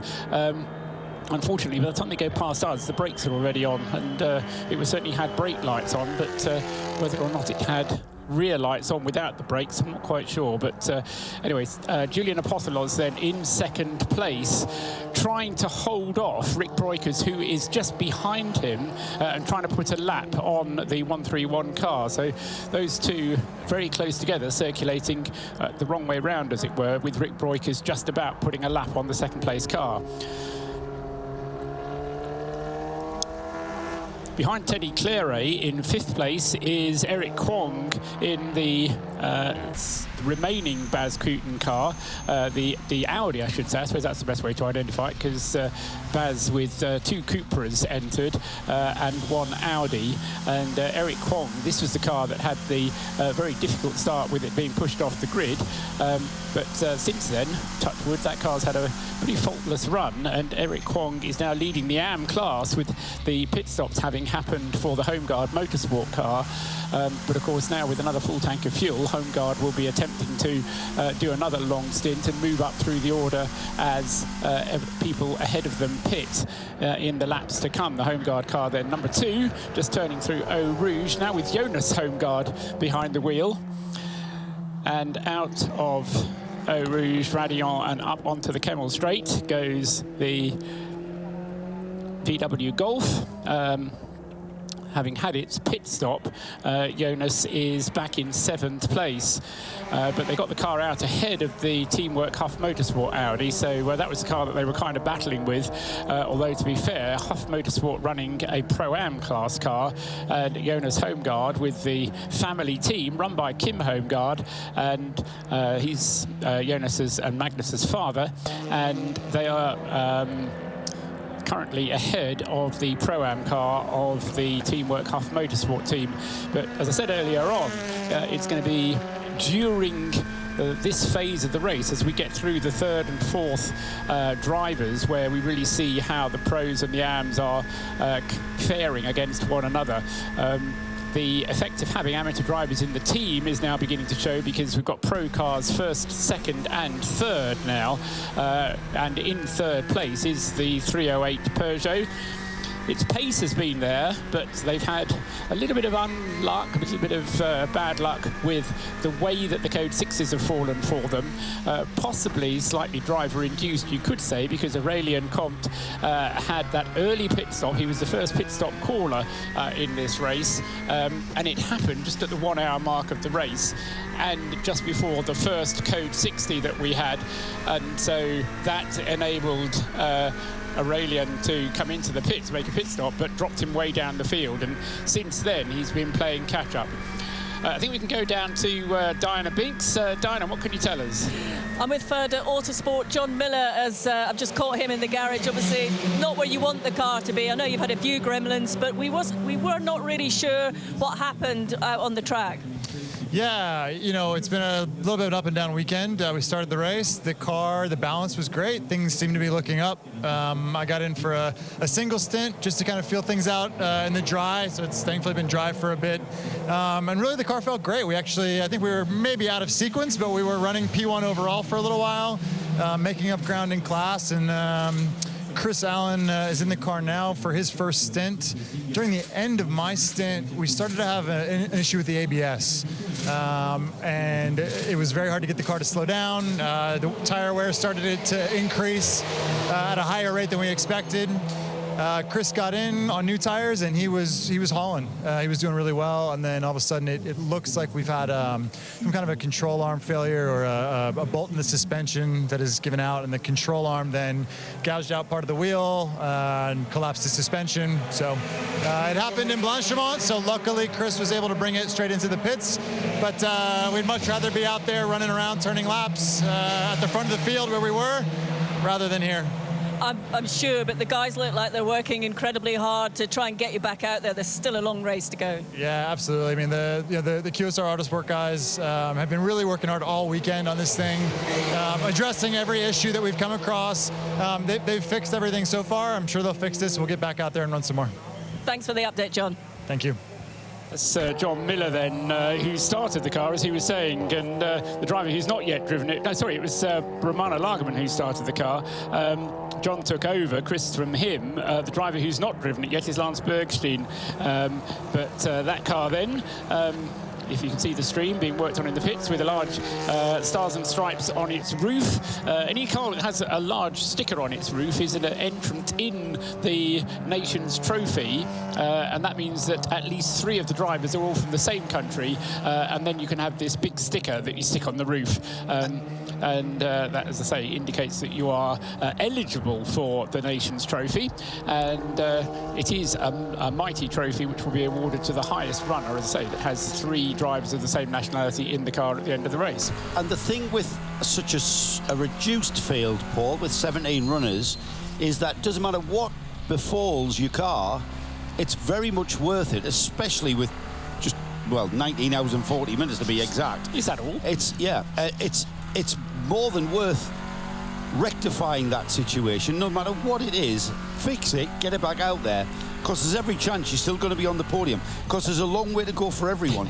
Yeah, and there are 3 separate categories, the pros, pro-ams and the ams. Each of them will have their own podium at the end. There's also an award for junior drivers. There's also an award for senior drivers, as well as the Nations Trophy. So Creventic have learnt the art of putting on a race where not quite everybody takes home a trophy, but it does give a lot of drivers the opportunity to take home something and call it a success at the end of the weekend. Now, into the pits has come, this time around, Charlie Putman.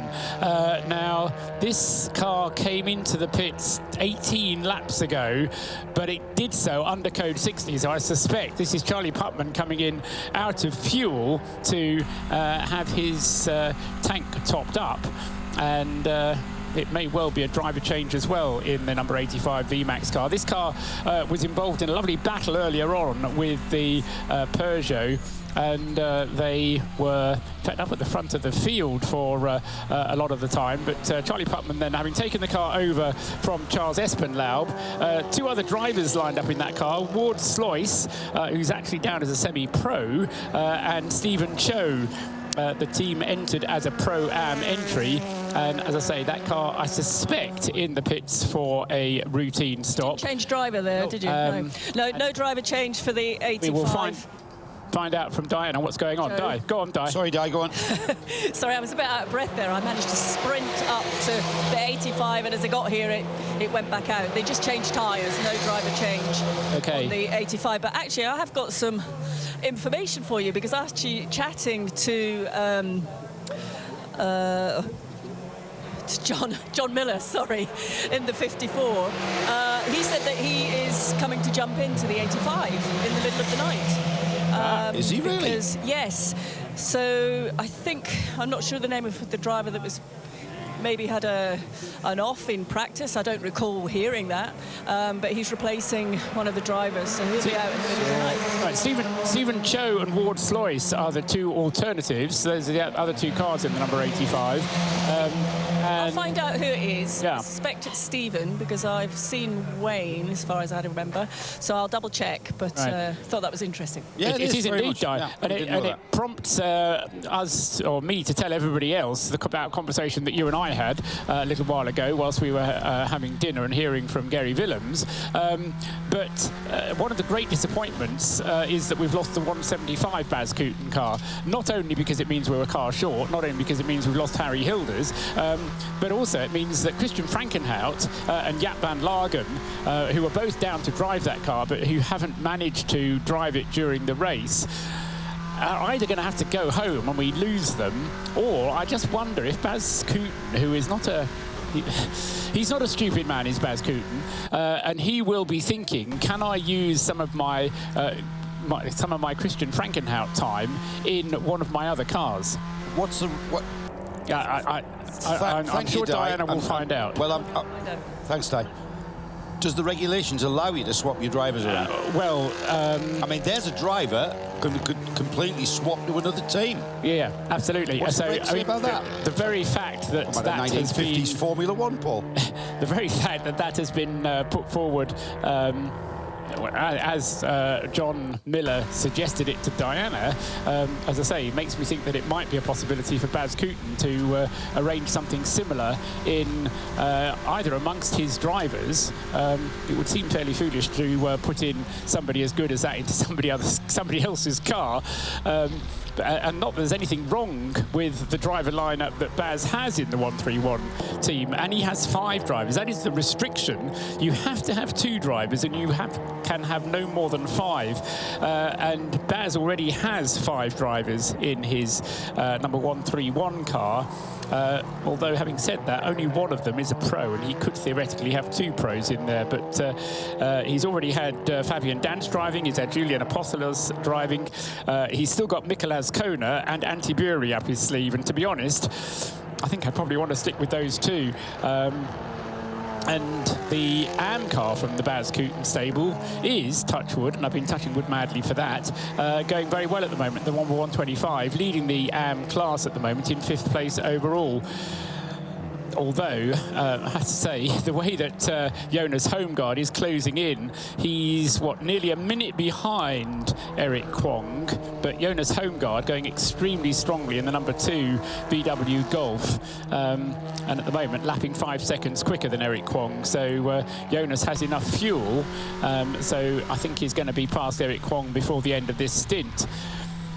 Talking of end of stints, Rick Breukers, I said, probably had enough fuel for 30, maybe 33 laps. He's currently on his 24th lap, so another 5 or 6 laps from Rick Breukers, and then we'll have to start thinking about whether the race leader will be coming in for a routine stop. Just watching the field behind perhaps the lead 2 or 3 cars, we kind of have a seesaw effect where all of a sudden we've got the number 8 AC Motorsport Audi, Stuart Lyons, driving very well indeed.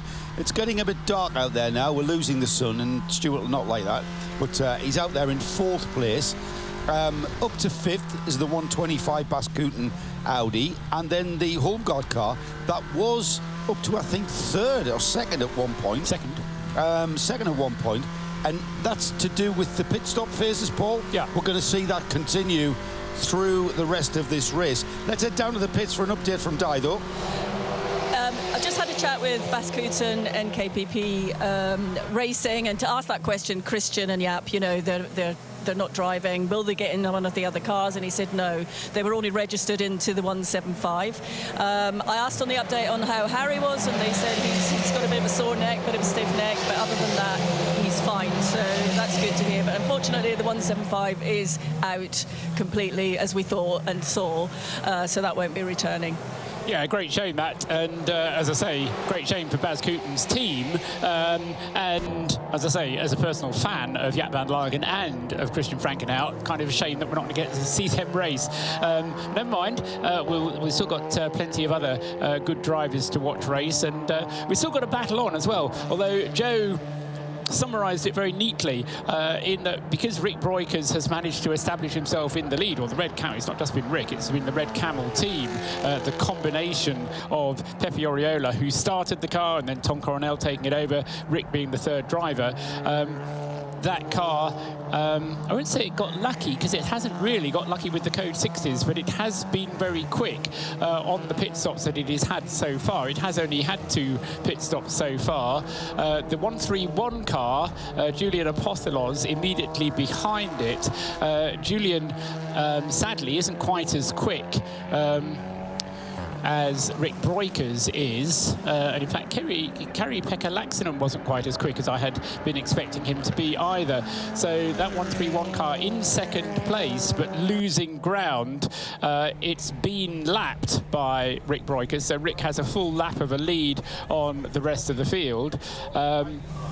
But then the gap back to the 3rd place car, Teddy Claret, is around about a minute 50 seconds behind. So the top 3 having got themselves fairly well way out of the ahead of the rest. The number 54 car is heading down the pit lane. If you can see, it's just left the garage, Paul, just as you're speaking, and that's made its way back out onto track. I think it was Chris. Well, I'm pretty sure it's Chris still behind the wheel. We'd gone further up the pit lane for the moment, but he was in the car while they were repairing it when I talked to John. So I'm assuming he's gone straight back out, but they fixed that as quickly as they could.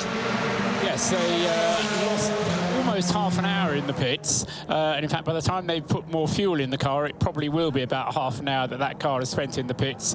And in terms of, so that's in terms of time. In terms of laps, it's now some 13 laps behind the race leader. So that's been a big loss for that 54 car. But the team knows how it all works with endurance racing, and you just have to keep going and just keep your fingers crossed and hope for the best.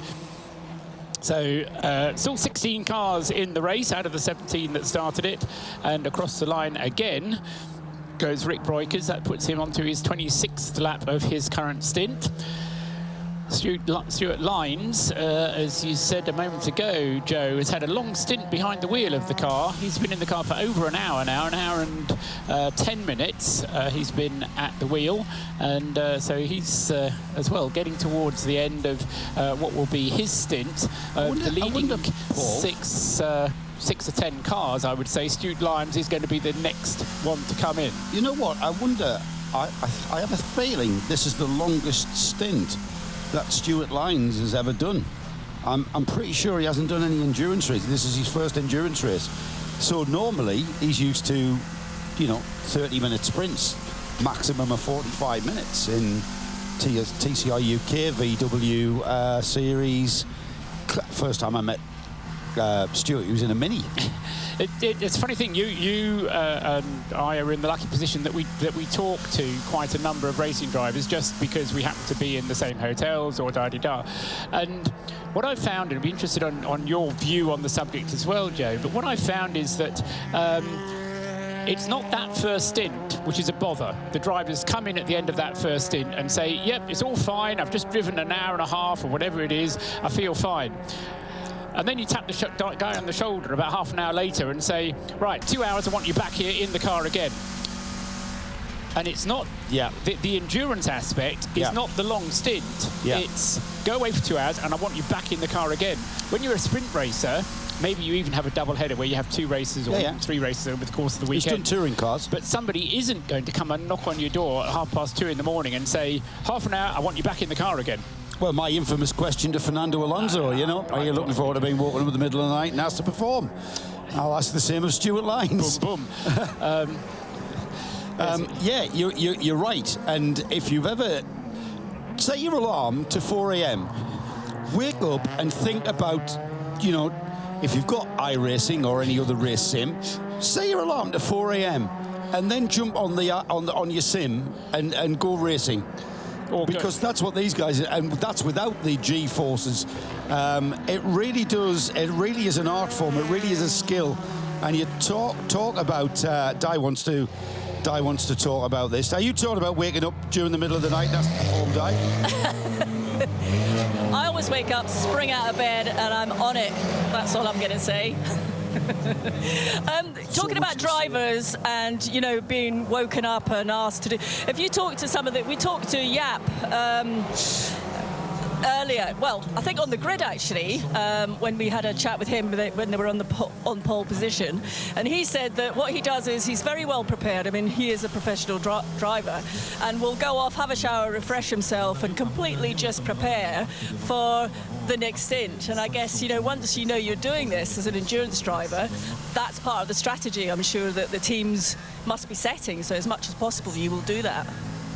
Absolutely, and you know, I think it's just getting into that mentality of it, and that's where a good team can help you as well, because you know, they'll get you into the right frame of mind. You know, we constantly hear when we're talking to the drivers on the grid, they're always referencing the team and saying that it's a good place to be, it's got a good atmosphere, and that is really what makes it possible for drivers to do these things. Some events you get drivers just disappearing off very, very quickly, and then they come back 5 minutes before they're supposed to jump in the car. But a lot of them spend a lot of time with the team, and they become part of the family, and that's an important aspect to it. I don't think I've ever been aware of a team that wakes a driver up with 10 minutes before he gets in the car, though, Paul. No, but some drivers arrive 10 minutes before they're supposed to go in. I think they've been off in their darkened room, though, preparing. They've probably been woken up about an hour or 45 minutes before they're getting in the car. They then go through a process of, you know, kind of exercising and going through a bit of yoga, stretching, maybe have a coffee. I know that the old school guys will have had a bacon butty at 4 a.m. and a coffee to wake themselves up, but you'll still see them doing a few, running on the spot, doing a few squats, few arm windmills and stuff. Di? Joe, if I may interject to that conversation now, we're not talking about racing drivers, we're talking about the racing crew, and this is what they do to relax in between stints. Is that right, gentlemen? We're just saying that you have to have your relax time. I tell you what I want you to ask them, Di. This is TCR with an hour and 20 minutes between pit stops. Oh, look, it's set all off now. Always the That's show it. off. There's been a burst of energy in this garage. There's always a show off. Sorry, Joe, I didn't hear what you said. What did you say? Yeah, the thing about TCR, the pit stop window is an hour and 20 minutes. It's not like prototype racing, where the window is every 45 minutes. Yeah. So they're having they could be sound asleep. Sleep cycles in the deepest of REM sleeps. They're all having a good time. We don't get seats and things like this, do we? We don't have to, Di. We're going back to the hotel. Oh, don't tell everyone. You need to not dispel the myth. That's you've nicely given me what's called in the business a segue into just reminding everyone our broadcast times. There's another one. Yeah, 55 minutes of coverage live in sound and vision remaining. We'll be going to a break from the commentary team will be going for an overnight break. We will have pictures on the live stream and, of course, live timing and scoring on the website. In-car footage overnight on the live stream available. We will be back on air to take you to the flag, I should say, from 11 a.m. in the morning. That's Belgian time. Adjust your clocks for wherever you are in the world, but from 11 o'clock in the morning, we'll be taking you through to the flag, indeed, to the podium presentations, and that will be in the morning at 11 a.m. For now, though, we've still got a race to bring you, and with 19 hours and 23 minutes remaining in this race, it's lap 76 of 500. Paul, we're not going to see 500 laps now. We've had a couple of code 60s at least, and I think the time has just ebbed away for us to be able to complete 500 laps. I thought it was a big ask from the very outset. Yes, I think that's. We also have the strong possibility of some rain later on as well, and that's going to slow us down. I have to say, if we were to continue at the pace at which we are going, or at the least the pace at which the Red Camel Jordans.NL car, number 101 that leads the race, is going, then we would be over 480, possibly 490 laps, as I say, at the pace we are going. But bear in mind that Rick is coming towards the end of a current stint. And I do this, and I know a number of our followers around the world do this as well, is you kind of make a note of the number of laps completed at the end of every hour, and then kind of project forward on that basis. And on that basis, you need to be doing 21.7 laps an hour. Now, in the first hour, we did 22 laps. In the second hour, we only did 19. And in the third hour, we did 19 as well. So we're kind of short of the pace. We're not that far off, though, are we? But we're not that far off. And let's just say that next year, in March, it's a bit warmer. We don't have weather. Even if we have a bigger grid, we might have a race with few code 60s. I don't think that to keep the name of the TCR SPA500 is not a stupid thing to do, because it puts a marker down in the sand. There was a long time, wasn't it? You talk about Petit Le Mans. There was a long time where Petit Le Mans was 1,000 miles or 10 hours. And that went for the time limit for an awfully long time. And then all of a sudden, one year, they managed to complete the 1,000 miles, didn't they? I think we did it in 8.5 hours. Yeah. I think, if my memory serves rightly. Now, this venue, Spa-Francorchamps, has got a rich history of endurance racing. In fact, the first 24-hour race, as I said earlier, when we started the show, was in 1924, and that was at the very outset of automobile motor racing. But you posed a question, and I don't want the answer, Paul. I'm going to pose it to our listeners. And just to remind everybody, at RSL_studio, at Bradders3078, and at Binksy DB, and at Paul Truswell, the Spa 24 Hours was once stopped mid-race. I want you to tell me the reason and the year. It was stopped. How long into the race, Paul? 15 hours. 15 hours into the race, the Spa 24 Hours was stopped. I want you to tell me why, and I also, for an extra prize, which is you don't have to go for dinner with Trusses. The prize is dinner with Trusses. No, I'm only kidding. Just let me know. What was the reason the race was stopped and what year? Yeah, I was going to say, what were you doing at the time that made you remember it? Because the particular things going on in my life at the time that made me remember it. So, it's a bit like... quiz question you a bit posed. like when Kennedy was shot, you kind of remember where you were and what you were doing. Trusses posed this question to us the other night in the bar. There was probably a few beers on board as well. And I didn't know, nobody knew. And Trusses, it's a good quiz question. There's another one, actually, that just came to me when you were talking about... races going to distance or time, because for a long time the prototype race, the World Sports Car Championship race here at Spa, used to run to the 1,000 Ks, the Spa 1,000 Ks, rather than the Spa 6 hours. Joe's listing, used to run as a 1,000 K race rather than a 6-hour race. Yes, that's right. Yeah. As far as I know, the fastest ever 1,000 K race was here at Spa. The first ever 1,000 fastest. The fastest, right? Fastest ever. So we've got a coming together of two cars, and it looks... Where is that, Paul? Is that at Stavolo? That's at Stavolo, yes. Yeah. It's the two cars coming together and then going off. It's the 125, I think is the number, 125, and it's a car going down the inside of the 125, and it's the 54. Troubles continue for Chris Allen in the 54 Audi RS3. And I'll be amazed if there's no damage to the front left-hand corner of that number 54. He continues round, but it was a full-on dive down the inside. Now, desperation creeping in the third Autosport by QSR Racing Audi. Car 54, they're clear desperation, because that was a dive bomb into Stavolo, and he dive bombed the 125, and that car currently now in the pits. Binksy, it's the 125 Bascooten Racing Audi that was dive bombed in Stavolo and will have damage on the right-hand side of that car. It was Eric Kwong at the wheel, and car has just arrived outside the garage, so I'm just on my way down to have a look at that car. So 2 seconds. It's having been the car that was pushed off the grid. You remember, or if you weren't with us at the beginning, it wouldn't start at the beginning of the race, but then Eric Kwong...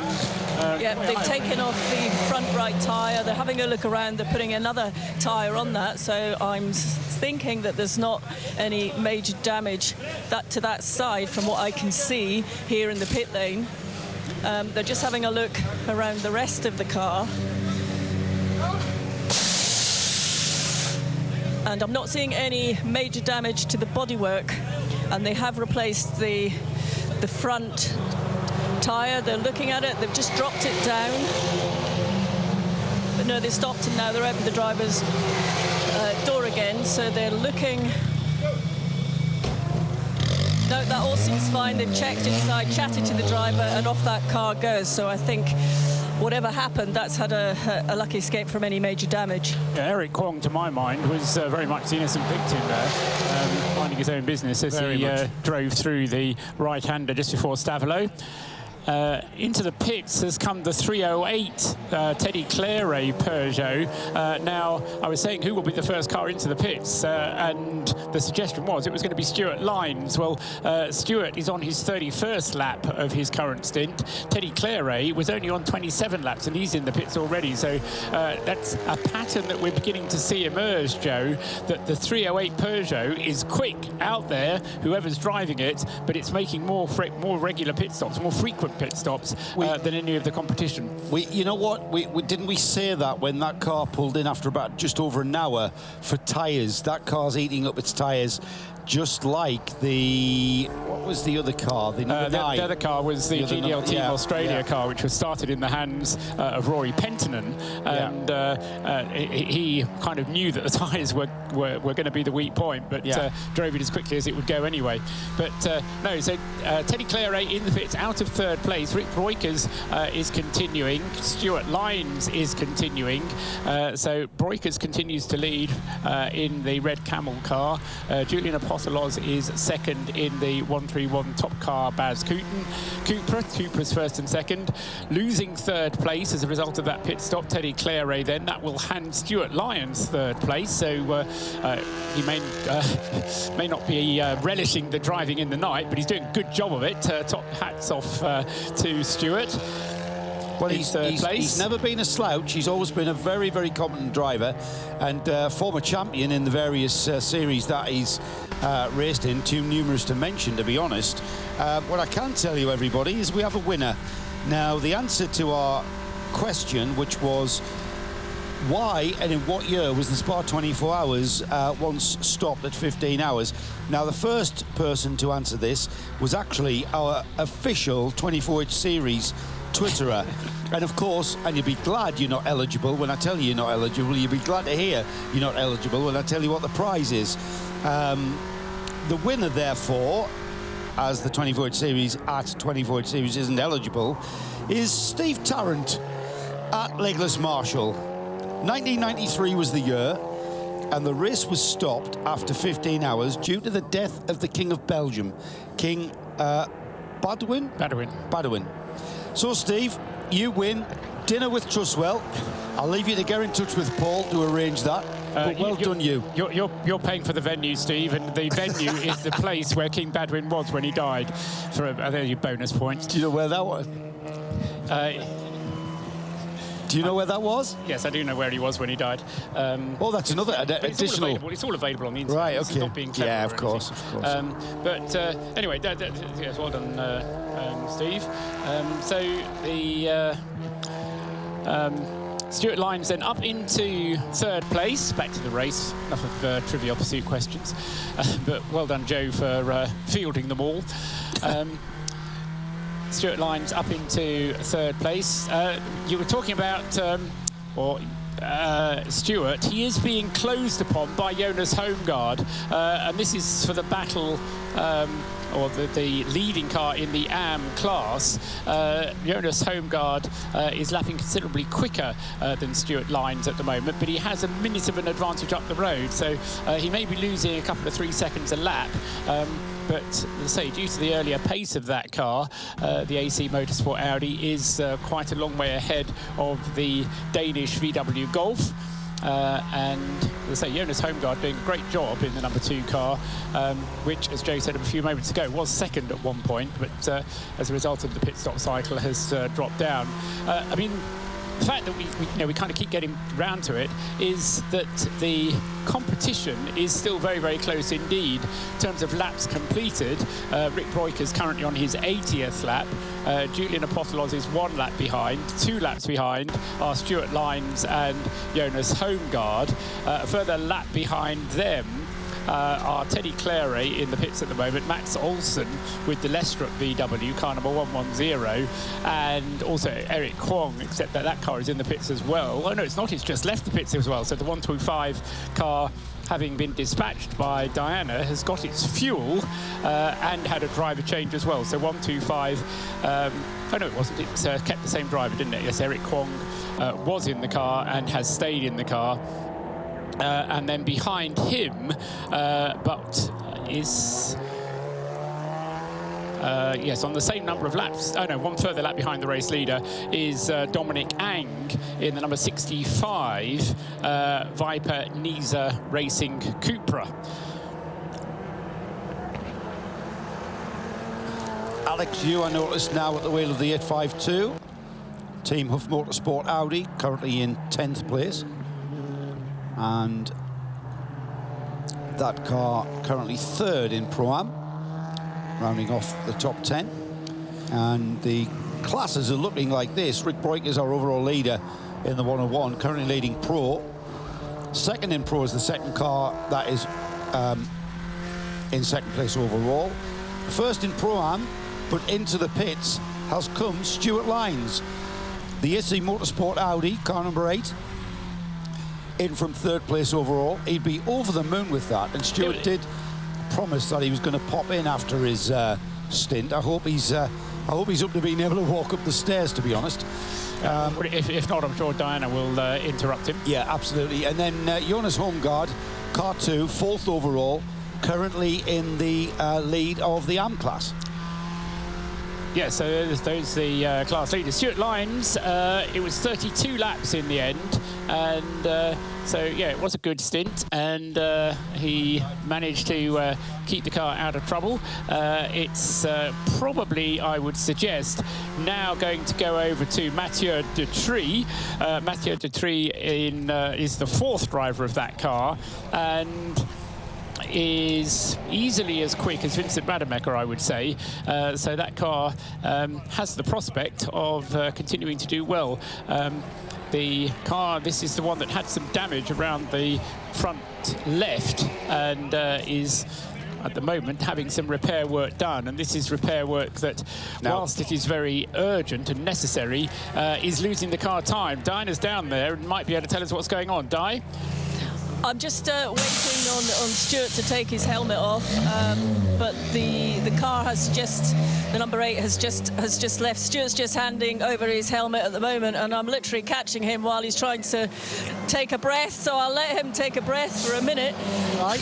If I could just break in there, there was some lovely bridging work going on with tank tape, which isn't the strongest of things when you're meant to bridge a gap, and whilst you're trying to get a word with Stuart Lyons, I can tell you that the leader, Rick Broikers, in the pits. He's having a shower. So who's having a shower? Stuart is. Stuart with a bottle of water. Oh, I see, yeah. I tell you what, the thing is, Di, I speculated that that's the longest stint Stuart has done in a car. Paul, how long did he do? 22, hour and 25 minutes, very nearly an hour and a half. That's calculating incredible. How long you were in the car, an hour and 25, an hour and a half? I don't know, I'm 56, I'm not the fittest bloke in the world, and it got dark, which is even worse for me, but I just kept plugging away, and consistent, I'm a sprint racer, I know what to do for 20 minutes, but, you can get carried away with it, and there's some lads out there who are quite rapid, but I don't know whether they're in the same race at the minute. They might have been catching up or had problems, so I just drove my own race and brought the car home. And the lad that's in it now, the Belgium kid, I think he's got another couple of seconds in him. So. Well, you came in 3rd place overall. Oh, okay. Well. So you were doing quite well. I mean, if I did it all the time, I'm sure. I mean, Tom Carnell went past me in the dark. I mean, he must have a simulator in his bedroom with the lights out or something, because it's just unreal. But then I followed him through the corners, and he wasn't any quicker. But where it mattered, where there was a commitment and it was a bit dark, he just edged away a little bit. So fair play to him. Well, he's very experienced at this Spa circuit, but he's still younger than me, though. Believe it or not. I wasn't saying anything about that. You enjoyed it, though? Yeah, magic. I said I want to try and bring our own stuff over next year if possible, and we need some guys from England to have a go, because you can't beat it for value for money. I know it's people are put off by 24-hour racing, but if you've got a good team of lads who can just keep the car on the track, you'll do well. So it's great fun, great team building, great team morale. Yeah. Can I go for a lie down? You can. I'll let you go for a lie down. I know. I need to let him go for a lie down, guys. You don't mind, do you? You know what? I knew. He said go. Say well done from Joe Bradley for us, mate. Well done from Joe Bradley. Yeah, well done, Stu. I tell you what, I thought it was the longest he'd ever done. I know Stuart from the UK racing scene, and that would have been a good effort, though. He might be 56, not a bad age. He's still strong as an ox, though. He's still a big lad. He doesn't know the difference between Rick Broikers and Tom Coronel, though, because it was Rick who passed him, not Tom Coronel. Right. Okay. Anyway, they're still quick. It's still quick, and it was good work from him. Code 60, this is due to Kevin Wong. I think he might have even just run out of fuel. He stopped out on the circuit at Blanchimont, and the car just seemingly has ground to a halt. He was fairly long into his stint, and at his last pit stop he did under a code 60. No, he didn't actually. It was a full green pit stop. It was just after the code 60 when Ryan Wong came in and handed the car over to Kelvin. But Kelvin Wong then it is, who's stuck out on the circuit in the 853 car. That is why we have this code 60. And as I say, normally a car off the circuit at Blanchimont would be reason for concern, but I don't think this is anything more than is just going to be a tow to get Kelvin back to a place of safety. As I say, I don't think he's actually hit anything, but we'll confirm that, and certainly Diana will be able to confirm it as and when the car gets back to the pit lane. So while we recover the 853, question posed by Phil Kinch, Paul. In regards to the DG Sport Peugeot stopping sooner, now remember that car stopped just after an hour. It was about an hour and 6 minutes when it stopped initially at the beginning of this race, and it took on tyres, 2 front tyres. Would that also be due to the fact that the car has a 1.6 litre turbo engine versus the rest of the field running 2 litre turbo engines? Well, that is correct. The Peugeot is a 1.6. The other TCR cars are 2 litres, but I would have thought that the lesser CC'd engine, the smaller engine, would actually use less fuel. Yeah, but it's got more boost. That's how they compensate it. Right, for. It has more they compensate boost. it for a smaller engine. They give it more boost. So maybe it is using more fuel. It is a possibility, and I don't know enough about the Peugeot, I have to admit, because most of the TCR cars that we have, or most of the TCR races that we see are in the Creventic series, and the Peugeot is a less competitive proposition in that part of the series. I'm going to correct myself what I said about Kelvin Wong's car, because not only him, but I was wrong, because we are now told that the car did hit the barrier. I saw the in-car with the car going slowly, but apparently that was after it had hit the barrier. So 853, the Macau PS racing car, representing the Macau nation in its attempt to win the nation's trophy, is currently stationary and, as I say, waiting to be taken back to the pit area. And my concern and my worry now, Joe, is if it has hit the barrier at Blanchimont, although there is the tensor barrier there, that is often a barrier that needs to be repaired, so this may be a longer code 60 period. We'll have to wait and see. And it's a shame, the number 853, the Macau PS Racing, making its way up the timing screen, if anything, up to 11th before that incident, having been languishing down around about 16th, 15th, 14th. Well, no, it was up to 8th, in fact. Up to 8th. It was in 8th place. That was because of... that was up to 8th place when it was in 8th place when it hit the barrier. Well, that's an even bigger shame than I thought. Yeah, go ahead, Di, you got something? Well, I've just been into the garage of the number 853 car. A little bit of a, obviously, translation problem, but he definitely didn't run out of fuel. He did hit the wall. They think there's some damage to the car, but they're just not sure yet. They were obviously deep in conversation and didn't want to give too much information away. Thank you, Di. I'm not surprised they don't want to tell you anything. You can't keep a secret. So they're not going to give you any kind of tactical information. Unless you say you promise not to tell anyone. I don't think there's anything tactical about it. They were just trying to find out what happened to the car. And very often, you know, the driver isn't going to say, oh, I'm about to hit the barrier. Oh, now I have hit the barrier. You know, this will have been an incident that took Kelvin completely by surprise. And I don't think they're going to say, they're not going to say, yes, something broke. Because they won't know. Because they won't know. They won't know. Yeah.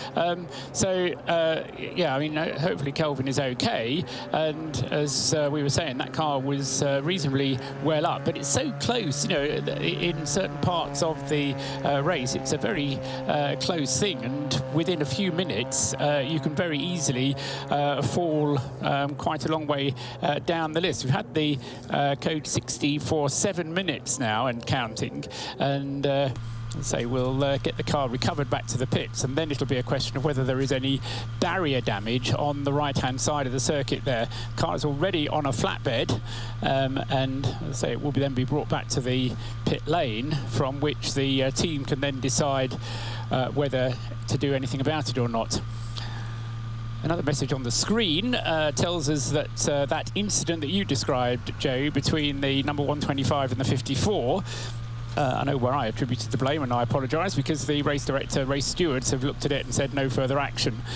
So that incident between who was it? It was Chris Allen in the number 54 car and Eric Kwong in the 125 when they came together at Stabilo, or just before Stabilo. No further action to be taken. Yeah, it was. It did look. I say I use the term body language when it comes to describing racing cars on track, and I'm sure all of our fans and viewers and listeners will understand what I mean by that. And there was an air of desperation, and I can understand that, because that car has had a very frustrating race. It didn't make the start. It started in the pit lane, and then it continued. It got going, and then it was delayed considerably after running really well, and then they were just getting back into it. Still a long way to go. We've just ticked back past another hour, so just coming up to the top of the hour. We've got another 30 minutes of live and uninterrupted in sound and vision for you before we go for our night break, and we'll be back with you at 11 a.m. in the morning, Belgian time. So another half hour of race coverage. We're under code 60 still, and that code 60 did bring out a spate of pit stops. And I suppose, Paul, we've got to wait until the field cycle through on the timing screen to see how those pit stops panned out. As into the pit lane comes the recovery truck with the 853. Di, you've got a better view of that. That looks like it's got quite extensive damage. It does. If you it's on the truck, as you said. It's come in. The front and the rear look fairly damaged. There's bodywork coming off the car. I can see that the wheels are not aligning right. Yeah, I think there's a fair amount of work to be done to that car by the time they get it off there and into the garage to be repaired. I don't know. You've had a very quick look. Can you see what assess it at all? I'm sorry, I don't know your name. Oh, no, sorry. Don't be shy. No, sorry. I don't have any information. You don't have any information? Okay, all right. I will leave it. Sorry about that. No information. The team are just waiting here to receive the car into the garage. Obviously, it is fairly badly damaged, I can see. So I'll just have to give them time to have a look around that car and find out what the actual damage is, and then see if they're going to be able to do anything and get back out. Well, thanks, Di. I can see from the pictures on the live stream that it's pretty superficial from what I can see. It all depends on the important parts of that car, which is the wheels and where they attach to the chassis, and if that's being bent out of alignment, you can replace suspension parts. It looks like it's gone in pretty heavy, though, and whether or not the suspension has been affected. I'm all for getting cars back out, especially considering we've just under 19, we've still 19 hours to go, so there's still plenty of time to make up ground. And in a field of 17 cars, there's every chance that all sorts of issues can befall your competition. To me, though, that just looks like superficial bodywork up to now. Depends on how the car rolls. Yeah, and it looks, Paul, like it's rolling nicely off the flatbed. Yeah, I mean, the problem is that part of the circuit is very, very fast. On the other hand, because it is so fast, generally your angle of impact, the angle of incidence against the barrier, is very often fairly slight. It doesn't often you kind of can hit a bit of a glancing blow. There's concern around the left rear on the car, though, which makes me wonder, maybe they're just being thorough and having a look at what's going on there. There's certainly a little bit of damage on the left rear, but that doesn't kind of add up to anything else. But we can come down to Diana now. She's got Kelvin Wong. Diana. I have, I've just had to come out of the garage. I have Kelvin Wong with me. First of all, Kelvin, are you okay? Yeah, okay, I'm okay. because just now I can see the apex, and then the fault line not so stronger, and then I can see, and I turn the corner, I miss, and then go to the gases, I lose control, and then hit the band. Unlucky. A scary moment, I imagine. Yeah, I was scared, but I feel the car is safety. The fear is safety. So I hope the car can repair and go to the track again. Well, we're looking at it as it's coming. It's just been unloaded off the truck, and we couldn't see if the alignment was out or how much damage there is. Have you had a chance, perhaps, to get any information? Yeah, I think the suspension, the wheel, something have to change. I'm not sure the frame have a bend already or not. Just the people can service my car. That's all. Okay, well, we'll let you have a chat with the team. Thanks for chatting to us. Glad you're okay. We'll come back and see how you're doing. Okay. See you later. See you later. Thank you, Di. Lovely fella.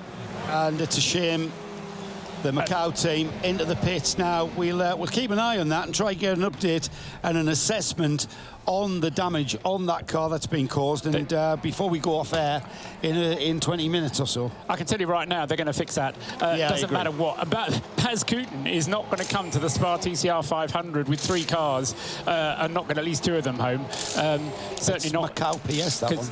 Oh, it's the Macau car, isn't it? Sorry, yeah, sorry. I thought it was a Baz Kooten car, but it's no, it is an independently run team from Macau. I had a feeling it was under that umbrella, but no, it is independent. So in that case, even more so, they're going to give it a shot at repairing, even if it takes all night. Because, as you've said, well, we get hours of track time, won't we? Yeah, if absolutely. It's all about track time for these guys. This is they've come all this way. They'll want to keep going in it. So that brief code 60, we'll have to kind of give it about 20 minutes to let that unravel itself a little bit. But during the code 60, we did get Rick Breukers into the pits, and I'm just going to have to double check to make sure that Rick came in after the code 60 started, because he was due a pit stop in any case. And yes, he did. He came in just after 3:56. I'm not sure that he did, actually. I think he might have got away with that. I think Rick might have just got in before the code 60 was announced. He will have come through Blanchimont, he will have seen the accident, and he would have said, this is going to be a long code 60, let's come in and get the fuel. And so they've got a full tank of fuel, 100 litres of fuel. They've got Evo Breukers now at the wheel of the 101 car, and they've also managed to get the car fully fueled and on its way again ahead of the 131 car, which is also come into the pits and had a routine pit stop, and put Mikkel Azkona in the car. But Mikkel Azkona came into the pits 3:35:30. No, he managed to sneak in as well. So those 2 cars were reasonably close together on the circuit. Mikkel Azkona had just been lapped, or rather the 131 car, which was then being driven by Julian Apothelos, and so Julian and Rick Breukers were both able to get into the pits to get a full tank of fuel before the code 60 actually was called. So they have both resumed following their respective pit stops, but there is still just over a lap separating the 2 of them, although they are both now on their first flying lap since their pit stop. Yeah, just over a lap separating them. Rick Breukers just getting up to Les Combes as Evo Breukers just getting up to Les Combes just as Mikkel Azkona goes onto the Kemmel Straight. 3rd place car is Jonas Holmgaard. He also came in under that code 60. He only got half a tank of fuel though and stayed behind the wheel of the car. So Jonas Holmgaard stays behind the wheel of the number 2 Holmgaard Golf. And in 3rd place, Stuart Lynes got out of the car, but is still being shown as the driver. So if somebody can just have a word with them and tell them they've got the driver ID wrong. Dies on it, Paul. Excellent. And I would assume it's Mathieu Detry, yeah, who hasn't been in the car yet. That's right. Yes, he is. Vincent Rademacher started. Stefan Perrin was 2nd. Stuart Lynes was 3rd. So Mathieu is the only driver who hasn't been. Mathieu is actually quite a quick driver. Yes, so we've seen him before in Creventic races and doesn't hang around. So I think that car we can look forward now to seeing a good stint from Mathieu Detry. Yeah, absolutely. So the number 8 AC Motorsport Audi with Mathieu Dietrich. They're in good position. They're only 2 laps off the leader, off the lead lap, and that's a good position to be in at this stage of the proceedings. They're in a strong position, having just cycled through those pit stops under code 60, and they are indeed leading the Pro-Am category.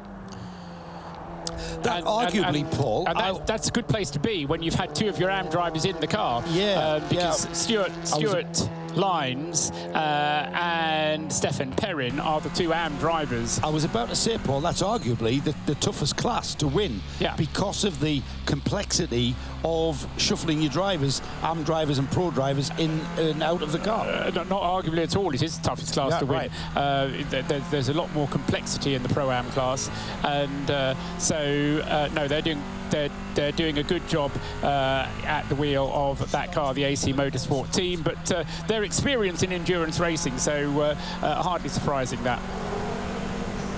So we'll just take an opportunity here at the moment while we're waiting to see what develops with the 853. Kim Holmgaard from the number 2 team. Kim, just have a chat with you. You're running a strong race so far. Are you happy with how things are developing? Yes, absolutely. It's going after the plan we had from the beginning, that we will do long stints and we will fuel under code 60 if we could and extend the driver time, and we have been a little bit lucky, so yes, it's going perfect. With all these endurance races and events, you have to take the situations as they develop, and all you can do is plan your strategy for your team and react to whatever's happening. Exactly. We always start with plan A, but we end up with plan far away from it, but we have to have a plan, because otherwise we don't have anything to work from. So we always have plan A, and from that we develop the race. What's the feedback from the drivers? What are they telling you when they get out of the car? How are they finding the race and how it's evolving? Oh, it's good. The feedback is good. We are a little bit conservative in the way we drive, because we know that it will begin to rain next morning. So the car is not where we should be, but it will be good in the rain. So we have a car that can drive now and also in the rain. So we have a good feedback, but we could be quicker. It sounds like a sensible plan. I hope. We are dancing a little bit rain dancing here. All right, Kim, thanks for chatting to us, and keep going well, and we'll catch up with you during the race. Perfect, thank you. I like Kim Holmgaard. Anybody who says we have to have a plan, I mean, absolutely. You know, there always has to be a plan, even if you're going through the alphabet at a rate of knots. You know, you always, and they're doing a good job. We talked about leading the Pro-Am class, as the AC Motorsport team is. Well, Holmgaard doing a great job and leading the AM class at the moment. And as I say, that car, having had both Magnus and Jonas Holmgaard at the wheel of it. They are Kim's 2 sons. The race was started by Rowan Shepherd, who had quite a quiet start at the wheel, but slowly the car, by staying out of trouble, staying out of the pits as much as it possibly can, has had a good run. And as Joe was saying a few moments ago, currently in 3rd place with Jonas Holmgaard lapping fairly quickly, although the fastest driver out there at the moment is Mikkel Azkona at the wheel of the Baz Kooten Cupra, the top car, the remaining Cupra of the 2 that Baz Kooten brought here to Spa this weekend. And he is, as I say, just over a lap behind the Ivo Breukers driven car.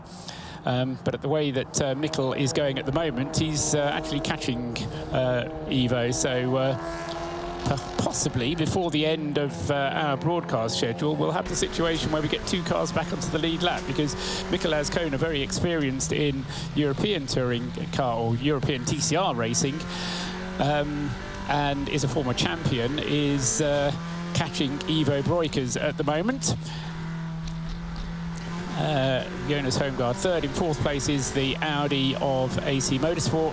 5th, the yeah, we call, actually, this would be something for Di to check just before the end of the broadcast as well, is whether the Peugeot is making those more frequent pit stops because of fuel or because of tyre wear, if they will tell you. But well, it's a fair question, because if they are suffering with a higher fuel consumption, it would be only fair to tell us so. Car off at, can't really identify where it is. Stavelot, thanks, Paul. It's the 852, I think, initially. Alex Hugh at the wheel of the 852 Audi of Teamwork of Motorsport. He's gotten the car out of the gravel. I think it's 852.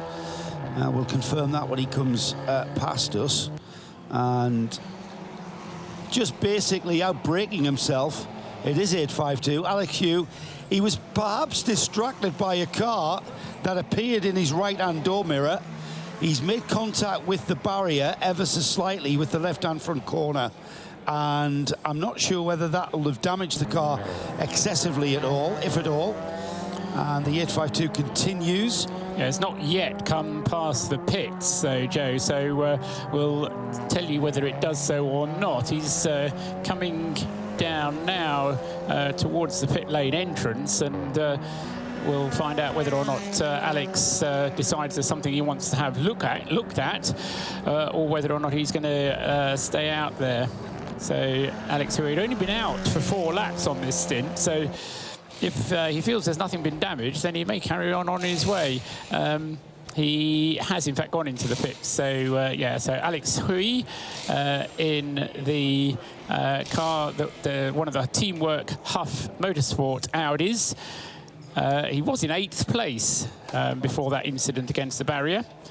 Now, the 853 has been pulled into the garage, having been recovered from a flatbed with excessive damage. Diana Binks is in the garage. Di, have you got your sleeves rolled up? Are you helping out? No, I have come out of the garage, actually, because they've shut the garage door, but there looks like there's an awful lot of damage to that 853, to be honest, Joe. I'll need to go back in about 10 minutes just to let them settle, but they're not. I think the camera's still stuck inside. He's staying there. I'm outside, and they're looking around the car now to sort of make a decision as to what to do. But as we talk, the 852 has come in, the Teamwork Huff Motorsport car, with Alex Hugh behind the wheel. As far as I can see, he's staying in the car from here, but they're changing the front tyres.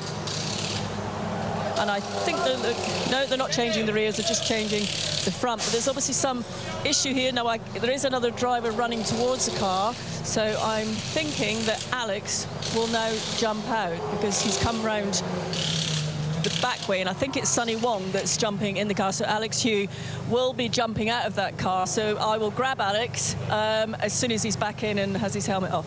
Yeah, the marshal's taken the opportunity to have a look at the barriers that Alex hit and see whether there's any need for them to have to repair. I think they're saying no, they'd be okay. So hopefully we'll be able to get away without having to have another code 60 period to deal with the barrier repair. 852 and 853. Not related, apart from the fact they have consecutive numbers. So the 853 car that we were hearing about first is the Macau team entry that did hit the wall at Blanchimont, and the 852 is the Teamwork Huff Motorsport car that Alex Hui was driving, as Diana was just describing, which also hit the wall, but at Campus Corner, the bit just before Stavelot. Meanwhile, Mikolas Kona continuing to lap very, very quickly. Also, whilst things are not maybe going so well for one Teamwork Huff car, the other Teamwork Huff car, Andy Yan, who is somebody that Rob Huff was speaking very well about, is going very rapidly as well. Just set the fastest lap for that car, 2 minutes 37.911, just 0.2 of a second slower than Mikolas Kona is going. So the TCR specialists, again, proving their worth. And I kind of like this, Joe. The more the TCR specialists are able to go fast, no matter what the conditions are, whether it's dark, whether it's raining, but they just drive the car that much faster than some of the what should we call it, the regular Creventic TCR drivers. Yeah. I think that's the kind of, it's for the good of all of us, because they will encourage more TCR specialists to come into this type of racing. Well, Mikel Ascona, a bit of a front-wheel drive specialist, started his racing career in Renault Clio Cup Spain and did a few seasons, Renault Clio Cup Euro Cup, Seat Leon Euro Cup, Audi Sport TT Cup. I think they're front-wheel drive, aren't they? And then he, 2018, was in the TCR Europe Touring Car Series, and he's in the World Touring Car Cup this year with PWR Racing. So he is one of those drivers that we can say is a specialist in TCR. So Mikel Ascona, Spanish driver, currently in second place, chasing down our current race leader, Ivo Breukers. Pit lane with Diana Binks now. Alex Hughes, probably our last interview down there for the night, Di. I'm with Alex. Alex has just jumped out of the 852, brought the car in after an incident on track. How did you see it from your seat? I have a crash in turn 14 when I tried to give away the way to a quick car, but I misjudged a brake point, so I outbrake myself. Luckily, the gravel was not too deep, and I'm able to drive the car back. We lost some time, but I think the car can still carry on. It's been delayed there for some time. Do you think there's any issues at the rear there? Because I can see the guys trying to repair it underneath. They did change the tyres, and they've had to take that tyre back off. Yeah, I'm not so sure. I need to ask the guys later, but the rear tyre seems to be coming off, so I think we need to change it. I think because I did contact the left side, I think also maybe there's some damage, but the car feels straight when I come back, but I'm sure there's something they have found. That's why they're there. Yeah, they're still looking, so we'll come back to that. Was it Sonny that jumped in after you? No, Samuel. Samuel, okay, all right. Alex, glad you're okay. We'll catch you later. Thank you, thank you.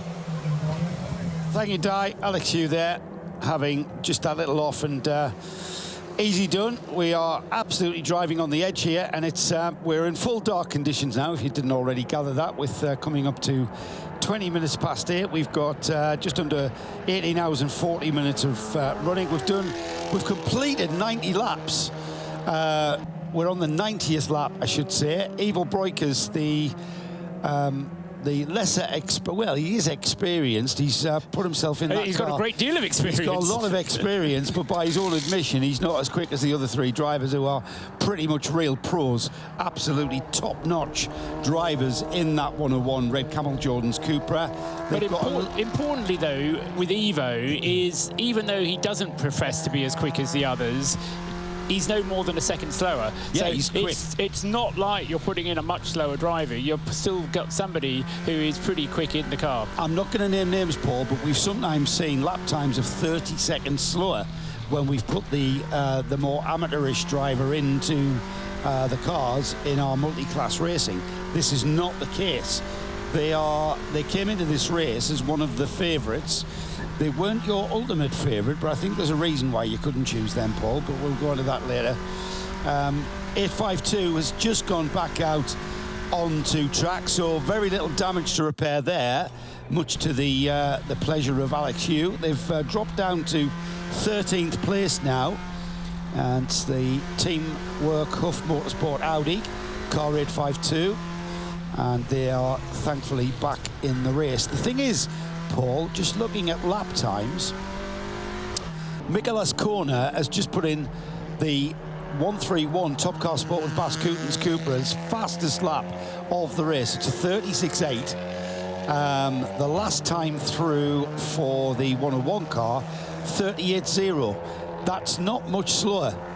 That's not much slower, and it's going to take quite a lot of time for the 131 at the current rate to catch the car ahead of it. They're already a lap down, aren't they? So they're a lap down in about 18 seconds, I think. Yeah, I mean, it's quite interesting. The website has a nice little tracker on it, which you can follow along with at home when you, whenever you want to, really. But yes, I mean, the Mikel Ascona is catching Ivo Breukers, but even when he does catch Ivo Breukers, he's going to have to do another lap in order to catch up with him. Yeah, exactly. So, you know, he's a lap in that bit ahead. So, as I say, even when he sees the orange Cupra ahead of him, he's still got to, he then knows that he's 7 kilometres behind. So, you know, overall, Ivo is managing to hold his own there, and he'll be driving his fair share of the stints over the course of the race. His idea is to take a slightly longer rest break overnight. The idea is that they'll skip him on one of the scheduled stints during the night, but apart from that, Ivo will be planning to do all of the stints.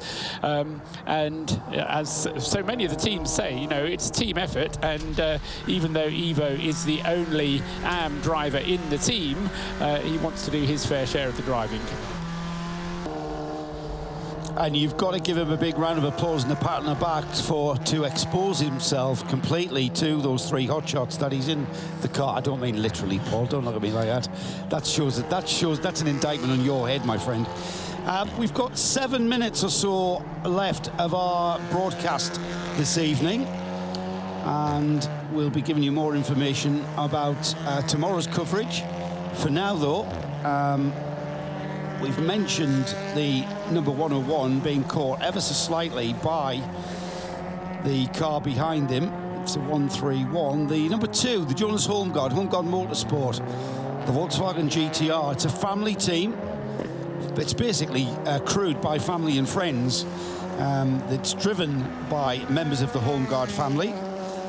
We've got Jonas Holmgaard, Magnus Holmgaard, and then they've got their friends Roy Edlund, Rowan Shepherd from New Zealand, and Jeremy Daniel from Canada.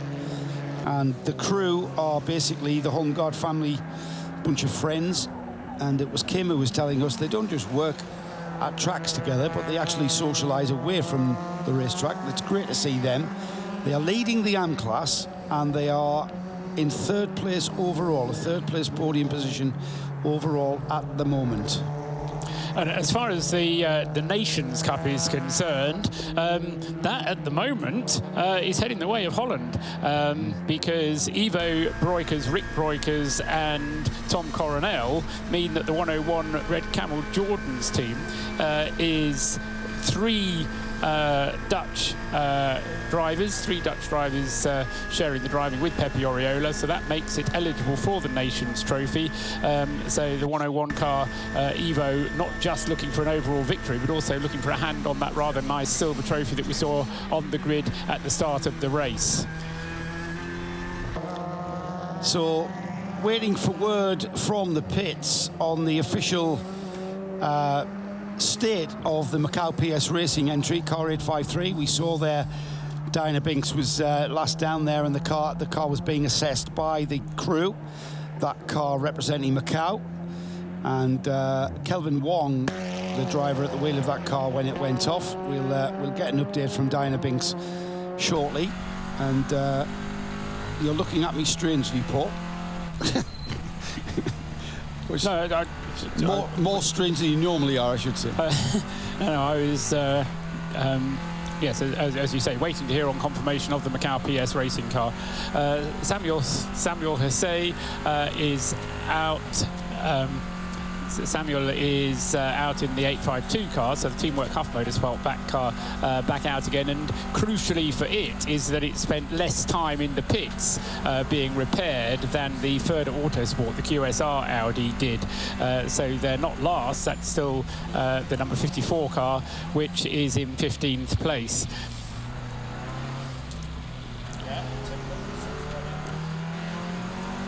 So it's going to be a long old night for these drivers. We were saying earlier on, because the time here in Belgium, beyond the equinox, we're into the time of year when the night is longer than the day, plus the fact that we lose an hour's worth of daytime running because we start the race at 4 o'clock and end it at 3 o'clock. So it's a 23-hour rather than a 24-hour time limit. And that's another reason why getting to the Magic 500 is going to be more of a strain. Fairly close, making good progress at the moment. Teddy Claret getting up onto the tail now of Mathieu Detry, and I don't know quite how long the gap is. Currently 9 seconds, and they're both lapping very rapidly indeed. So there's not a great deal to choose between those two. Number 8 and number 308 running in 4th and 5th place are separated by less than 10 seconds. Right, we were. Diana Binks is in the pits. She's in the Macau PS Racing pits. Diana, we've had official confirmation, kind of official, that the number 853 may have been retired. Are saying The team is saying it's not official. It's miracles do happen, were the words that were given to me. And they are still working on the car, although they've shut the garage door. I don't know if that has any relevance, but the garage door is shut. So we've come in via home guard just to ask, but they say no, they're still trying. So they haven't given up. I don't think the rules, like at Le Mans, you're not allowed to shut your garage door. If you do, you've retired the car. I don't think those rules apply here. I think they've shut the garage door for comfort because it's so chilly. You're not allowed to put the car in the garage during qualifying, but I think that was the only regulation.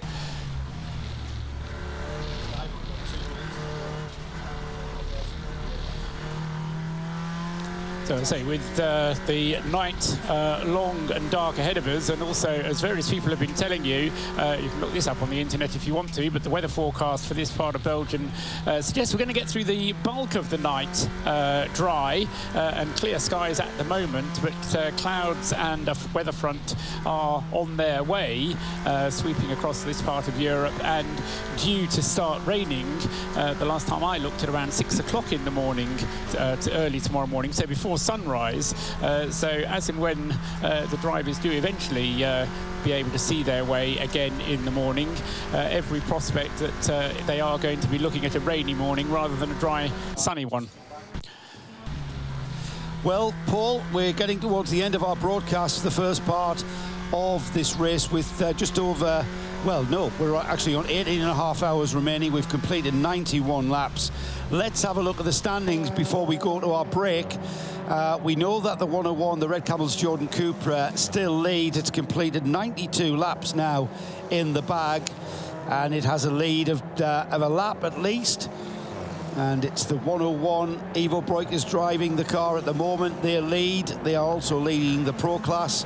Behind them in second place, the Top Car Sport with Bas Kuiten Cooper. Car 131 is second. Great effort from Holmgaard Motorsports, number 2. Volkswagen Golf in third place and leading the AM class. AC Motorsports, number 8 Audi, is in fourth place overall and leading Pro-Am.